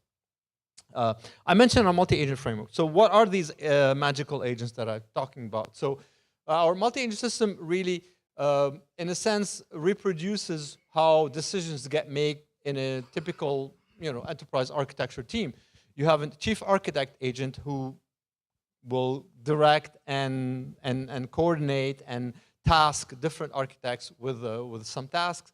And we have a number of staff architects who are very, very specialized in a particular domain, and they get tasks very specific to that domain. And there's a lot of collaboration and coordination between them, but at the end of the day, they each have a specific task. Now, the interesting thing to take a look on the right is we have established a permission-based delegation of concerns. That gives you, for example, built-in governance, so that no single agent can cross multiple different domains, and no single agent can, for example, generate recommendations that span multiple domains. So in the security area, for example, you can't have an agent from an infrastructure domain generate security recommendation or have access to security data without specific delegation from the chief architect. So this gives you separation of concerns, which is really, really powerful. It gives you audit trails, because now we can actually check that every agent is doing what they're supposed to do, and then check the conversations that they're having. And it gives you risk mitigation. So that's kind of how our agent systems work. Now, having run these things and experimented and run a lot of these things over time over the past year or so, we have determined there's a couple different patterns, if you want, that we found very, very useful, that we talk about a lot, which is, there's two different main patterns: the single domain pattern and then the complex cross-domain pattern. So in single domain tasks, you have a staff architect that is specializing in a particular domain. They need information about the architecture, about your requirements, about what kind of company you are, and and so on. They'll go. It's a single task. They will go to a particular architectural retriever or requirements retriever to get the information that they need, and then that helps them solve a particular problem. In cross-domain complex tasks, as I said, partly because of the very, very specific domain specialization and the boundaries around permissions that we have, we need to have a cross-domain pattern. So the chief architect really is the one that coordinates various staff architects, and then each in turn can go to different architects. So that's kind of how the two patterns that we have work together. Now, because of the complexity of the task and the just huge amount of data that we have to deal with, like imagine like an enterprise architecture has thousands and thousands of components and relationships and metadata and so on, and we're running hundreds and hundreds of LLM calls all the time, we need to parallelize. There is no way to do anything in the real world without parallelization. So we actually, we have parallel agent execution that are running consecutively and in parallel. So an agent, as I said, can call another agent and call multiple agents to perform a particular task, or they can clone themselves when they break down a task into multiple subtasks so they can work on various aspects of the task in parallel. Without parallelization, parallel agent execution, there is no way we could have done what we ended up doing in real time, at least. You know. Okay. I mentioned the architecture retriever and the requirements retriever a couple times, but the architecture retriever is a really, really interesting, at least to me and to techies like me, is a really interesting piece because imagine, you know, you have a very complex architecture deployed somewhere and you need really, really deep information about it because in order to give really good, meaningful, and useful recommendations, you need to really understand the deployed architecture and the architecture at a very, very deep level. And typically, architects are used like, you know, API calls, static calls, you know, drawings and whatever to understand that. But those things don't work well and they're broken. What we have taken is a graph-based approach. So we have a NetworkX graph with 22 specialized analysis analysis tools to do this. So there's 3 types of analysis tools that are available to our agents. So imagine an agent that needs to understand at a very, very deep level your architecture and be able to answer questions about it. So the first set of tools is graph query tools. So we have automatic, through the graph that we've built, you know, hundreds of thousands of nodes, we can actually discover components. We can discover metadata about components. This, not just that you have a, you know, a Kubernetes pod running. You actually know what it's running and why it's running it and all the configuration about every particular component. We can discover relationships, not just simple relationship, this component talks to this component, but we can discover hidden relationship, transitive relationships. We can even discover circular relationships. We can discover things like tech debt type of relationship, impact relationship. Even though they're not explicit, we can discover implicit relationships in the graph, in the architecture, and build that over the graph.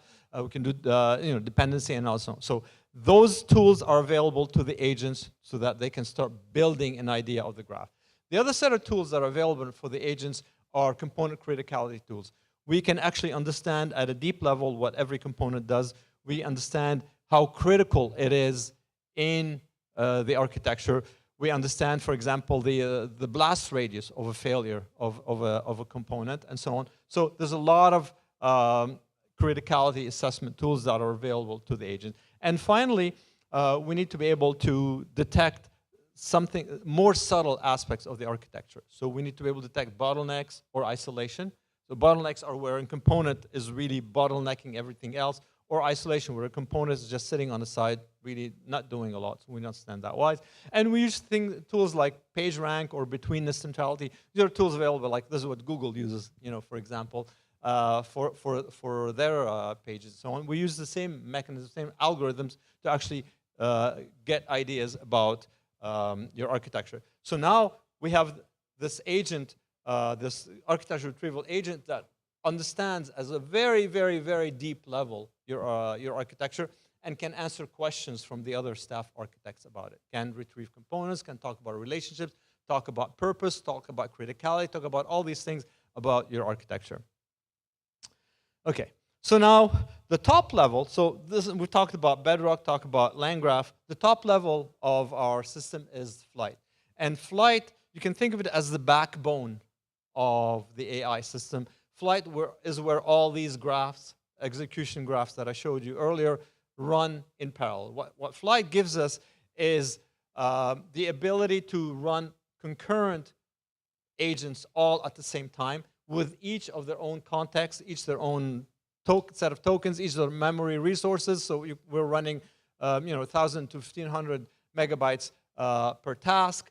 We dedicated CPU cores per agent execution, fault tolerance because of retries, so on. We get 100% success rate with the automatic. We don't have failures. So Flight is where all these agents live. So if you think in terms of resolution, at the actual agent level, we run agents in LangGraph, but at the higher level, which is 56 tasks running in parallel, we orchestrate that through Flight, because Flight is really, really good at running these kind of separate contexts in parallel. So, as I said, you're running like 56 tasks in parallel with the resources, and every one of these tasks has its own environment. Okay, so what has this system given us? So some production performance metrics, because again, I know I keep insisting on being enterprise grade, because if it's anything less, we found that our customers will just not trust it that well. We've got 56 specialized recommendation tasks running, executed in parallel. We've got all these agents that I mentioned about all running inside each of their controlled resources, and their own token budget, their own time budget, their own cost budget, and of course resources like memory and CPU cores and so on. We're orchestrating hundreds and hundreds, like 500 plus LLM calls throughout all this per recommendation, for every recommendation. And we're generating maybe 50 to 100 recommendations per run. So you can imagine all the LLM calls that we have to do. That's where optimization and parallelization come in really handy. And then at the retriever level, we're running 200,000 plus node graphs in parallel with our architecture, so that we give our architecture retrieval agents really, really deep understanding of the architecture.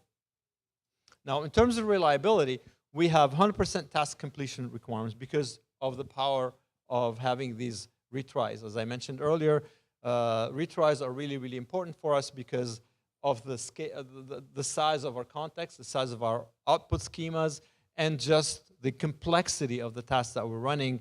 Sooner or later, something will fail. There's no question. So having these retries, these kind of large timeout retries, works really, really well.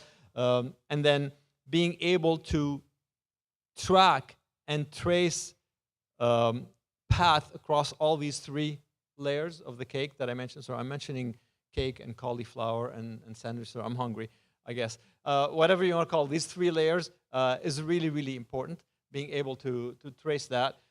We have enterprise resource management, so we've got, as I mentioned, we're tracking and managing CPU time, we're managing memory, we're managing tokens, we're managing elapsed times. Our agents are all very, very, very aware of these kind of things, and then gives you real-time monitoring, and we actually have a visualization. We have built-in visualization of, of these conversations. So we can actually go in and trace and say at any point of time, look at the graph of all the agents and their communications and say, oh, this agent's doing this agent's doing that. Actually, just as a side note, I wasn't going to mention it, but since, it says I have 10 minutes, so I have a little bit of time. Some of the conversations between agents are very, very funny. So I'm going off script here. But we've noticed in the early days when they first started building the agents, we would notice agents would say to another agent, okay, let me touch base with you on this next week.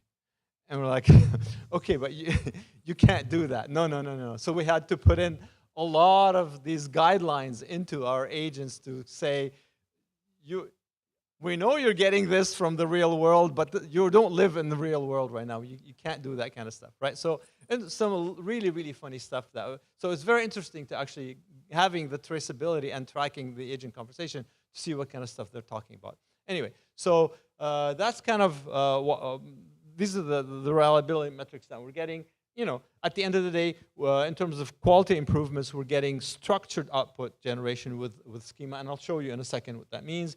Explainable reasoning, and then the tone is very consultative. So what the recommendations that the agent produced are very consultative in tone, and of course, multi-tenant isolation, because we cannot not have this in an enterprise system, right?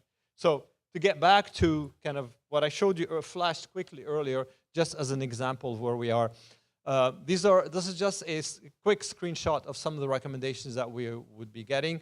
And there's maybe about 60, 70 of these recommendations. So you can imagine each one of these recommendations running hundreds of LLM calls and traveling, you know, and traversing hundreds of thousands of graph nodes just to understand and be able to produce recommendations. So, you know, they are rated, there's, you know, with benefits and costs and so on. And if we're to look into a particular recommendation, as you can see, the tone is very consultative. It's not just do this. Explainability is a huge, huge, huge topic for us because our enterprise clients, architects would never, ever trust a system if they can't actually see the reasoning and understand why it's doing it. So we've spent a lot of time on explainability. You know, and it's very, very well structured. We have an actual output schema that every agent has to follow when they produce recommendations. So you've got, you know, summary and impact analysis, gap analysis, business impact. We have things like benefit, cost, complexity, and so on that are rated for every recommendation. And these are all very useful, very practical, and actionable recommendations on optimizing your architecture. Okay? So just a quick kind of coverage of lessons learned. You know, architectural patterns. Separation of concerns is really, really important in multi-agent systems, and it works really, really well. We have every layer of that. I'm going to use the word cake again. Every layer of that cake is all those brownies they had out there. So for every layer of that cake, it specializes in very, very particular thing, and it does it really, really well. And being able to separate those concerns is really, really important. The other part of separation of concerns is that separating the concerns of every agent is really important so that the agents don't get overwhelmed, and then you have traceability in domain and permissions and governance and auditability. So that's really, really important. The other part is, you know, we have built a configuration-driven design. So we use YAML, as you saw, for agent definitions. Allows us to very, very quickly modify our agents and rerun them and try different things and experiment, as you saw in some of the code that I was showing earlier. And we use task-based execution, so there's no hard-coded scenarios. There's these task graphs that I showed you earlier that are very dynamic, very adaptable, and allow at every step for the agent to check and see if they're doing the right thing, and then be able to replan. Sorry, 2 minutes. Okay, and then the last thing is that observability must be built in, because without us checking in and monitoring and logging the agents, we would not have discovered a lot of the issues in the early days that led to today. On the performance optimization thing, strategic parallelization is important, as I mentioned, at the task level and at the agent level. So at task level parallelization with Flight, and the agent level through LangGraph. Mentioned memory and token management. It's really important to make your agents very aware of tokens and their budgets and stick to the budgets. Otherwise, you get kind of runaway processes that you know will eat up all your budget. And then, you know, fault tolerance, multi-level retry mechanism, degradation, and error handling are really, really crucial for us. I'm going to stop here. Thank you, everybody. We'll leave some time for Q&A. And if you have any questions or if you need to contact me, let me see. Yeah, my email is here. Okay. Question? So in one of the slides about the controlled resource management, you showed there are fixed like limits of say 2 CPUs and a few hundred to 1,000 megabytes. 1 to 1.5 gigs of memory. Yeah, why so small? Because agentic reasoning is super resource intensive, and then the token generation is memory intensive. Usually they need gigabytes and a lot of cores. And agreed, but it's not as small as you think, because actually that's just for executing, for the agent execution. That's for the LLM. Now the agents are running inside that context, but they're making outside calls to LLMs. What maybe you're thinking about is that we are not, the agents themselves are not running inference at all. Okay. The agents are executing calls to LLMs that are running inference. Tool calling, basically. Correct, That's yeah. why you don't need a These lot of are- These are the resource. 22 tools that I mentioned later on. There's a lot of tools that are just making LLM calls and tool calls and graph calls. Got it. So you have tool calling, you also have some reasoning, you may have some generation. Like why using fixed? Like why don't you use like dynamic resource allocation, like Kubernetes DRA? So it's like more elastic, dynamic. Like it's so hard to estimate how much resource. Yes and no. I mean, we ran a lot in the early days, and we've kind of converged to a understandable and what's the word I'm looking for? Predictable, replicable model that we can use. Makes it a little bit harder because one of the issues we had in the early days with dynamic resource is that you can put caps on it, but the caps are unpredictable. Predictability is the word I'm looking for. So that's what we ended up doing it that way. We've tried a lot of different things. Okay, and the last question is multi-agent is super. Sorry, I'm getting a signal. So I'm sorry. That's okay. All right. Sorry, I didn't. We can Anybody discuss offline. One- Thank you.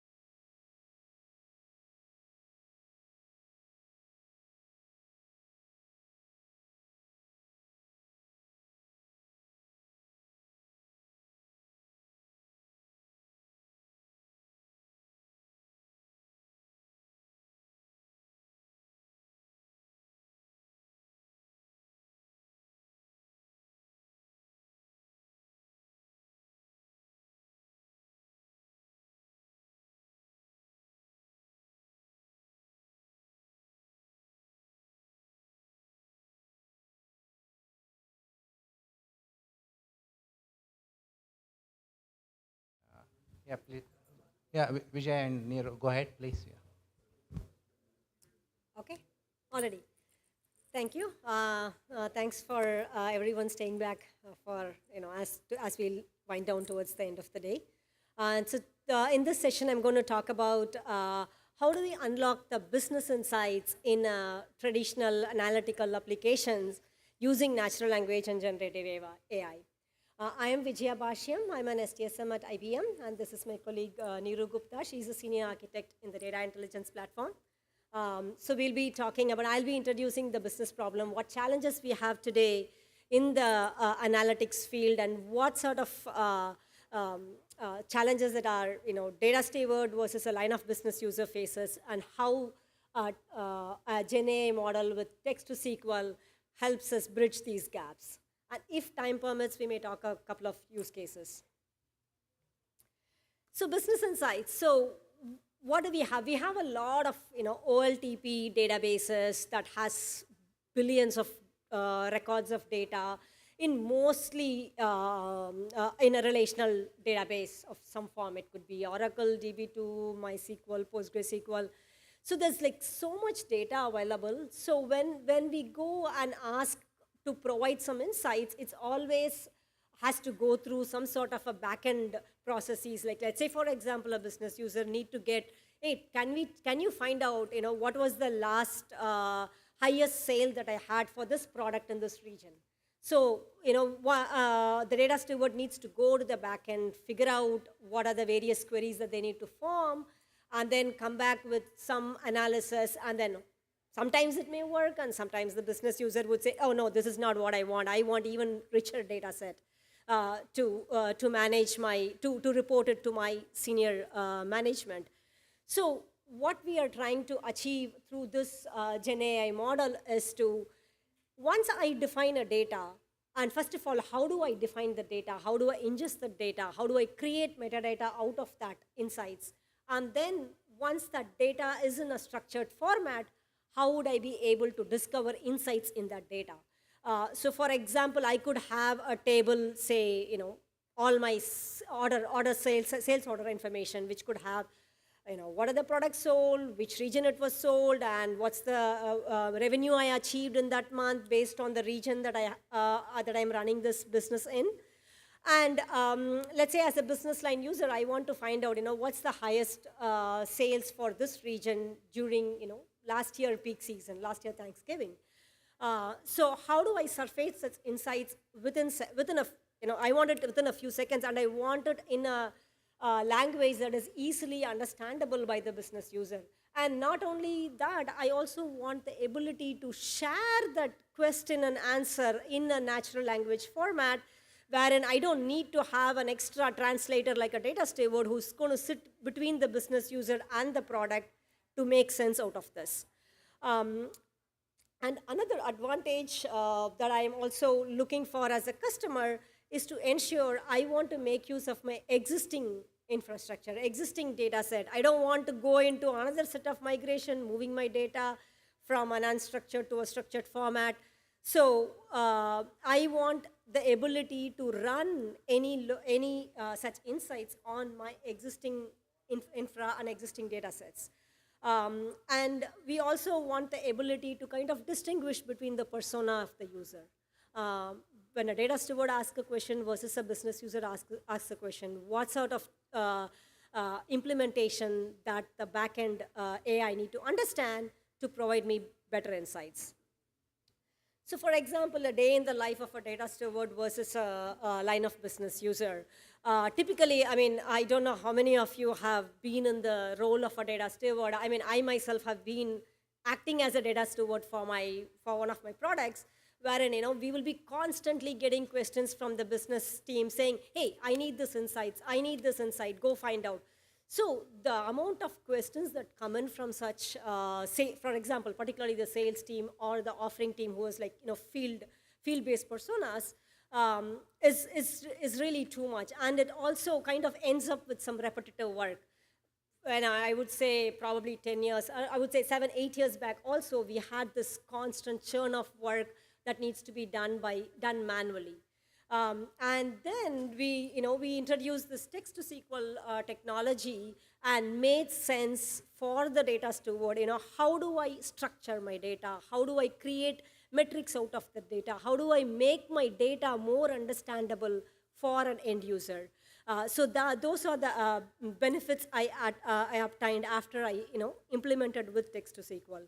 Similarly, for a line of business user, they just want, when I ask a simple question, answer me simply, and then provide me a pictorial representation. When I ask you, show me the revenue of the last three months in this particular region, I don't want you to tell me, okay, these are the, don't give me some value, like dollar value of these numbers. Instead, show it to me in a graphical format, so I can probably use that. Let's say, for example, a VP or a director who doesn't have much time to make sense out of the data you show me. Instead, if you show it to me in a pictorial format, it makes more visually appealing for me to make use of this product. So these are all some of the challenges we had and the benefits we achieved through the text-to-SQL mechanism. And now I'll let Neeru to kind of talk about what is text-to-SQL and how we are implementing it in the solution to make sense out of the various data models that we have. Yeah, thanks, Vijay. So, as Vijay mentioned, that we are trying to solve a problem for the business users, make it more self-serve. So you ask a question, it can give you the insights right there. You don't have to go to the data steward and put a request and wait for the days for getting those insights, right? So that's the advantage of these. You give a natural language question, it returns you a SQL query back, and you can take the SQL query and run it, right? So that's essentially what text-to-SQL is. Everybody is familiar. I'm sure you have heard about it, right? Now, what we are going to discuss here is how do we do it. The SQL, most of us are familiar. It's a very formatted structure. If you see a structure, if you see a SQL, it has a select clause, then it has from, where, right? Any large language model, today you ask it a question, they are trained and they are able to generate a SQL pretty accurately. But the challenge lies in that when you have large amount of columns, large amount of tables, how do you provide that information to the models so that the generated SQL is actually executable? It understands your data, it understands your column name and your table name, right? Because if you see in this structure, model knows that the question has to be returned somewhere like, okay, select, order from some table, right? But that column name, that table name, what exactly is that order, the table name or column name in your data source? How do we give that information to the model so that your SQLs are correct? That's the real challenge, right? The challenge is not creating the SQLs, challenge is to give that context. And that's what we're gonna talk about how we do it.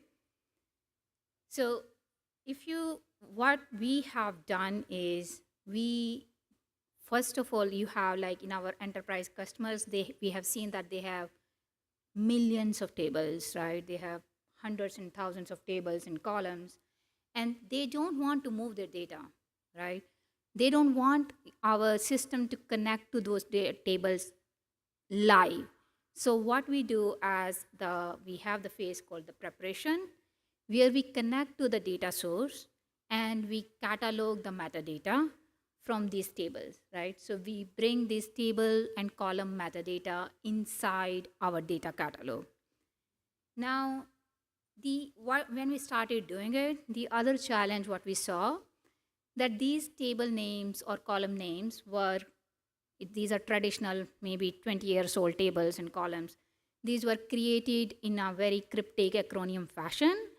And when we are trying to use the technology to find these, it was not clear, right? So I'll give you some examples, but these cryptic names were still not very useful. So we need to, in order for models to make sense of these, we had to attach some context to it. We had to attach some descriptions and give more context to these so that our models can understand what these tables and column names mean.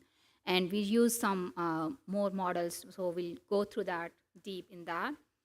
So we take the model, column names, table names, we catalog it, we expand it using the models. And then the other challenge was that what Vijay was saying, a business user comes and they ask a question. They're going to ask a question in their business domain, in their business language, while all the metadata we have saved may be very technical in nature, right? So how do we translate that business context, the business, how do we map that business question to the metadata so that we can answer that question accurately? So before we even go to the actual retrieval part, we had to prepare this. We had to give this business context to our metadata. So that's the another step in preparation, that we were assigning the business meaning to the technical metadata so that we can query these, right? So these are all the steps as the preparation. Now, in a SQL, when you say, okay, select star from table X, and then it comes to the joins, right? Now, in order to efficiently join, the model needs to know what are your foreign keys, what are your primary keys, so that we can give that information and then the model can make use of it. So we had to analyze. We don't want to collect it live. So we collected that information and we are cataloging those relationships between tables, the columns, and keeping it in our catalog. Right? Another interesting challenge was that there is where location equal to something. So now that comes to the data part. That comes that how you can say location is US, location is United States. It can be written differently, right? So we need to understand in any database what that, how is your data structure? What is the information?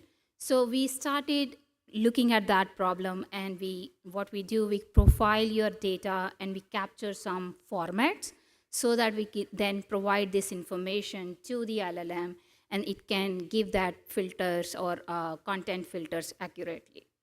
So these are all the preparation steps. Once we have done the preparation, we have now cleaned up the data and then we vectorize it and make use of this metadata, right? So let's take a deeper look into how we do it, some of these things. So just this is an example for a real world example, right? We have these tables. If you see the first column here, these columns, if you are looking at it, it will probably not make any sense to you. Now, if I'm giving these column names to my, first of all, it's difficult to find these column names with some searches, with some natural language searches.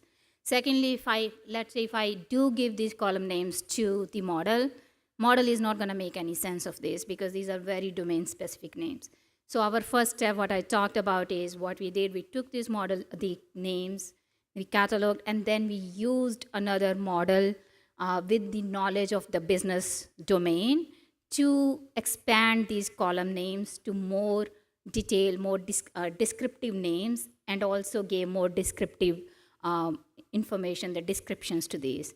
And this is where it enables us to now search this metadata using the natural language, right? So this is the architecture diagram on how it looks like.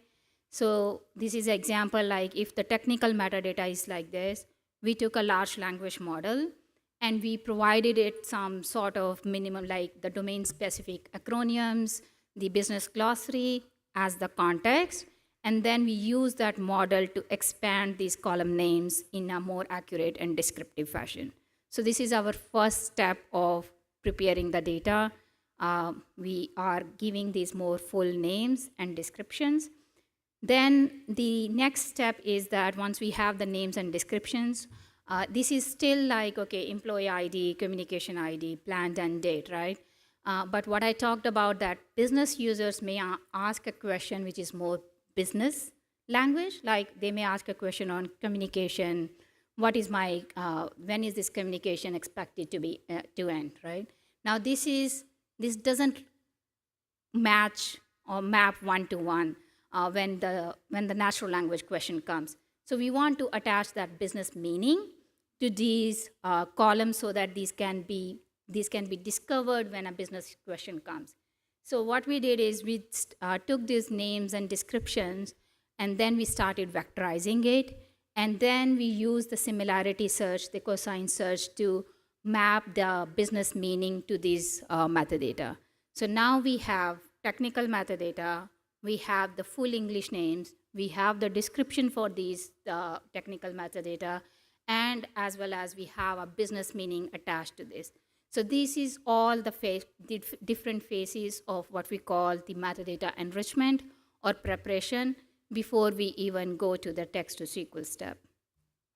Right. So you can skip this. So this is all the preparation, right? We connect to the data source. We ingest that metadata, bring those metadata in, and this is the only step where we are actually connecting to the database. This is one time your ingestion step. After that, you have your metadata ingested in the catalog. We don't need a live connection to generate these SQL queries. And that is very important for the enterprise customers, because the enterprise customers and the production level, they don't want you to connect to their data sources when it's the business hours, right? So they don't want you to have any live queries running for this purpose. So we only ingest this metadata once. Now we have the metadata, and we start our enrichment process. We use the models as I described to give the business meaning, to describe this metadata. We analyze the relationships, which is also captured as part of our ingestion, like foreign keys, primary keys. We catalog those. And we then have these sample values, which is collected as part of our ingestion, and then we store it and also have the relationships associated with this. All this information is captured, and then all information is vectorized and saved in the vector stores. So this is the first or the series of steps which we take to prepare our data before we can start talking to this metadata and start asking questions, right? So now the hard job is done. Now we have all the information we need. It's all vectorized, and this is now ready for us to be used. The next step is really easy. So we have, when a natural language question comes, when a business user asks a question that, give me the orders information, we just go and we take that question and we search our vector store. We do the keyword searches, we do the semantic searches. There is sophisticated algorithms here because we do these hybrid searches, and then we do the ranking and re-ranking of these searches to find the most accurate or most relevant columns for our use cases. And this is important. There was a session earlier in the morning for this, where it was about the RAG, that how RAG is not easy, because in order for RAG to function, it's very important that you give the context to the model, and you give the right context, you give the more concise context, and you don't overboard the model with a large context, right? And that is the problem we have solved here. We had 100,000 or more columns. We cannot give that many columns to the model.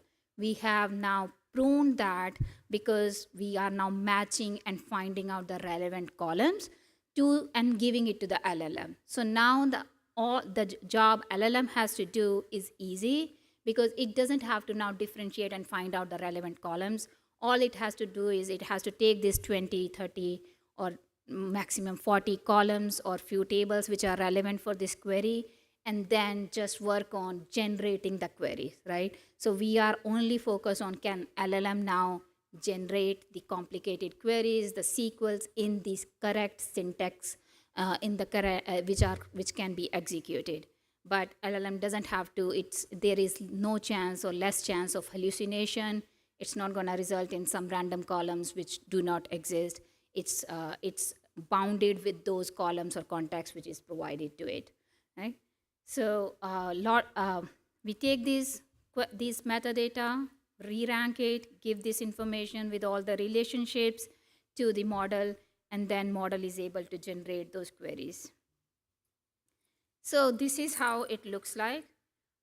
when the natural language question comes to our service, we use an embedding model. This is the Slate model hosted on watsonx from IBM.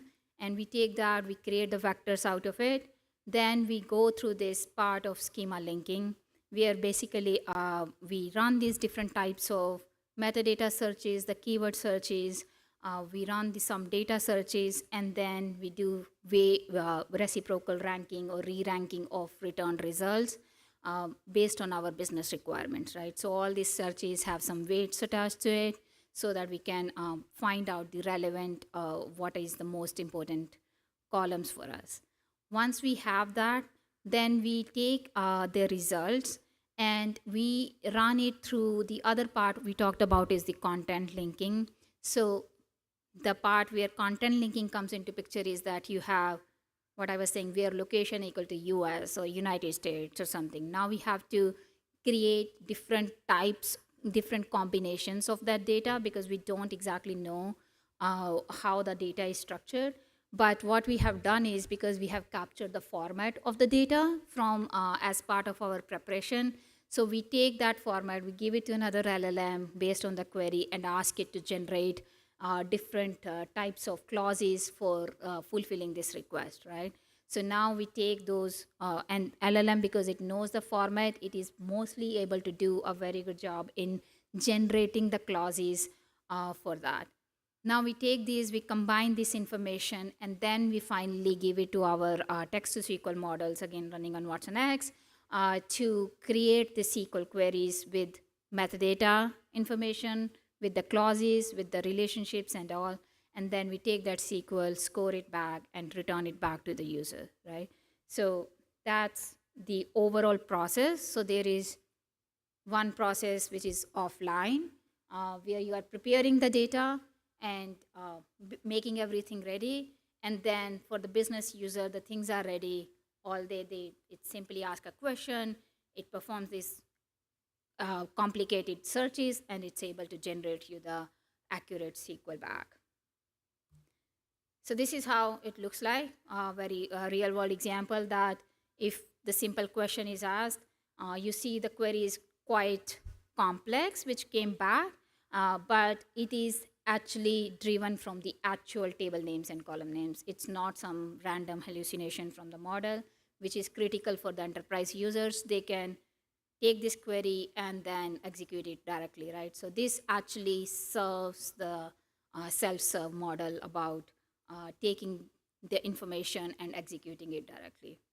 They don't have to wait for data stewards for providing them these kind of queries, right? And the other thing, what in the business use case, if they want to tweak it, it's just a matter of seconds now. If they don't like this query, they want to add another information, another column, or they want to change this, they can just ask another question, and we can generate them the new query in a matter of seconds.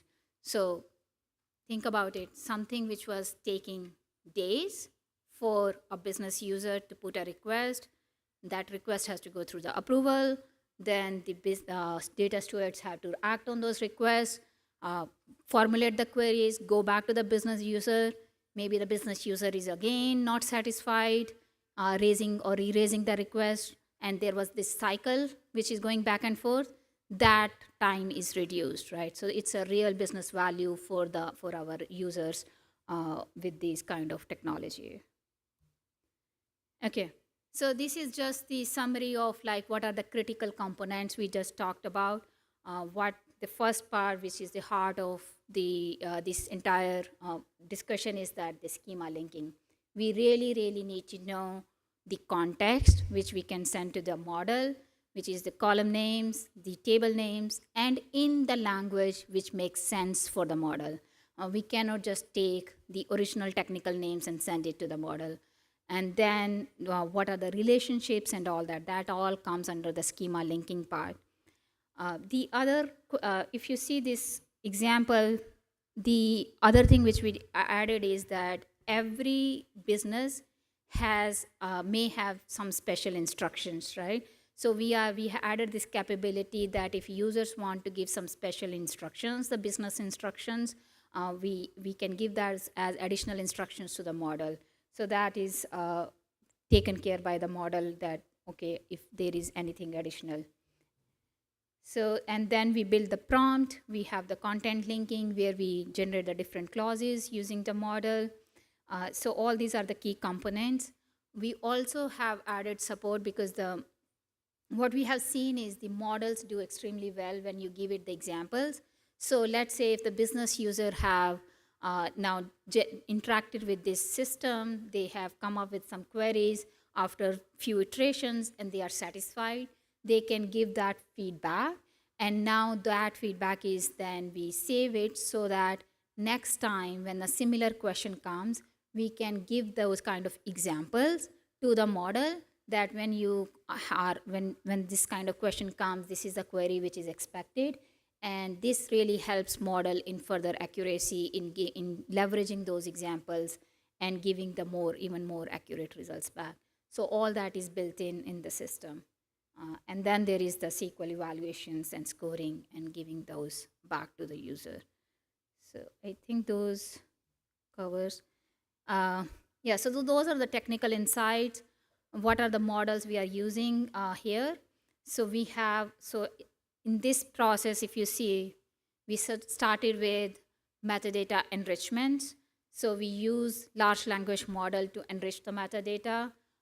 Those are the Granite 8B model hosted on watsonx, which are used for metadata enrichment. And then for text to SQL purpose, we use the Llama model, which is again hosted on watsonx, and we use that for the generation of the SQL.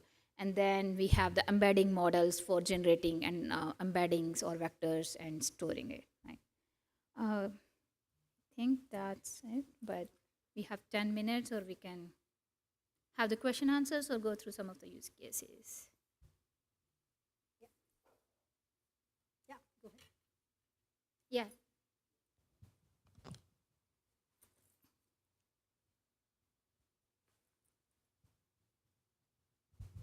Thank you.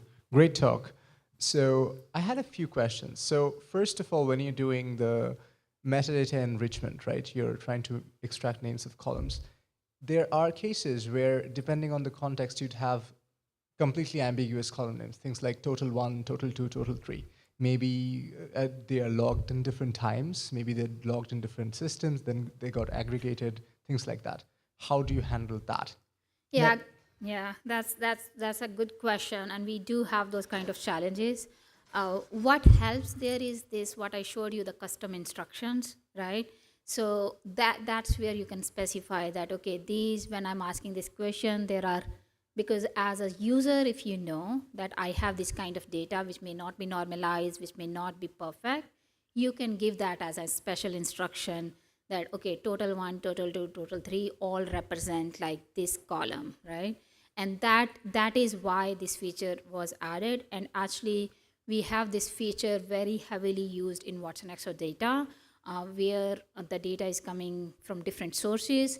And this really gives value, that giving those instructions. But in a large table structure, when you have like a lot of these column names, imagine when you have 100 tables with 100 columns each in them, you can't possibly go through every single table and every single totals or these kind of ambiguous things. So in a scalable format, how would you handle this, or is it going to have to be manually mentioned? So there are two things, right? One you said is at the time of preparation. How do we prepare it, right? So obviously, model is going to say everything is total, right?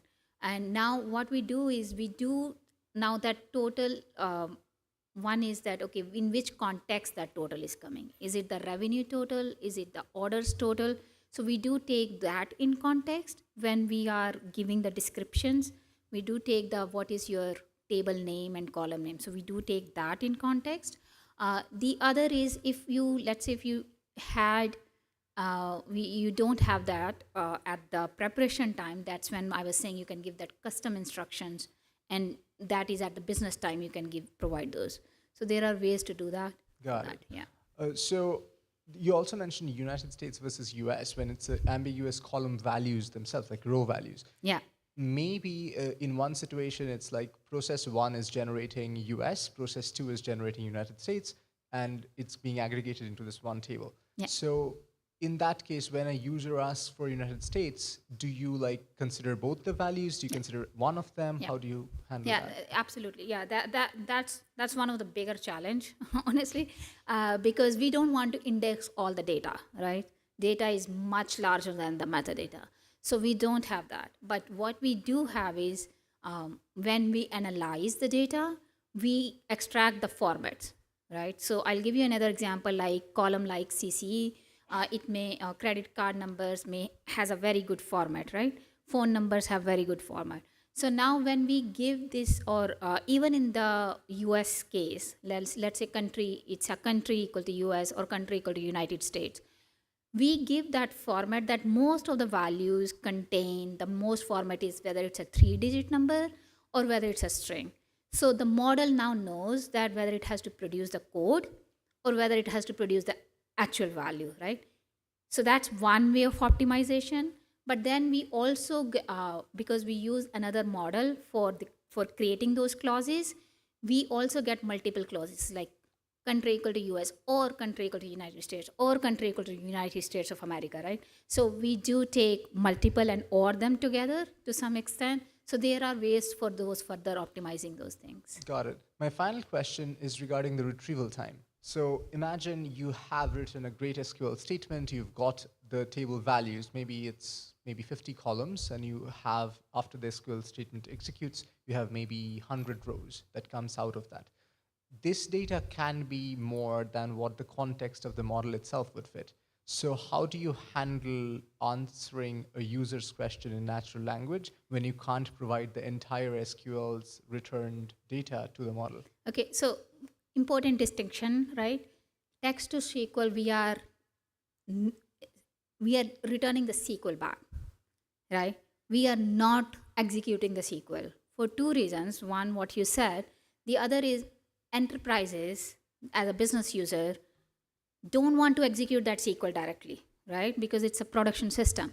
They want to take that SQL and maybe they want to create a report out of it later, right? So we are giving a SQL which you can execute in a governed fashion on your system. This service is not returning that SQL. But how do you do that without data stewards then? You mentioned you're skipping the data stewards. Yeah, we are returning the SQL back, SQL query back to the business user. They take that, now obviously we have an application on top of that where they take this and they can execute it in the data source. That's the system, right? That's the entire product. But from the service point of view, we want to be your database agnostic. We don't want to connect live to the database because nobody gives you access for that, right? Only the business user takes the SQL back, they punch in their credentials, they execute their SQL. So that's the layer on top of us. Thank you. Sometimes in financial situations, they would not even give us access to the data source. Right. So we may not have access to the data source, but we can still provide them the SQL, and the customer would have a different portal through which they execute and visualize the results. Got it. Thank you. Any other questions?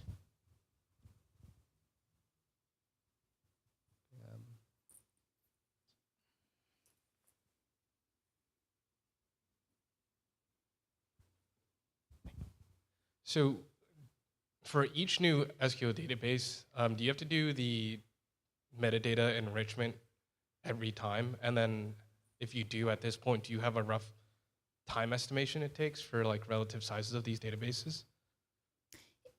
Right, so it's only one time, right? So you connect to your database once, which we call the preparation step.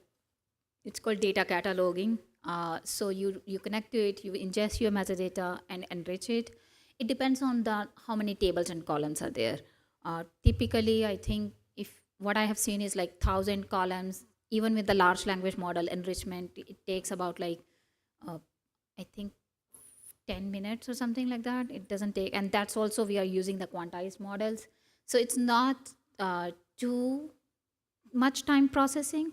The most amount of time it takes is the DB queries where we have to analyze the data, actual data, and that depends on your database performance, right? But again, it's all one time. It's done once, it's cataloged once, it's there in your metadata catalog, and then that's it. You are not running any live queries. So whatever is the idle time, that's where it is done. Thank you. And if you have any customer, and let's say you are adding additional columns or data, you're extending your database tables, then you can do a delta Delta. into the application. So that way it captures just the differences and prepares that for future queries. I think, thank you very much for your time up. So thank you very you. much. Thank you. Let's go back.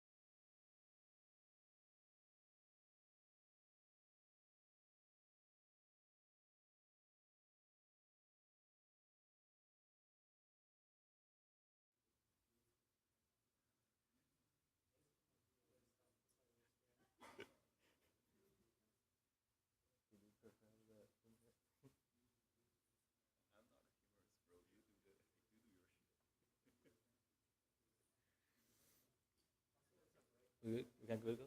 All right. Hello, everyone. Welcome to our talk on unlocking smarter AI with inference time scaling, which will be talking about inference time scaling and introduce our library called ITS Hub. I am Kai Xu. I'm a manager of the AI innovation team at Red Hat AI.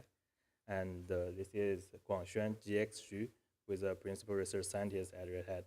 Although we are a pair of shoes, we are not related. All right, this is a brief agenda.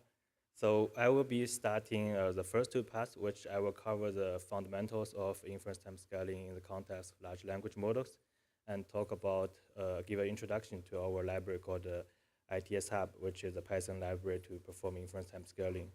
Then GX will take over to discuss a particular interface we have to enable inference time scaling easily with agentic applications. And he will also dive deep into a use case on improving tool calling using a particular algorithm we have. Okay, let's get started. So let's set up stage a little bit. So what is a large language model? For a normal user, you usually think it's a kind of a black box that will take your prompt and return a response for you. And one of, not a feature or bug that people have been complaining might be the response are not deterministic. They just return different stuff each time you query it. But from another perspective, large language models, this is a feature because they are generative models that learns the distribution of next token. So by definition, you have like more than one candidate for a given answer. And inference time scaling actually make advantage or make use of this feature that because there are 4 distributions, there might be a different possibility that you can get a better answer than the one that you get. So inference time scaling, literally what it means is inference time, you will do this particular technique at inference time, meaning there's no training needed. And scaling, describing a phenomena that if you spend more computation at a task, you actually ended up having a better answer. Better usually means you get a better accuracy or your whole system is more reliable. So how is it possible? Let's step back a little bit away from large language models to think about how humans might try to solve a problem. All right, if I ask you a question, what's the derivative of log x?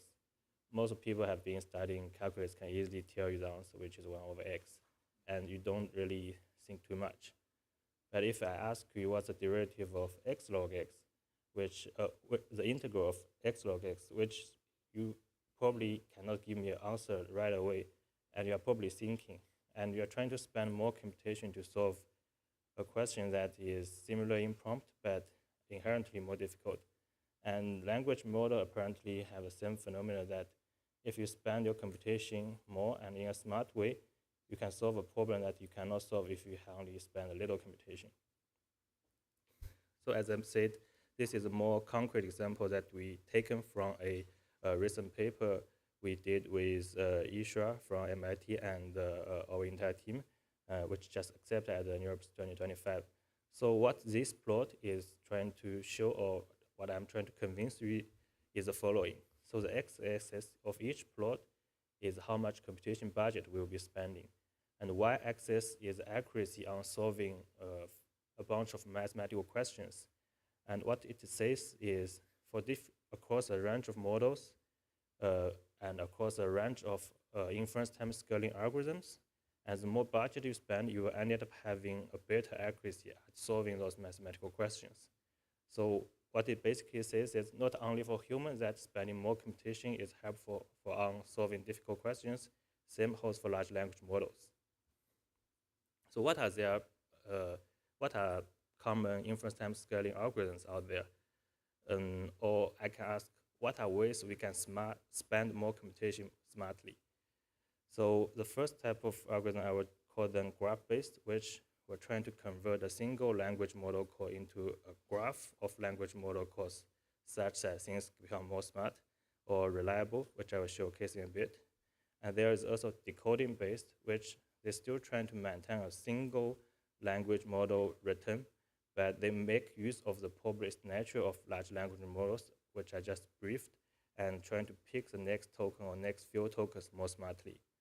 And there is another category which I refer as reasoning-based, which basically instead of asking or train the model to respond right away, they will train the model to think first before responding. And I think if you have been playing with DeepSeek R1 or the reasoning capability of modern models, this is basically what they did at training time to enable this.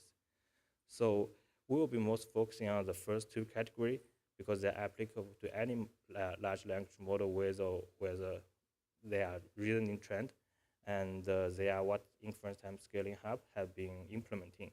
And actually, even with reasoning-based models, you can enable those algorithms together with those to make them even better.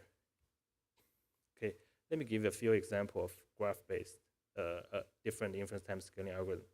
So for graph-based, one example is the self-consistency algorithm. So let's say that in the usual case, you take a prompt to language model and you get a response. So the self-consistent algorithm is as simple as, hey, instead of trying one response, let me try 3 or more responses. And I'm trying to get a consensus across those responses, and I will only return the one that most of the language models think that is correct, which is usually referred as majority voting.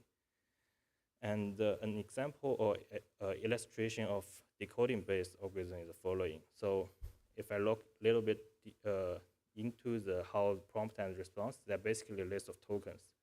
So that for a particular response, the list of tokens actually lives in only one possibility in the whole probabilistic space. So what this decoding-based inference time scaling algorithm will do is it will try to navigate the whole probabilistic space and find a best possible passes based on some reward or some criteria. An example is what this particle filtering algorithm we developed in our paper. All right. With this, I believe I've convinced you inference time scaling is helpful and give a high-level idea on those algorithms. But of course, those algorithms can be complicated to implement, or even those, especially those probabilistic versions that actually can be a little bit mathematical. So this library called ITS Hub is basically a Python library have those algorithms already implemented for you. So a little bit history of why we ended up having this library is the following. So as I mentioned, we worked with Isha on that particular paper, and we found a very good inference time scaling algorithm. So we want to have this particular implementation be more accessible or consumed by a wider audience, especially developers, because that's where we believe agentic application and stuff will really impact and change a lot of real-world use cases. However, we found there's actually no particular general purpose inference time scaling library that allows a developer simply change a model that is not inference time scaling, but into an inference time scaling mode. So the reality is that there's so many research papers on inference time scaling, but they use their own code base from scratch or derived from a different library, and those usage are more like research paper focused rather than developer friendly. So we decided to implement this particular library that should work both well for researchers and developers. So when we designed the library, we put this kind of main idea into the design principles. This should be very friendly for developers in the sense that a language model with inference time scaling should work almost the same on the interface level as a normal language model. In the Python SDK example, it basically will be, you only need to change the generate code in the same way, but using an inference time scaling code that I will show in a bit. And we have another interface, GX, will demonstrate that we can wrap any OpenAI compatible endpoint into another endpoint under our library that behaves similarly, but it is run with the inference time scaling algorithm. And for researchers, we designed the implementation of library to separate the algorithm of those method away from how actual language model codes are executed. So language model or reward model, which are models that are trying to assess how good the response are kind of abstract in a probabilistic object that is easy to consume by researchers, and different algorithms are implemented in a very clean algorithmic logic and a unified interface to make sure this library is example. So let me walk through the key features. So the library, which is on the GitHub link here, or there's a short link, you can access it as well. It works with all OpenAI compatible endpoints, and it works best with VRM because for certain algorithms, we are using some low-level features of VRM that is not accessible for all OpenAI endpoints. And we support a wide range of inference time scaling algorithms, from graph-based self-consistency based on planning to voting to decoding-based beam search, particle filtering, and more. And this library itself has an easy-to-use interface as a Python SDK, which I will show in a bit, and has a inference as service interface, which allows you to wrap another OpenAI compatible endpoint into something runs with inference time scaling. So let's walk through a simple code example on how you might run a self-consistency algorithm using our SDK. So we'll start importing a bunch of Hybrid functions and classes. And for this particular extract box, it basically is a utility function that will convert or extract the string within an answer that under this boxed format, which is a common format people use in mathematical dataset. So what you will be doing is you will have a language model, which you already have an endpoint, and you will create a language model object out of OpenAI compatible language model class. And in a normal case, you can prompt the model by ARM.generate. And if you want to run the same model with inference time scaling, what you will do is you will construct a particular inference time scaling algorithm. In this case, is self-consistency, which needs to know what is the consensus space you want to check. In this case, is the exact answer. And with this object, you will be able to run scaling algorithm.infer, passing the language model object and the question, and specify the computation budget. So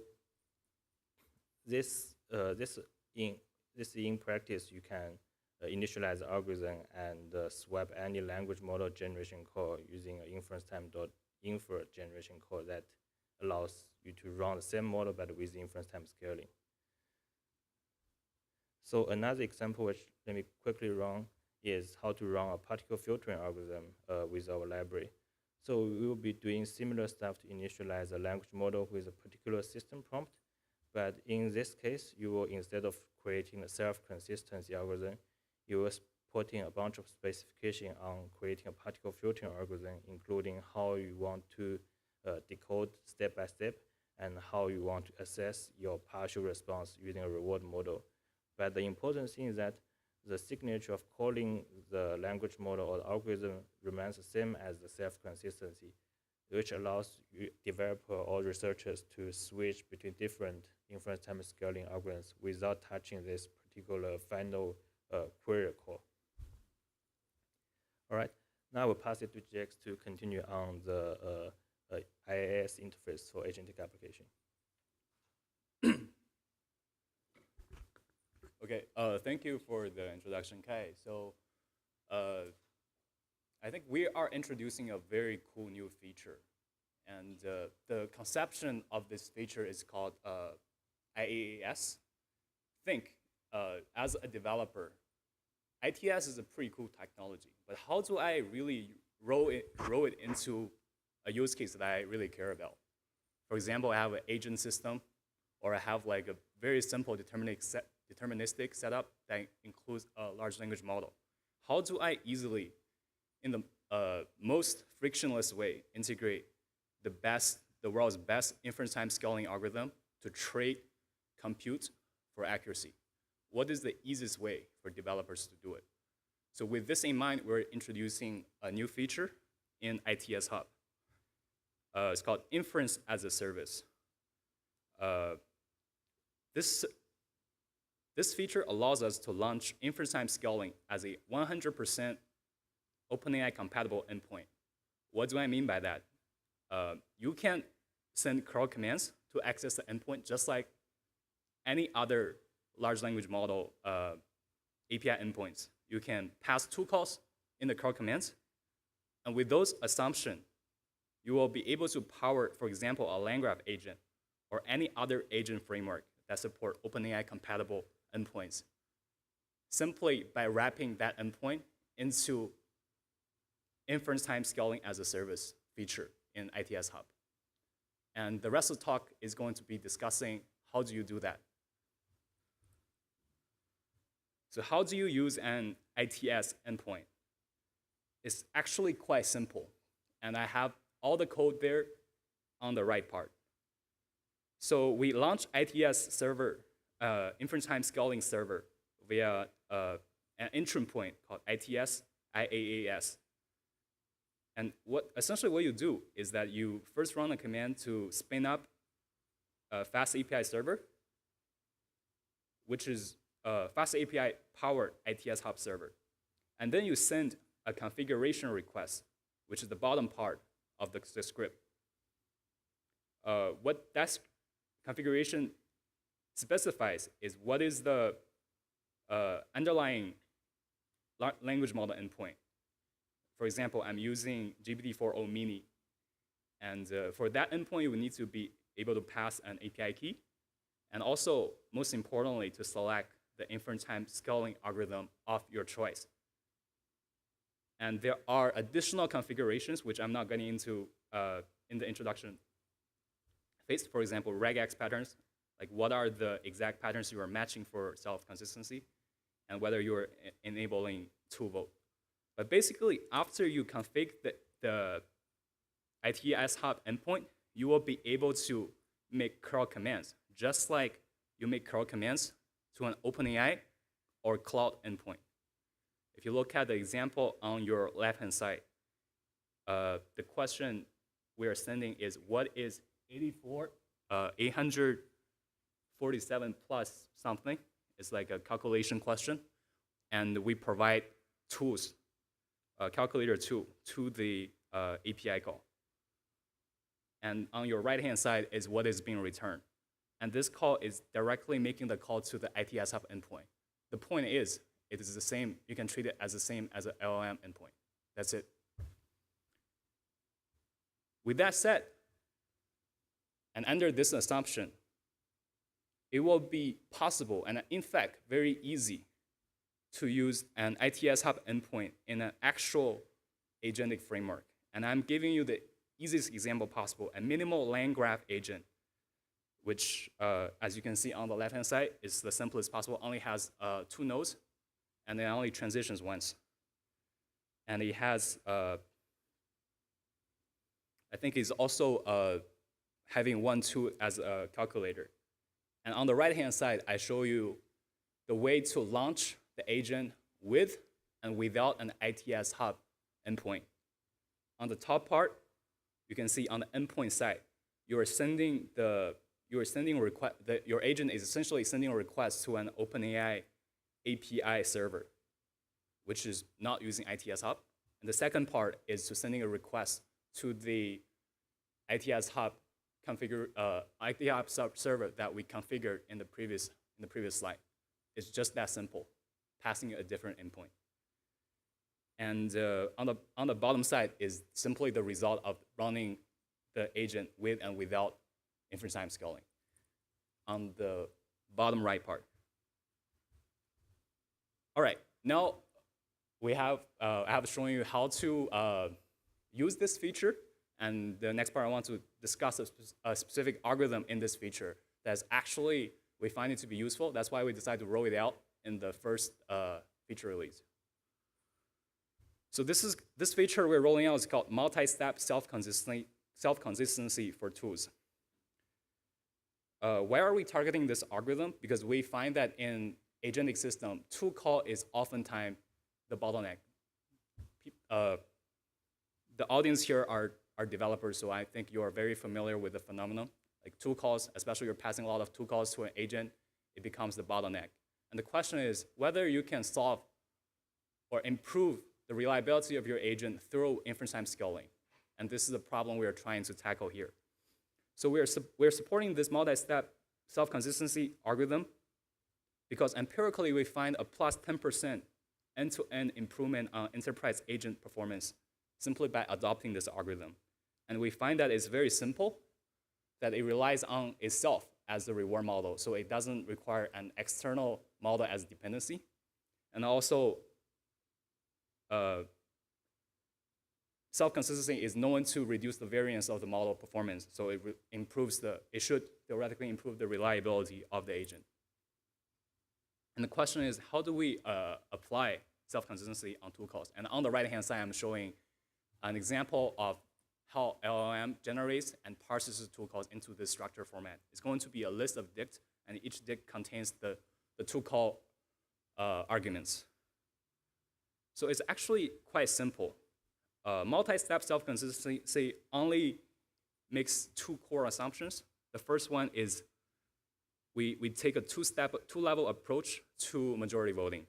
The first approach is that the first step is that we vote on the choice of the tool you want to call. This is actually the most important part. And the second part is to vote on the two arguments. It just sounds very simple. And the second premise we're making is that the first step, which is the tool name, and the choice of the tool that you decide to call is the most important part. And with those assumptions and also some additional argument filtering, which is on the third step, we want to filter the actual arguments that we're matching. For example, there are descriptive arguments that don't actually have any executable effects. So those are arguments you might want to filter out. With those are all you need to configure a tool voting for self-consistency inference time scaling endpoint. And I'm showing you on the right-hand side a very simple example. User asks, can you create a to-do list for the correct step to publish a Python package to PyPy? You're a developer, we're probably very familiar with the process. And after inference time scaling, it give 3 responses. What self-consistency does is that it counts what are the responses that the model has the highest density towards. And if we look at the 2 responses, the first response, both responses correctly identify right file as the choice of the tool call. So the first step, everybody got correct. And on the second step, we see the second tool call, which luckily did not get selected, make a mistake. So it says that we should share the distribution folder manually, which is wrong. So luckily, through inference time scaling, we were able to overlook this error, skip this error. This is just showing as an conceptual example. And here we have an actual practical example. Talbench is a real-world example of customer support agent across domains like airline and retail, and is a well-known benchmark that people use to benchmark tool calling performance. So our question is whether we can plug in inference time scaling here. And how does it work? Because it's actually a real-world agent example. And as you can see on the right-hand side, it involves multi-turn iteration with the user until the user request is being resolved. So in this specific example, we find that it is actually able to improve. For example, in the last step of the agent interaction, without inference time scaling, you actually make a mistake in making the argument signature to be order number. The correct argument signature is order ID. This kind of error language model makes because they are not deterministic. They're stochastic, and their density can fluctuate probabilistically. And that's why the algorithm like self-consistency can help. And we run this example simply by on the left-hand side is all the setup for Talbench agent. It's very complicated. It's a real-world agent. You don't want to look into it. But how do you configure it to use ITS Hub is my point. It's only the bottom right-hand part. Simply by passing the URL to be the local URL you configure, job is done. You're doing inference time scaling. That's it. Thank you so much. Yeah, I think we have time for questions. Yeah.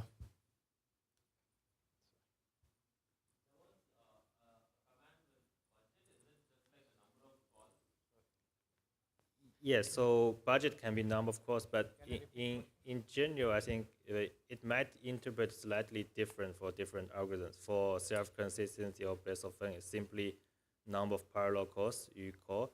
but for some Okay. algorithm, it might be like sequential calls. So it's slightly dependent on algorithm, but it kind of scaling with how many computation you will use.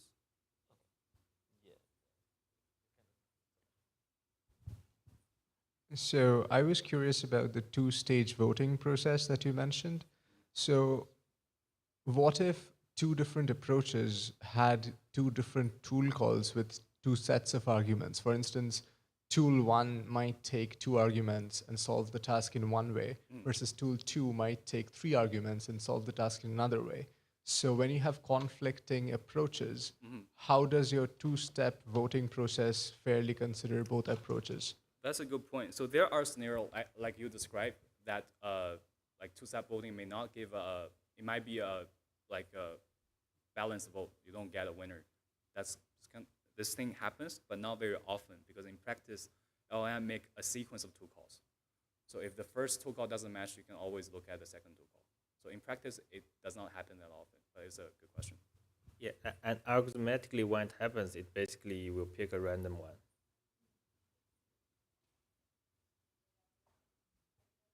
Yeah. Any other questions?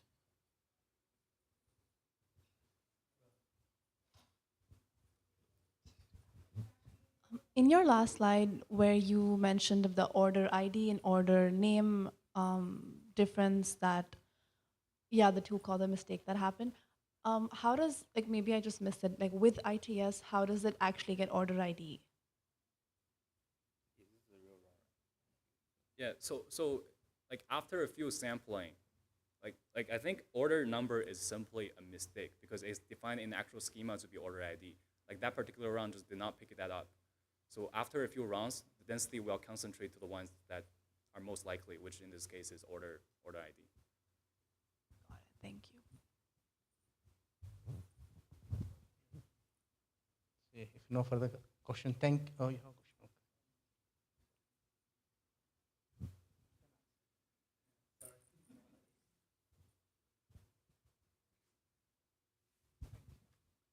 Yeah, I'm curious in the section where you talked about the inference as a service. In the curl command, you had also added like the available tools section.